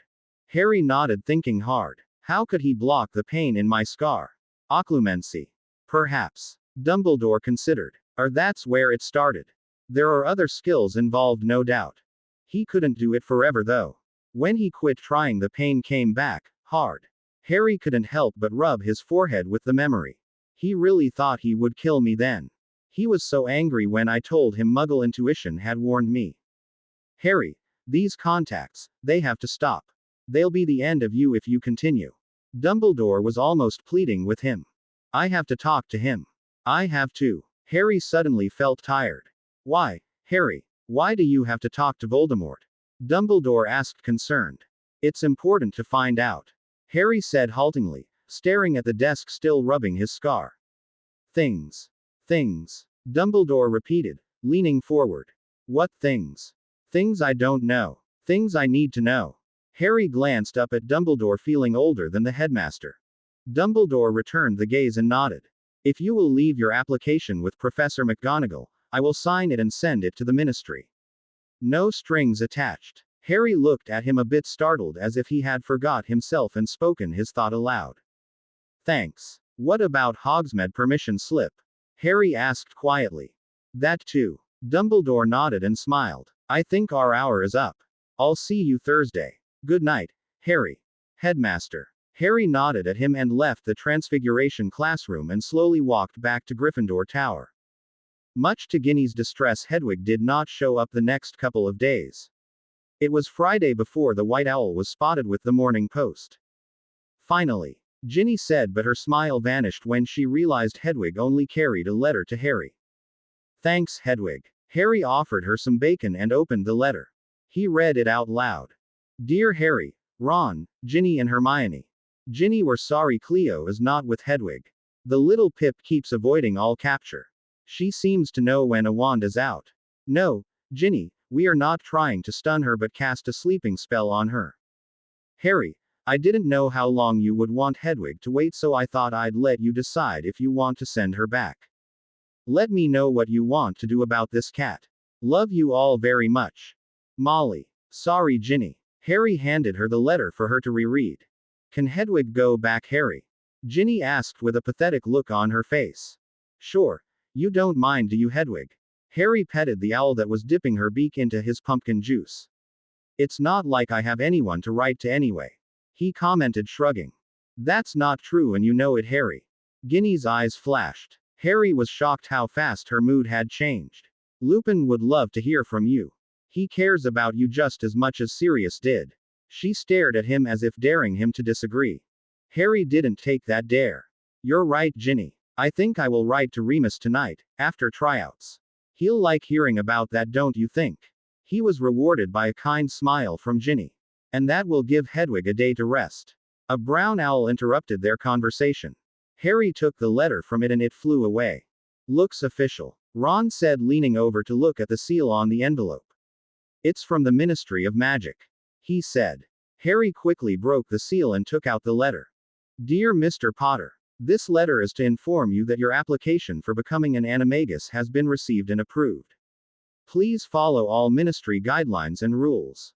The ministry encourages any wizard or witch pursuing to become an animagus to find a mentor of a registered animagus to help them with the process. This is not a law but a strong suggestion.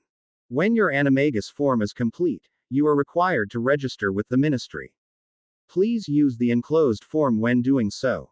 Yours truly, Norman Alsop, Department of Transformation, Ministry of Magic. Great. Harry grinned. I'll have to ask McGonagall when she has time to help me. Can't tonight though. Quidditch tryouts. He said. I wonder what you'll be, Harry. Hermione stared at him as if trying to see some animal in him. I hope something useful. Harry considered. Nothing with more than 4 legs. Ron told him seriously. Because if I see something with more, I'll smack it. I'll remember that. Harry laughed as he put the letter in his bag. Harry, Ron and Hermione said goodbye to Ginny left for their first class. In Transfiguration, Harry continued to surpass the rest of the class in conjuring. While the others still struggled to conjure things no bigger than teacup, Harry had advanced to chairs and bedsteads. Although pleased with his progress, Professor McGonagall seemed almost anxious about his sudden expertise. Excellent, Potter. I've never seen a student, even your father, conjure with such ease. McGonagall was studying the Windsor chair Harry had just produced. I know this sounds strange, Professor, but it's like I already know how to do it. Harry told her. Like when I first flew on a broomstick. I just knew how. Interesting. McGonagall gazed at him thoughtfully. If you had been exceptional in Transfiguration before, I wouldn't be so surprised, but let's face it, Potter, you barely scraped and exceeds expectations, owl. So this is just astounding. After class, Harry asked the professor about helping with his animagus transformation. Yes, Potter, let me see. She looked over her appointment book. How about Tuesday and Thursday afternoons? Before dinner. You have the afternoons free since you aren't taking potions. McGonagall's eyebrow rose slightly as she said this, but she didn't ask why he had dropped the class. That would be great, thanks, Professor. Harry couldn't wait. Is there anything I can do to prepare for it in the meantime? She smiled at his enthusiasm. If you are still practicing occlumency before you go to sleep. She received a sober nod from Harry, but McGonagall gave no hint of a position on his anger with the headmaster. When you clear your mind, try to feel the animal within you. If you do this, by Tuesday when we meet for the first time, you may be able to see what form you will take. Okay. Thanks again, Professor. Harry hurried out to catch up with Ron and Hermione. The day passed exceedingly slow for Harry. As much as he liked Malahide's class, and it seemed like he was one of the few students that did, he was anxious about the Quidditch team tryouts and was trying to hurry through the target practice the professor had set up for the class. To everyone's surprise, Neville managed to hit all his targets and 4 of the 10 hard-to-see bonus objects, making him the best of all the students and earning him a rare, "Good job," from Malahide. Do you think having a wand all his own helps Neville? Harry asked Ron and Hermione as they headed to dinner. It sure seems like it does. Hermione said. They say his father was a great Auror. It would be hard having to live up to that image, using the same wand that was so powerful in your father's hand. I know I have better control with my wand than I did with Charlie's old wand. Ron said. Before it was broken. He added, hearing a snort from Harry. Quidditch tryouts went better than Harry expected, but not as good as he had been hoping. His plan was to fill the empty keeper spots and make up a whole reserve team just in case of injuries. But only Ginny, Dean Thomas and Seamus Finnegan tried out for the position of chaser along with 5th-year Colin Creevey. To Harry's surprise, Colin turned out to be the best of the ones trying out for chaser. Ginny and Colin worked very well together. Dean and Seamus were harder to choose between. Seamus flew much better, but Dean could catch and throw the quaffle with greater accuracy. After a quick conference with Ron, Harry asked Seamus if he would try out for beater and be a reserve chaser. Andrew Kirk and Jack Sloper had improved with Angelina Johnson's training last year, but Harry wanted to get a few reserve players in case of injuries. There was a lot of noise in the Gryffindor common room that night as the new players were welcomed on to the team. Before he went to the dormitory, Harry remembered his promise and wrote a letter to Remus. Harry was very tired by the time he crawled into bed that night. He almost forgot to practice occlumency. As he cleared his mind of all thoughts and emotions, Harry tried to feel an animal inside him as McGonagall had told him. If any creature lived there, it wasn't making itself known to him tonight. Harry woke to bright sunlight shining into the dorm. Saturday morning, he thought, rolling over to go back to sleep. It had been a rare night of dreamless sleep. Aren't you awake yet? Ron's voice came from the doorway. It's almost noon. Harry yawned and stretched. Now that he was waking up, he realized was very hungry, having missed breakfast. I'm up. After long lunch, Harry, Ron, Hermione and Ginny walked across the grounds to visit Hagrid. The black beetle eyes glinted as Harry told Hagrid about their first week back. Hagrid filled the four in on Grop's progress, insisting the small giant was almost ready to meet people again. The four let that subject drop for fear he would drag them off into the forest to introduce them again to his half-brother. So they sat in silence for a moment sipping the tea Hagrid had made for them. Ginny launched into telling Hagrid about the Harry's trunk and the different transformation of the people trying to open it. Ah, your mum did know how to place a charm. Hagrid chuckled. I keep thinking of her, since I got the trunk and all the letters. Harry said thoughtfully. What was she like? I mean after Hogwarts. After she married my dad and had me. Harry saw the startled looks on Ron and Hermione's faces. Ginny looked interested. Lily. Ah, Harry, she was a fine person. Hagrid smiled sadly. She loved your dad, even if they did fuss a lot at each other. What do you mean? Harry asked concerned. What did they fight about? Oh, you know how some married folk are, always bickering about some little thing. Hagrid said. Don't think anything of that. They settled right down once you were born. Two doting parents, just as they should be. But what was she like? Harry asked, studying Hagrid closely. Well, it's hard to describe a person.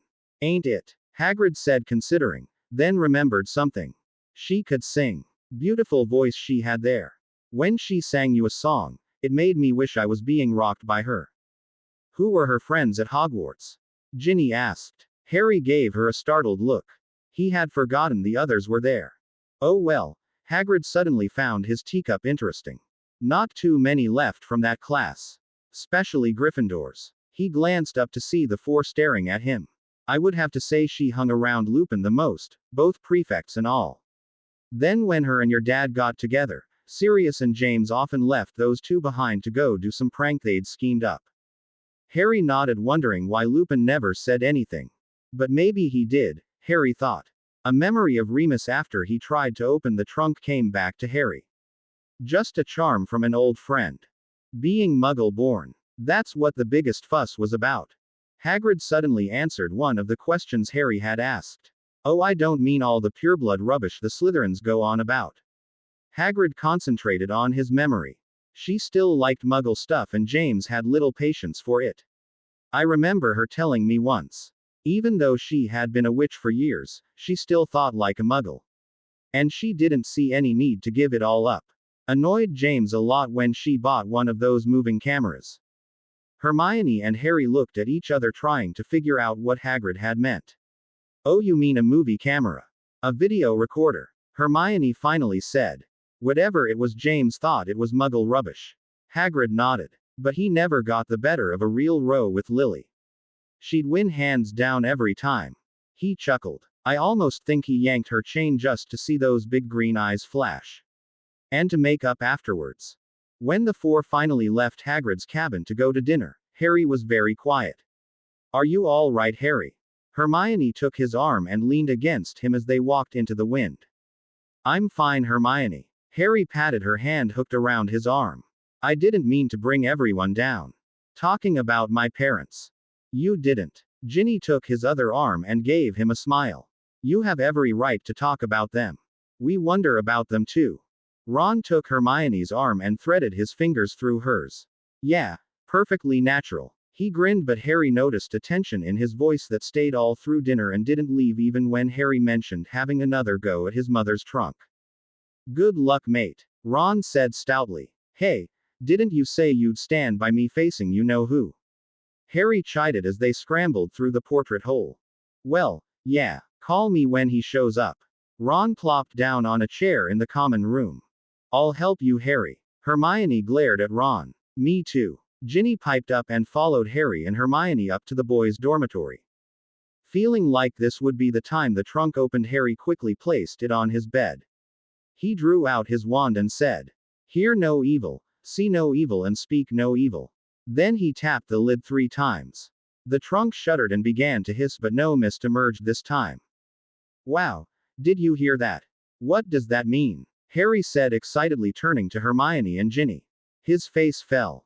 "All we heard was hissing," Hermione said with wide eyes. "What did you hear?" Harry swallowed hard. "I heard my mom's voice. She said a rhyme. One to unlock might. With blood in sight. On Mooney's night. The words said right. And a summoned light. Was that Parseltongue? I didn't recognize it." Ginny asked, then added, "Mooney's night has to be full moon." "Why? Or how could my mom say anything in Parseltongue?" Harry asked, staring at the trunk. "I think your answers lie within." Hermione nodded to the trunk. "Ginny's right though. You must have to open it at full moon." "What about the rest of it? The blood part?" Harry didn't like the sound any of this. It made the hairs on the back of his neck prickle with uneasiness. This was dark magic if he had ever felt it.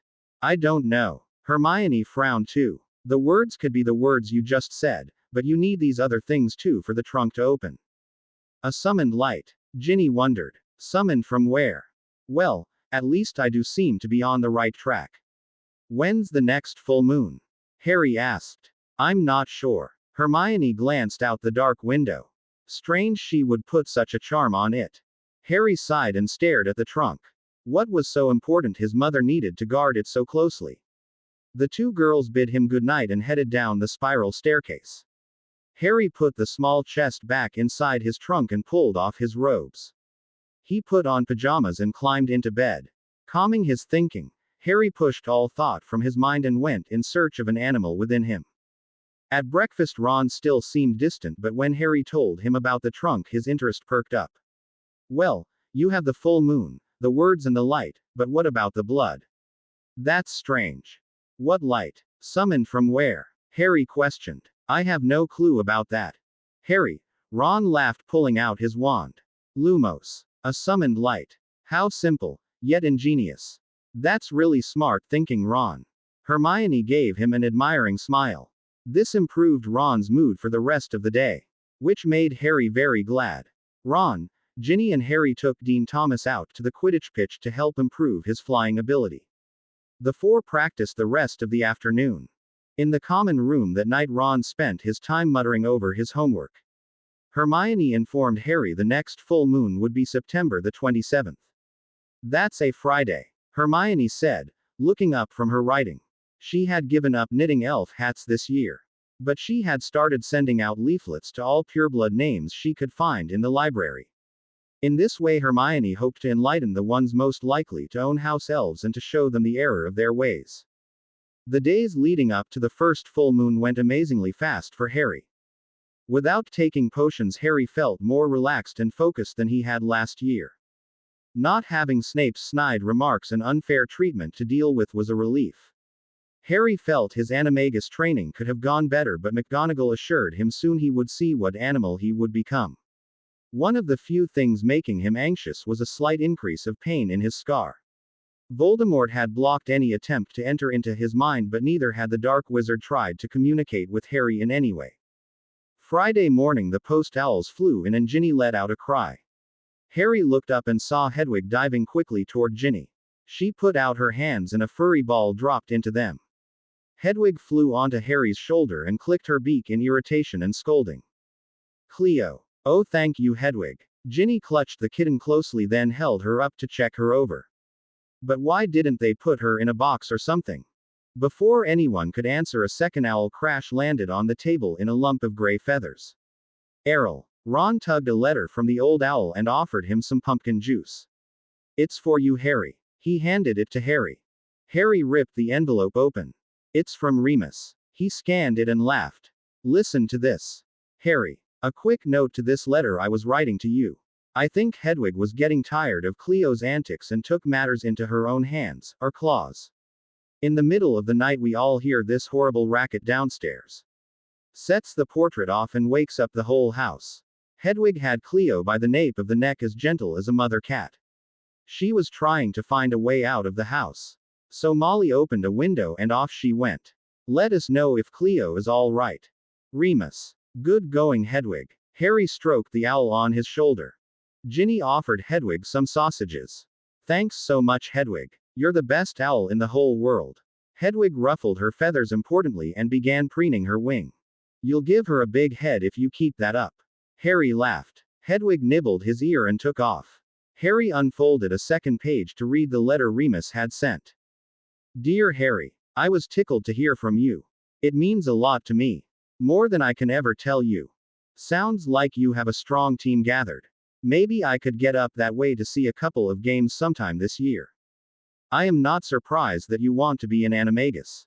James and Sirius would be thrilled. I'm glad you went to Professor McGonagall to help you. It is strange about your conjuring ability. But I guess one shouldn't look a gift horse in the mouth, so they say. There isn't a lot I can tell you about what's going on here. So I better roll this and find an owl to send it. I don't think Errol is up for a trip to Hogwarts. Right when you can. Remus. Short but sweet. Harry thought. He was doubly glad he had listened to Ginny and written to Remus. When the day finally was over and Harry waited for the common room to clear out, then he brought the small chest down so not to disturb the others in trying to sleep. Ron, Hermione and Ginny sat around him in the dying light of the fireplace. The full moon shone in through the window, making it almost as bright as daylight.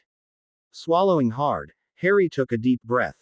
Hear no evil, see no evil and speak no evil. Lumos. Harry tapped the trunk with his lit wand. It shuddered and glowed, then hissed loudly but did not open. Was that the same rhyme? Hermione asked Harry as he slumped in disappointment. Yeah, what am I missing? He frowned, thinking. Has to be something about the blood. Ron said. One to unlock might with blood in sight. Ginny repeated. I can't believe she would want blood to unlock this. Everyone looked at Ginny in surprise. I mean, I know we didn't know her, but your mom didn't sound like someone who would expect real blood. It has to mean something else. I think Ginny is right.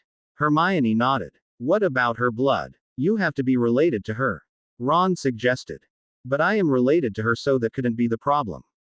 Harry said. Which means there's still a piece of this puzzle missing. The words said right. What if you have to say the words in Parseltongue? Ginny proposed. Frowning, Harry turned to the box. I could try. It would help if I had a snake to hiss to. He concentrated on the loopy decorations on the trunk strapping, trying to make believe they were snakes. The words came from his mouth in a hissing stutter. He tapped the chest again with his lit wand. Again a glow enveloped the trunk with a shudder and a hiss, but still it was locked. They all sighed in frustration. Harry rubbed his forehead. His scar had prickled each time he spoke Parseltongue. I guess we're going to have to think on it some more. When is the next full moon? I looked that up when I checked on this one, just in case. October 26. Hermione told him. First Hogsmeade weekend. Cleo became the scourge of Gryffindor Tower. No foot was safe with the little black and white terror loose. 2 third-year girls took a tumble down the stairs because of Cleo's attacks. Or she would wait in ambush and leap onto swinging robes at just the right moment to pull the wearer off balance. If Harry heard a yell of, Ginny, he knew it was safe to proceed because someone else was dealing with the kitten. The Wednesday before the first Hogsmeade weekend, Harry and Ron were changing after their Quidditch practice. Harry thought the practice had gone well and talked to Ron about their chances in the first match against Slytherins the week after Hogsmeade. When Ron didn't respond, Harry looked over at his friend, wondering what he had done. What's up? Harry asked, pulling on a sweatshirt. Ron looked up from lacing up his left shoe. Nothing. Come on, out with it. Have I done something? Harry stopped doing anything and focused his whole attention on Ron. No. Ron said hurriedly. Harry noticed his ears getting pink. You going to Hogsmeade Saturday? Well, yeah. Why? Harry couldn't think of what was making Ron so nervous around him. Well, Ron fiddled with his other shoe. Nothing. Forget it. He hurriedly tied his shoe and threw on his cloak. Harry stopped him from leaving. Ron, we're friends, spit it out, will ya? Harry said firmly, sitting down beside him. For a long moment Ron just sat there, then he let out a breath and looked up at Harry with a worried face. Okay. I want to go to Hogsmeade with Hermione. Just Hermione. His ears got redder, but he continued to meet Harry's gaze. Oh. Harry blinked. He hadn't seen this coming. Harry, it's not that I don't want your company or anything. It's just, Hermione and I got really close when you were sick. Ron said. But it's been so different when the three of us are together. He stumbled, trying to explain. Crowding your style a bit, am I? Harry grinned. Relief flooded onto Ron's face. I'd just like some time with her that isn't school.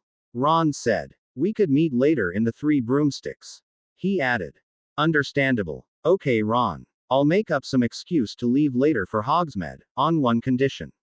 He paused. You have to keep her. Harry grinned at the look of utter horror mixed with possibilities in Ron's eyes. He wondered if Ron was going to breath any time soon. Harry, Ron finally squeaked. I've never really ed a girl. I mean, well, Angelina ed me last year, but I'm pretty sure it's not the same. Well, at least your first isn't likely to end with Hermione crying all over you. Harry nudged Ron. I sure hope not. Ron laughed. He fiddled with fastening his cloak. Thanks, Harry, for understanding. I didn't know how you felt about Hermione. She's always quick to hug you and take your arm. I wondered if there was something going on that I didn't know. We're best friends, like you and me. Harry said. I hope things work out between you two. That would really be great. Ron smiled and flushed. Thanks. I hope so too. They splashed their way back to the castle. Harry made himself scarce so Ron could ask Hermione. When the redhead came up to bed, Harry saw a huge grin on his face. Settling back on his pillows, Harry grinned at the thought of Ron and Hermione. They were always fussing at each other. Figures they would end up together. He let out a breath and began his search for his animal self. A month of animagus coaching had not produced any results yet. As he slipped into a dream, Harry felt a cool breeze through his hair. Don't get discouraged, Potter. Professor McGonagall patted his shoulder. Sometimes it take longer to see the appearance you'll take. Since I have been so good at conjuring, I guess I've been expecting this to go faster. Harry sighed and rubbed his forehead. It was Thursday afternoon and he was in the Transfiguration classroom trying to find his animagus form. Conjuring has very little to do with changing into an animagus, so that expectation was misplaced. McGonagall said. We'll have to continue this next Tuesday. I have another class. Thanks for your help, Professor. Harry grabbed his book bag and left the classroom. He was disappointed he hadn't found out what animal he would become. Harry began to worry that there wasn't an animal in him. Occlumency that night was quiet, mainly because neither him nor Dumbledore spoke much. They spent most of our meeting each other's eyes briefly or speaking shortly of unimportant things. Harry often wondered what was going through the old wizard's mind when they sat in silence. Many times a worried or almost scared look crossed Dumbledore's face, but the headmaster never spoke of his concerns. Actually, Harry had expected Dumbledore to give up these meetings as a lost cause, but he hadn't. Evidently, he wanted to maintain some sort of connection with Harry, even if less than amiable. Saturday morning, Harry felt strange seeing Ron and Hermione go off to Hogsmeade without him. Harry had told Hermione he wanted to practice his animagus with McGonagall and that she had a free morning. Harry assured her he would see them at the Three Broomsticks later. Potter, why aren't you in Hogsmeade? Professor McGonagall asked suspiciously. I thought I'd practice with my animagus while the castle was quiet. I'm going later. Harry thought if the story worked for Hermione, it would work on the professor. Yes, that is an excellent idea. Especially good to try in the morning when you are well rested. I was going to grade some papers. You may practice in the room while I work. McGonagall offered. Ah, sure, thanks. Harry nodded. Why not? He had to give Ron and Hermione some lead time before he went to Hogsmeade. And at least it would be pursuing something he wanted to do. An hour had passed and Harry felt frustrated. Nothing seemed to be happening at all.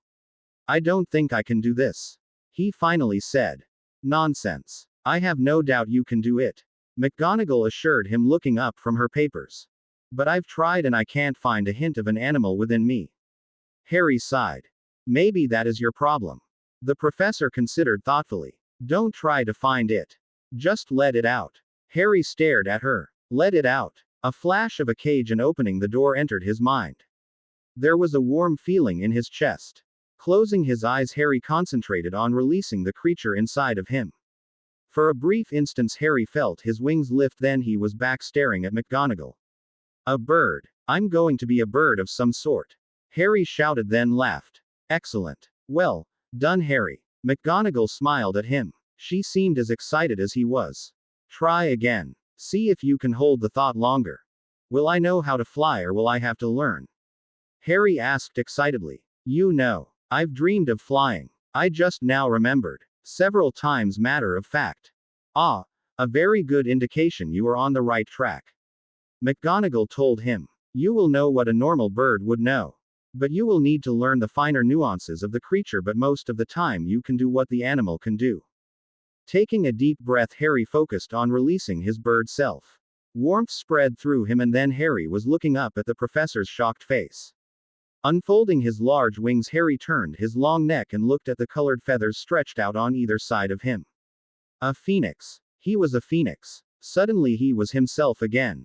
Harry panted from the exertion. I'm a phoenix. I saw that, Potter. McGonagall still looked stunned. What's wrong? I think being a phoenix is cool, Harry said, getting a little worried by the distress in the professor's face. What's wrong? I guess nothing is wrong with being a phoenix, the professor said carefully. But Harry, I have never heard of any animagus being a phoenix. The creature is too magical, too complex to change into, or so it was thought. McGonagall's voice was uneasy. You must be very careful in this. Why? I don't understand. Harry felt his elation of finally seeing his animal form vanish with McGonagall's seemingly needless worry. Since there is no precedence of such an animagus, there is no way of knowing if a complete transformation is possible. Professor McGonagall said. Should I try again? Harry wasn't going to let the prospect of being a phoenix escape him. At first Harry thought the professor was going to say no, but then she nodded. Might as well. I don't think I would be able to stop you. McGonagall's eyes flashed a little, but the corners of her mouth twitched. The transformation took only an instant this time. Harry lifted his wings and flapped. Flying. He was flying. He laughed. Harry heard the clear piping song of a phoenix, then realized he was making the noise. He glided around the classroom and saw the startled look on McGonagall's face following his flight. He came in for a landing on the back of her chair but missed and landed on the desk. My word, Potter. McGonagall stepped back when Harry resumed his human form. Sorry, Professor. Flying is a little tricky. Harry scrambled off the desk. I can see I have a lot to learn. He grinned at her. The Transfiguration teacher finally relented and smiled back. It is quite wonderful, isn't it? I'll say. Harry couldn't stop smiling. Now what? Do I keep practicing? When is it official that I'm an animagus? Yes, you need to practice controlling your transformation. Holding it, then consciously willing yourself back to human form. McGonagall looked at him over her glasses. You especially do not want to be flying and suddenly become human again. No, that wouldn't be good. Harry nodded soberly. Will I be able to transport myself, like Fox does? I really do not know, McGonagall thought. But if I were to guess, I would say yes. You certainly look and sound like a true phoenix. She frowned at the grin spreading wider across Harry's face. You will refrain from trying such a thing until you have completely mastered transforming. Is that understood? Oh, sure. I understand. Harry felt too elated to worry about limitations. I think I'll head into Hogsmeade. I can't wait to tell Ron and Hermione. Thanks for your help, Professor. You are quite welcome, Harry. McGonagall nodded. Oh, and Harry, it is a good idea not to tell everybody what you become. Anonymity does have its advantages. A cold wind blew from the east as Harry hurried along the road to Hogsmeade.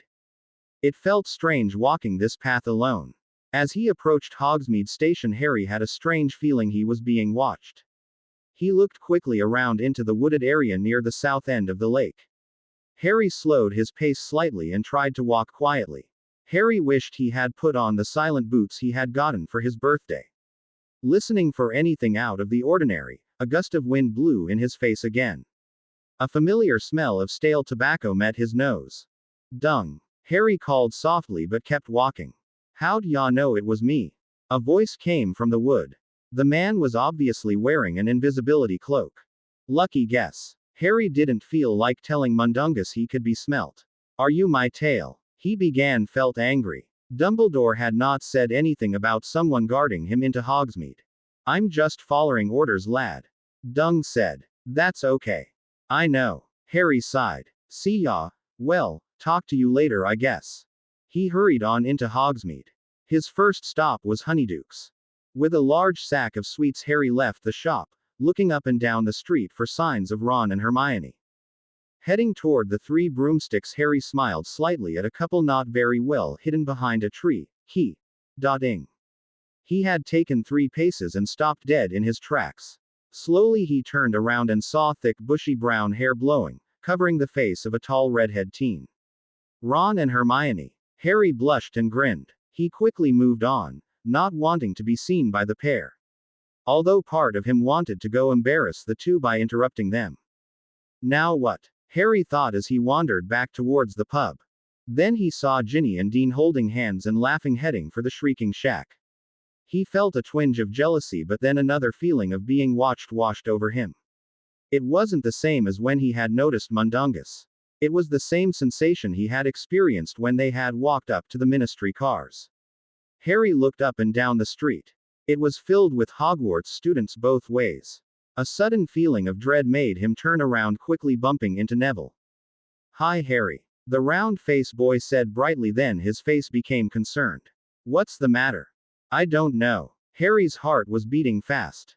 He jumped as the wind banged a shop sign. Something's wrong. What can I do? Neville looked into Harry's scared face. I don't know. A great surge of panic welled in Harry. Sounds of people around him became confused and muffled with the roar and howl of the wind. Then a scream pierced above all the noise. Harry gasped and whirled in the direction. Ginny. What? Neville looked in the same direction. What is it?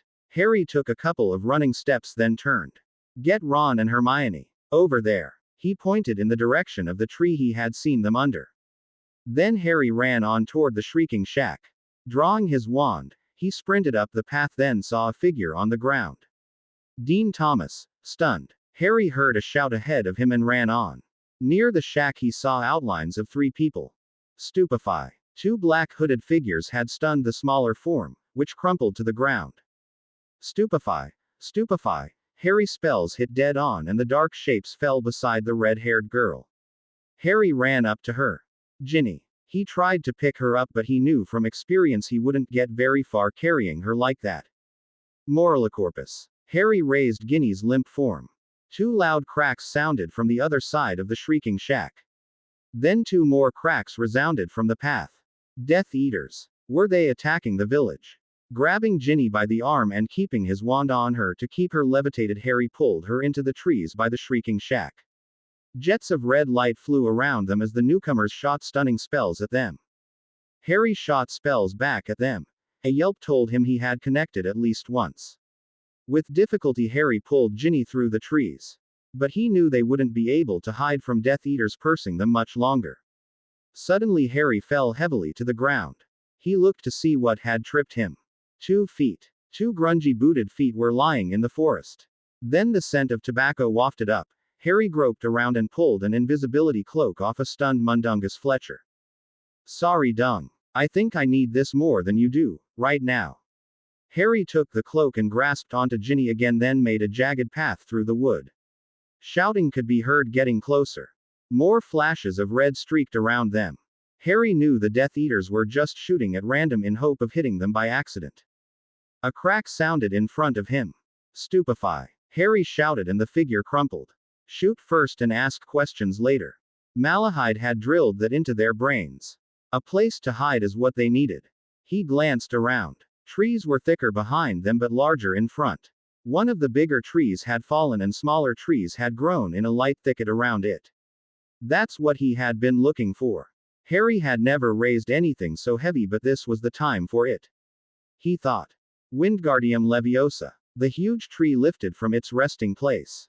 Harry quickly dug a shallow hollow in the soft dirt and pulled Ginny into the depression, then he got in beside her and threw the invisibility cloak over them. Quietly and carefully he lowered the tree over top of them. crunching of the twigs announced the Death Eaters approaching. Trying hard not to breathe loudly, Harry was sure they'd be able to hear the frantic pounding of his heart. The crunching went past their hiding place. But two more pair of footsteps entered the little clearing. I'm sure they came this way. Lucius Malfoy's voice sounded angry. Look over there, Goyle. Malfoy paced around where Harry and Ginny lay hidden. To Harry's horror, Ginny began to stir. He clamped his hand over her mouth to keep any sound from escaping. Her eyes popped open and she gave a slight squeak but quickly muffled it when Harry shook his head and placed a finger on his lips. Nobody over this way. Goyle's dull voice called out. I'll check over there. You better hope you find that girl. The Dark Lord will not be happy if we don't bring her back to him. Lucius Malfoy's voice now was twinged with fear. Harry heard him mutter, damn it. More footsteps came near their tree. A shudder went through Ginny as the feet came closer and stood within touch if they had reached out their hands. They have to be here somewhere. They can't have disapparated. We're going to have to form a line and sweep the trees. Malfoy ordered the other Death Eaters to take positions. We'll stun as we go. The sound of stupefy being shouted by several Death Eaters filled the air. Crimson light illuminated the area as the dark wizards moved off in a line. Again and again they heard the spell shouted, slowly becoming more distant. Over the noise, Harry was finally able to draw a couple of deep breaths. Barely making any sound, he whispered to Ginny to keep silent. She nodded, swallowing hard. In a short time several loud cracks told them the Death Eaters had returned to the area. Who's going to tell the Dark Lord she got away? Crabbe's fear was evident. There was dead silence. I'm not going to. It wasn't my fault she got away. I told you to wait, but you had to stun that boy and give her a warning. Malfoy growled. But you were supposed to stun her. Crabbe fired back. And you missed. He winced in pain. The Dark Lord calls us. There were two loud cracks.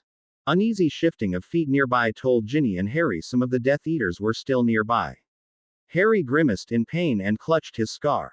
Ginny looked on helplessly. Excruciating burning agony made Harry gasp.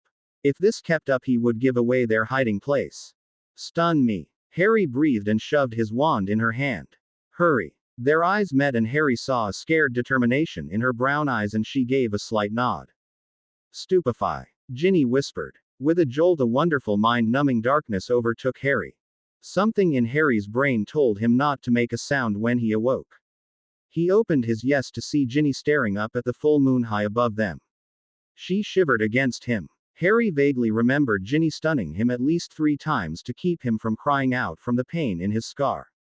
Anything. Harry whispered hoarsely. Ginny jumped but then shook her head.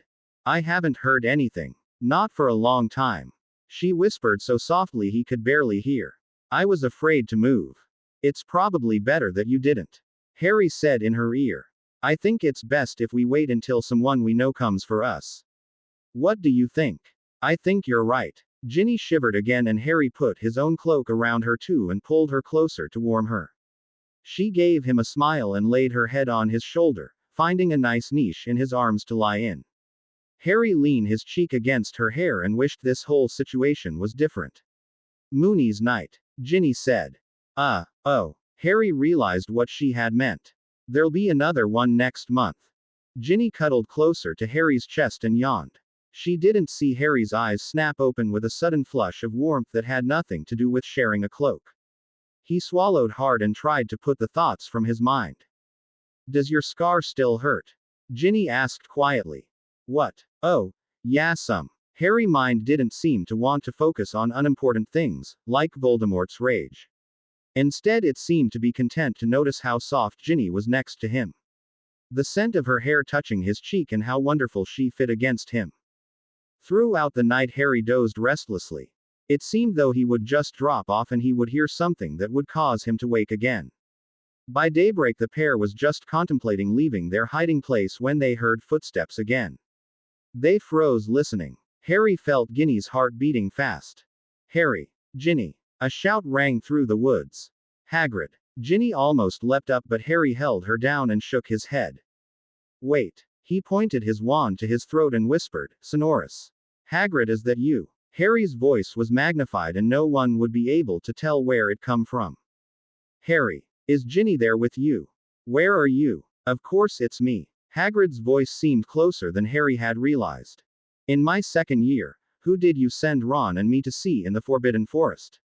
Harry's question echoed through the woods. Aragog. I told you to follow the spiders. Hagrid shouted. Quietus. Harry had pointed his wand at his throat. That's him. Wingardium Leviosa. He levitated the dead tree and they scrambled out of the hollow. Over here, Hagrid. Harry shouted, helping Ginny to her feet. They were both stiff from being on the cold ground. Well, you two, sir, are a sight for sore eyes. Hagrid's big form stomped into view and grabbed the two up into a bone-crushing hug. Over here, Professor Dumbledore. Hagrid bellowed so loud Ginny clapped her hands to her ears. The headmaster appeared, hurrying toward them. When he saw them alive and well, a look of utter relief washed over him. Thank Merlin. Are the both of you all right? Dumbledore asked. Several other teachers appeared out of the woods. I'm just freezing. Did you have all the teachers looking for us? Ginny asked, crossing her arms to warm herself from the chilly wind. It had been warmer under the tree. Of course. Dumbledore seemed surprised by the question. Let's get you two back to the castle. Is Hogsmeade all right? Did you find Mundungus? I took the invisibility cloak he had. Harry looked back toward Hogsmeade. Yes, Hogsmeade is fine. Mundungus is no worse for wear. As is Dean Thomas. Dumbledore assured them. He picked up a large rock nearby. Portus. It shimmered blue, then looked quite normal. This will take you to the hospital wing. Ready. Harry and Ginny touched the portkey and Dumbledore counted to 3. A jerk from behind his navel and a rush of color and sound sent Harry forward. He felt Ginny bump into him as they sped forward. Then the walls of the infirmary appeared around them. He swayed but remained on his feet.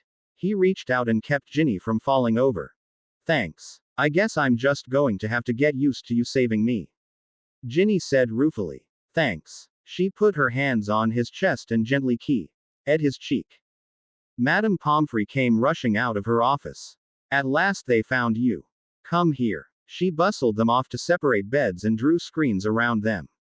The nurse would not have any of Harry's insistence that he was fine and just wanted to go up to Gryffindor Tower to sleep. Reluctantly he put on the pajamas she had thrust into his hands and crawled into the bed. Madame Pomfrey came back around carrying a goblet that was smoking. Here, this will warm you up. She hurried off to Ginny, muttering about the dreadfulness of being out all night in the freezing wind. And she was certain they would catch their death of cold. The potion worked its magic and Harry felt heat creep through his body. The bed was softer and warmer than the cold, moist ground they had laid on all night. He sank back and closed his eyes. For the first time in over a month, Harry found himself in Voldemort's mind. The pain of his rage was unbearable. The Dark Lord was punishing his followers that had failed him. And even worse, had let Harry Potter thwart his plans. Harry didn't want this contact. He pushed himself away. He knew he wasn't strong enough to deal with Voldemort. But as he pulled back, the Dark Wizard felt him. Voldemort roared in fury. Using all his power, Voldemort forced himself into Harry's mind. Harry felt his eyes snap open against his will. More agony than he had ever known coursed through his head. He didn't register the two people sitting beside his bed. He didn't hear them ask him what was wrong. The thing inside him forced his head to look at the people. A vehement hiss escaped from his lips when he saw the red hair. All Harry could do was try to bear the torturous pain as Voldemort used his body to leap onto Ron and clutch his throat in his hands, squeezing tighter and tighter on the flesh under his fingers. Harry heard Hermione pleading with him to stop and crying for help but could do nothing. A stunning spell seemed to bounce off of him. Then a soft hand touched his, gripping a struggling neck. Through the searing pain, Harry could see the small hand covering his on Ron's throat. Let go, Harry. Ginny's kind voice penetrated the pain. Harry, let go. Harry felt his body go limp as Voldemort fled his body. Noise and confusion exploded around him.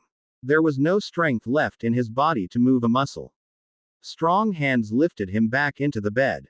Shaking violently as the pain subsided, Harry knew what he had done. What Voldemort had made him do. Was Ron all right? He didn't have the strength to ask. He couldn't move. A potion was forced between his lips and he managed to swallow the burning liquid. A welcoming numbness crept through his body and Harry felt no more Images of Ron's dead body drifted in and out of Harry's dream. But Harry didn't want to wake up and face what could be reality. Then suddenly he sat up straight. Ron. Harry looked around wildly. Calm down, Harry. Dumbledore put a hand on his shoulder and pushed Harry back down on the bed. Ron is fine. He momentarily stepped out to use the facilities. I could have killed him. Harry put his face in his hands, despair overwhelming him. He must hate me. How can I face him? How can I go up to Gryffindor Tower and look him in the face? Then how about looking me in the face now? Ron pulled Harry's hands away from his eyes. Ron. Harry grabbed his friend's arms, shaking with relief. He needed to touch Ron to make sure he was real. Ron returned the grip with an understanding nod. I'm okay. Can't get rid of me that easily. Ron tried to lighten the mood but quickly saw Harry's nerves were too raw and he was struggling to keep tears back. Harry, I'm okay, he said gently. I almost killed you. Harry clutched harder at his friend. I could have killed you, he whispered. The tears started down his cheeks and he couldn't talk anymore. He let go of Ron and turned away from them. Harry tried to get a hold of his emotions, but he found he had no control left. Tears fell and Harry was unable to check them. Harry, look at me. Ron's hand was on his shoulder. Harry opened his eyes to find Ron's face right in front of him. He couldn't meet his friend's eyes. Harry, look at me, Ron repeated. Reluctantly, Harry met Ron's eyes. I know you could never kill me, Ron said firmly. Harry felt the conviction in the words. Voldemort could have. Harry swallowed and wiped his eyes. I don't care what power you know who. Ron paused, still keeping eye contact. I don't care what power Voldemort has, I know you wouldn't have let him kill me. Hearing Voldemort's name for the first time from Ron made Harry's tears stop. I don't know, he said uncertainly. Well, I do, Ron insisted gently. He sat on the edge of the bed rubbing Harry's back. I knew you would be beating yourself up over this. That's why I wanted to be here when you woke up. Harry stared at Ron to make sure this was really his friend. The person sitting beside him seemed so much older than he had a day ago. Maybe that's what near-death experience does to a person, Harry thought soberly. Now don't go off again, Ron warned. I only have so much sensitivity and I gotta save some for Hermione. This was the Ron that Harry knew. He had to laugh, but even in laughing, tears welled up in his eyes again. He quickly wiped them away and snorted. Makes me wish I'd interrupted you two behind that tree. Harry grinned as Ron went pink. Then Harry remembered Dumbledore was in the room. He glanced at the headmaster and found his eyes twinkling and he was smiling. If you had, I think I might have strangled you, Ron growled, shoving Harry's shoulder. Oh, thanks for saving Ginny, again. He cuffed Harry's shoulder. Is she okay? Harry asked. I can't believe Voldemort tried to kidnap her. Did the Death Eaters attack Hogsmeade? Hogsmeade was not their target. Apparently their only goal was Ginny. Dumbledore said grimly. I think they wanted to get in and out as quickly and quietly as they could, but you spoiled their plan. He nodded in a satisfied way. Neville tells me you felt something. I heard Ginny scream. Harry shuddered with the memory of the disturbing feeling he had before her yell. But I knew something was wrong. I don't know why, but I knew. Thanks to you, mate, Ginny's fine. Worried about you, but she's fine otherwise. Ron grinned, then he yawned loudly. Why don't you go get some sleep? I don't need babysat anymore, Harry told him. I think I'll do just that. Hermione and Ginny went to bed a couple of hours ago. Ron got up. I'll see you in the morning. Good night, Harry, Professor. Ron nodded to the both of them and left the hospital wing. Harry watched him go with a slight pang. What would he do without Ron? He sighed and glanced at the headmaster, still gazing at him. Good friends are hard to come by. You are very lucky, Harry. Dumbledore smiled. I think now you will see the necessity of taking occlumency lessons. As Dumbledore told Harry this, his voice became uncertain as a look of fury flashed onto Harry's face. The next instant all the windows and glass in the room shattered. Madame Pomfrey came running out. What happened? She gasped at all the broken glass. My word, Headmaster. No one is hurt. I'll see to it, Poppy. Dumbledore told her calmly, but Harry could see the worry in his face. A wave of his wand and the windows were repaired along with many vials and flasks. Madame Pomfrey eyed Harry and Dumbledore, then retreated back into her office. I'm sure you did not do that on purpose, Harry. Dumbledore gazed at him. But I don't know what made you so angry. Harry struggled to contain his rage from bursting out again. He trembled as he spoke through his clenched teeth. I almost strangle my best friend, and all you can find to talk to me about is occlumency. Harry shook and pressed hard against the pillow, willing himself not to lose control. Nice tactic, to attack while my defenses are down. Malahide teach you that? Dumbledore sighed. You are not an enemy for me to attack, Harry. But you are right. My timing was inappropriate. The headmaster rubbed his eyes behind his half-moon glasses. I do apologize, Harry. I know you are tired. I'll leave you to rest now. Harry watched the old wizard rise. For the first time he noticed Dumbledore leaned on a staff as he walked wearily from the infirmary. The headmaster did not return for the remainder of Harry's stay. Monday evening Harry was allowed to leave the hospital wing. He dreaded facing the rest of the school. His attack on Ron must be the talk of the whole castle by now, he thought. When Harry entered the common room, only Hermione and Ron sat by the fireplace. Then Harry noticed they sat very close together.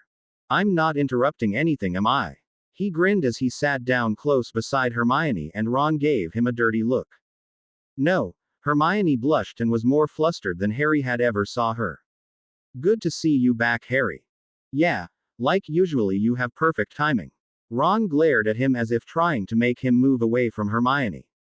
How are you feeling? Hermione looked closely at Harry's face. I'm fine. To annoy Ron, he put a causal arm around Hermione's shoulder. Would you get your paws off my girl? Ron took Harry's hand and pushed it off Hermione. She blushed but didn't correct him, Harry noticed. Wing, not paw, Harry corrected, waiting for the hint to sink into their minds. Hermione's eyes flew open. You're a bird. Oh Harry, that's wonderful. You found your animagus form. What kind of bird? An owl? Ron asked excitedly. I am a phoenix, Harry announced to them. Their jaws dropped open. Watch. He closed his eyes and concentrated. A gasp came from Ron and Hermione. Harry stretched his wings and flapped around the room and landed beside Hermione again. He blinked at them, then willed his human form to emerge. Oh Harry, Hermione gave him a hug. That's wonderful. Excellent, Harry. Ron firmly took Hermione's hand. McGonagall seemed worried about it. Said there's never been a phoenix animagus. Harry said. But I think it is great. Then he yawned. I think I'll go up to bed. Good night. Harry climbed into bed and pulled the hanging around him. Waiting for his heart to calm, Harry thought of his phoenix form. It helped clear his mind of his emotions. Feeling a quietness wash over him, Harry felt a connection with his other form that he hadn't considered before tonight. A bark-like laugh echoed through his mind as it drifted off to sleep. Sirius's dog self had made itself known in his human form too. On the edge of sleep, Harry became aware of a mind pressing into his. Calmly he halted the intrusion. What do you want? Harry asked, gritting his teeth from the pain erupting in his scar. Ah, so you know I'm here. A bit stronger tonight, aren't you? Voldemort's voice was controlled and his mind very guarded. What did you want with Ginny? Harry questioned. Might as well get some good out of this contact, he thought. We're old friends. Or don't you remember? I certainly do. Voldemort laughed.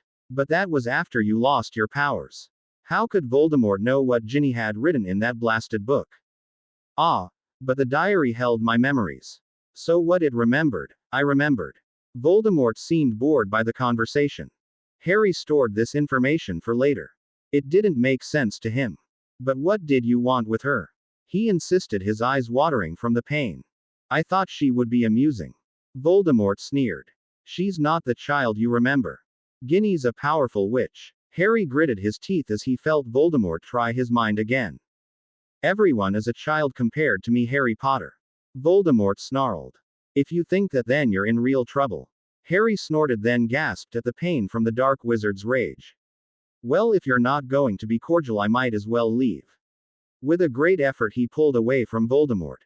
Taking deep breaths, Harry tried not to groan too loudly so he wouldn't wake up the others. In his mind a phoenix song echoed faintly, warming his body and calming his thoughts. To be continued. I hope you enjoyed this story. Also remember to subscribe and like this video. See you in the next video.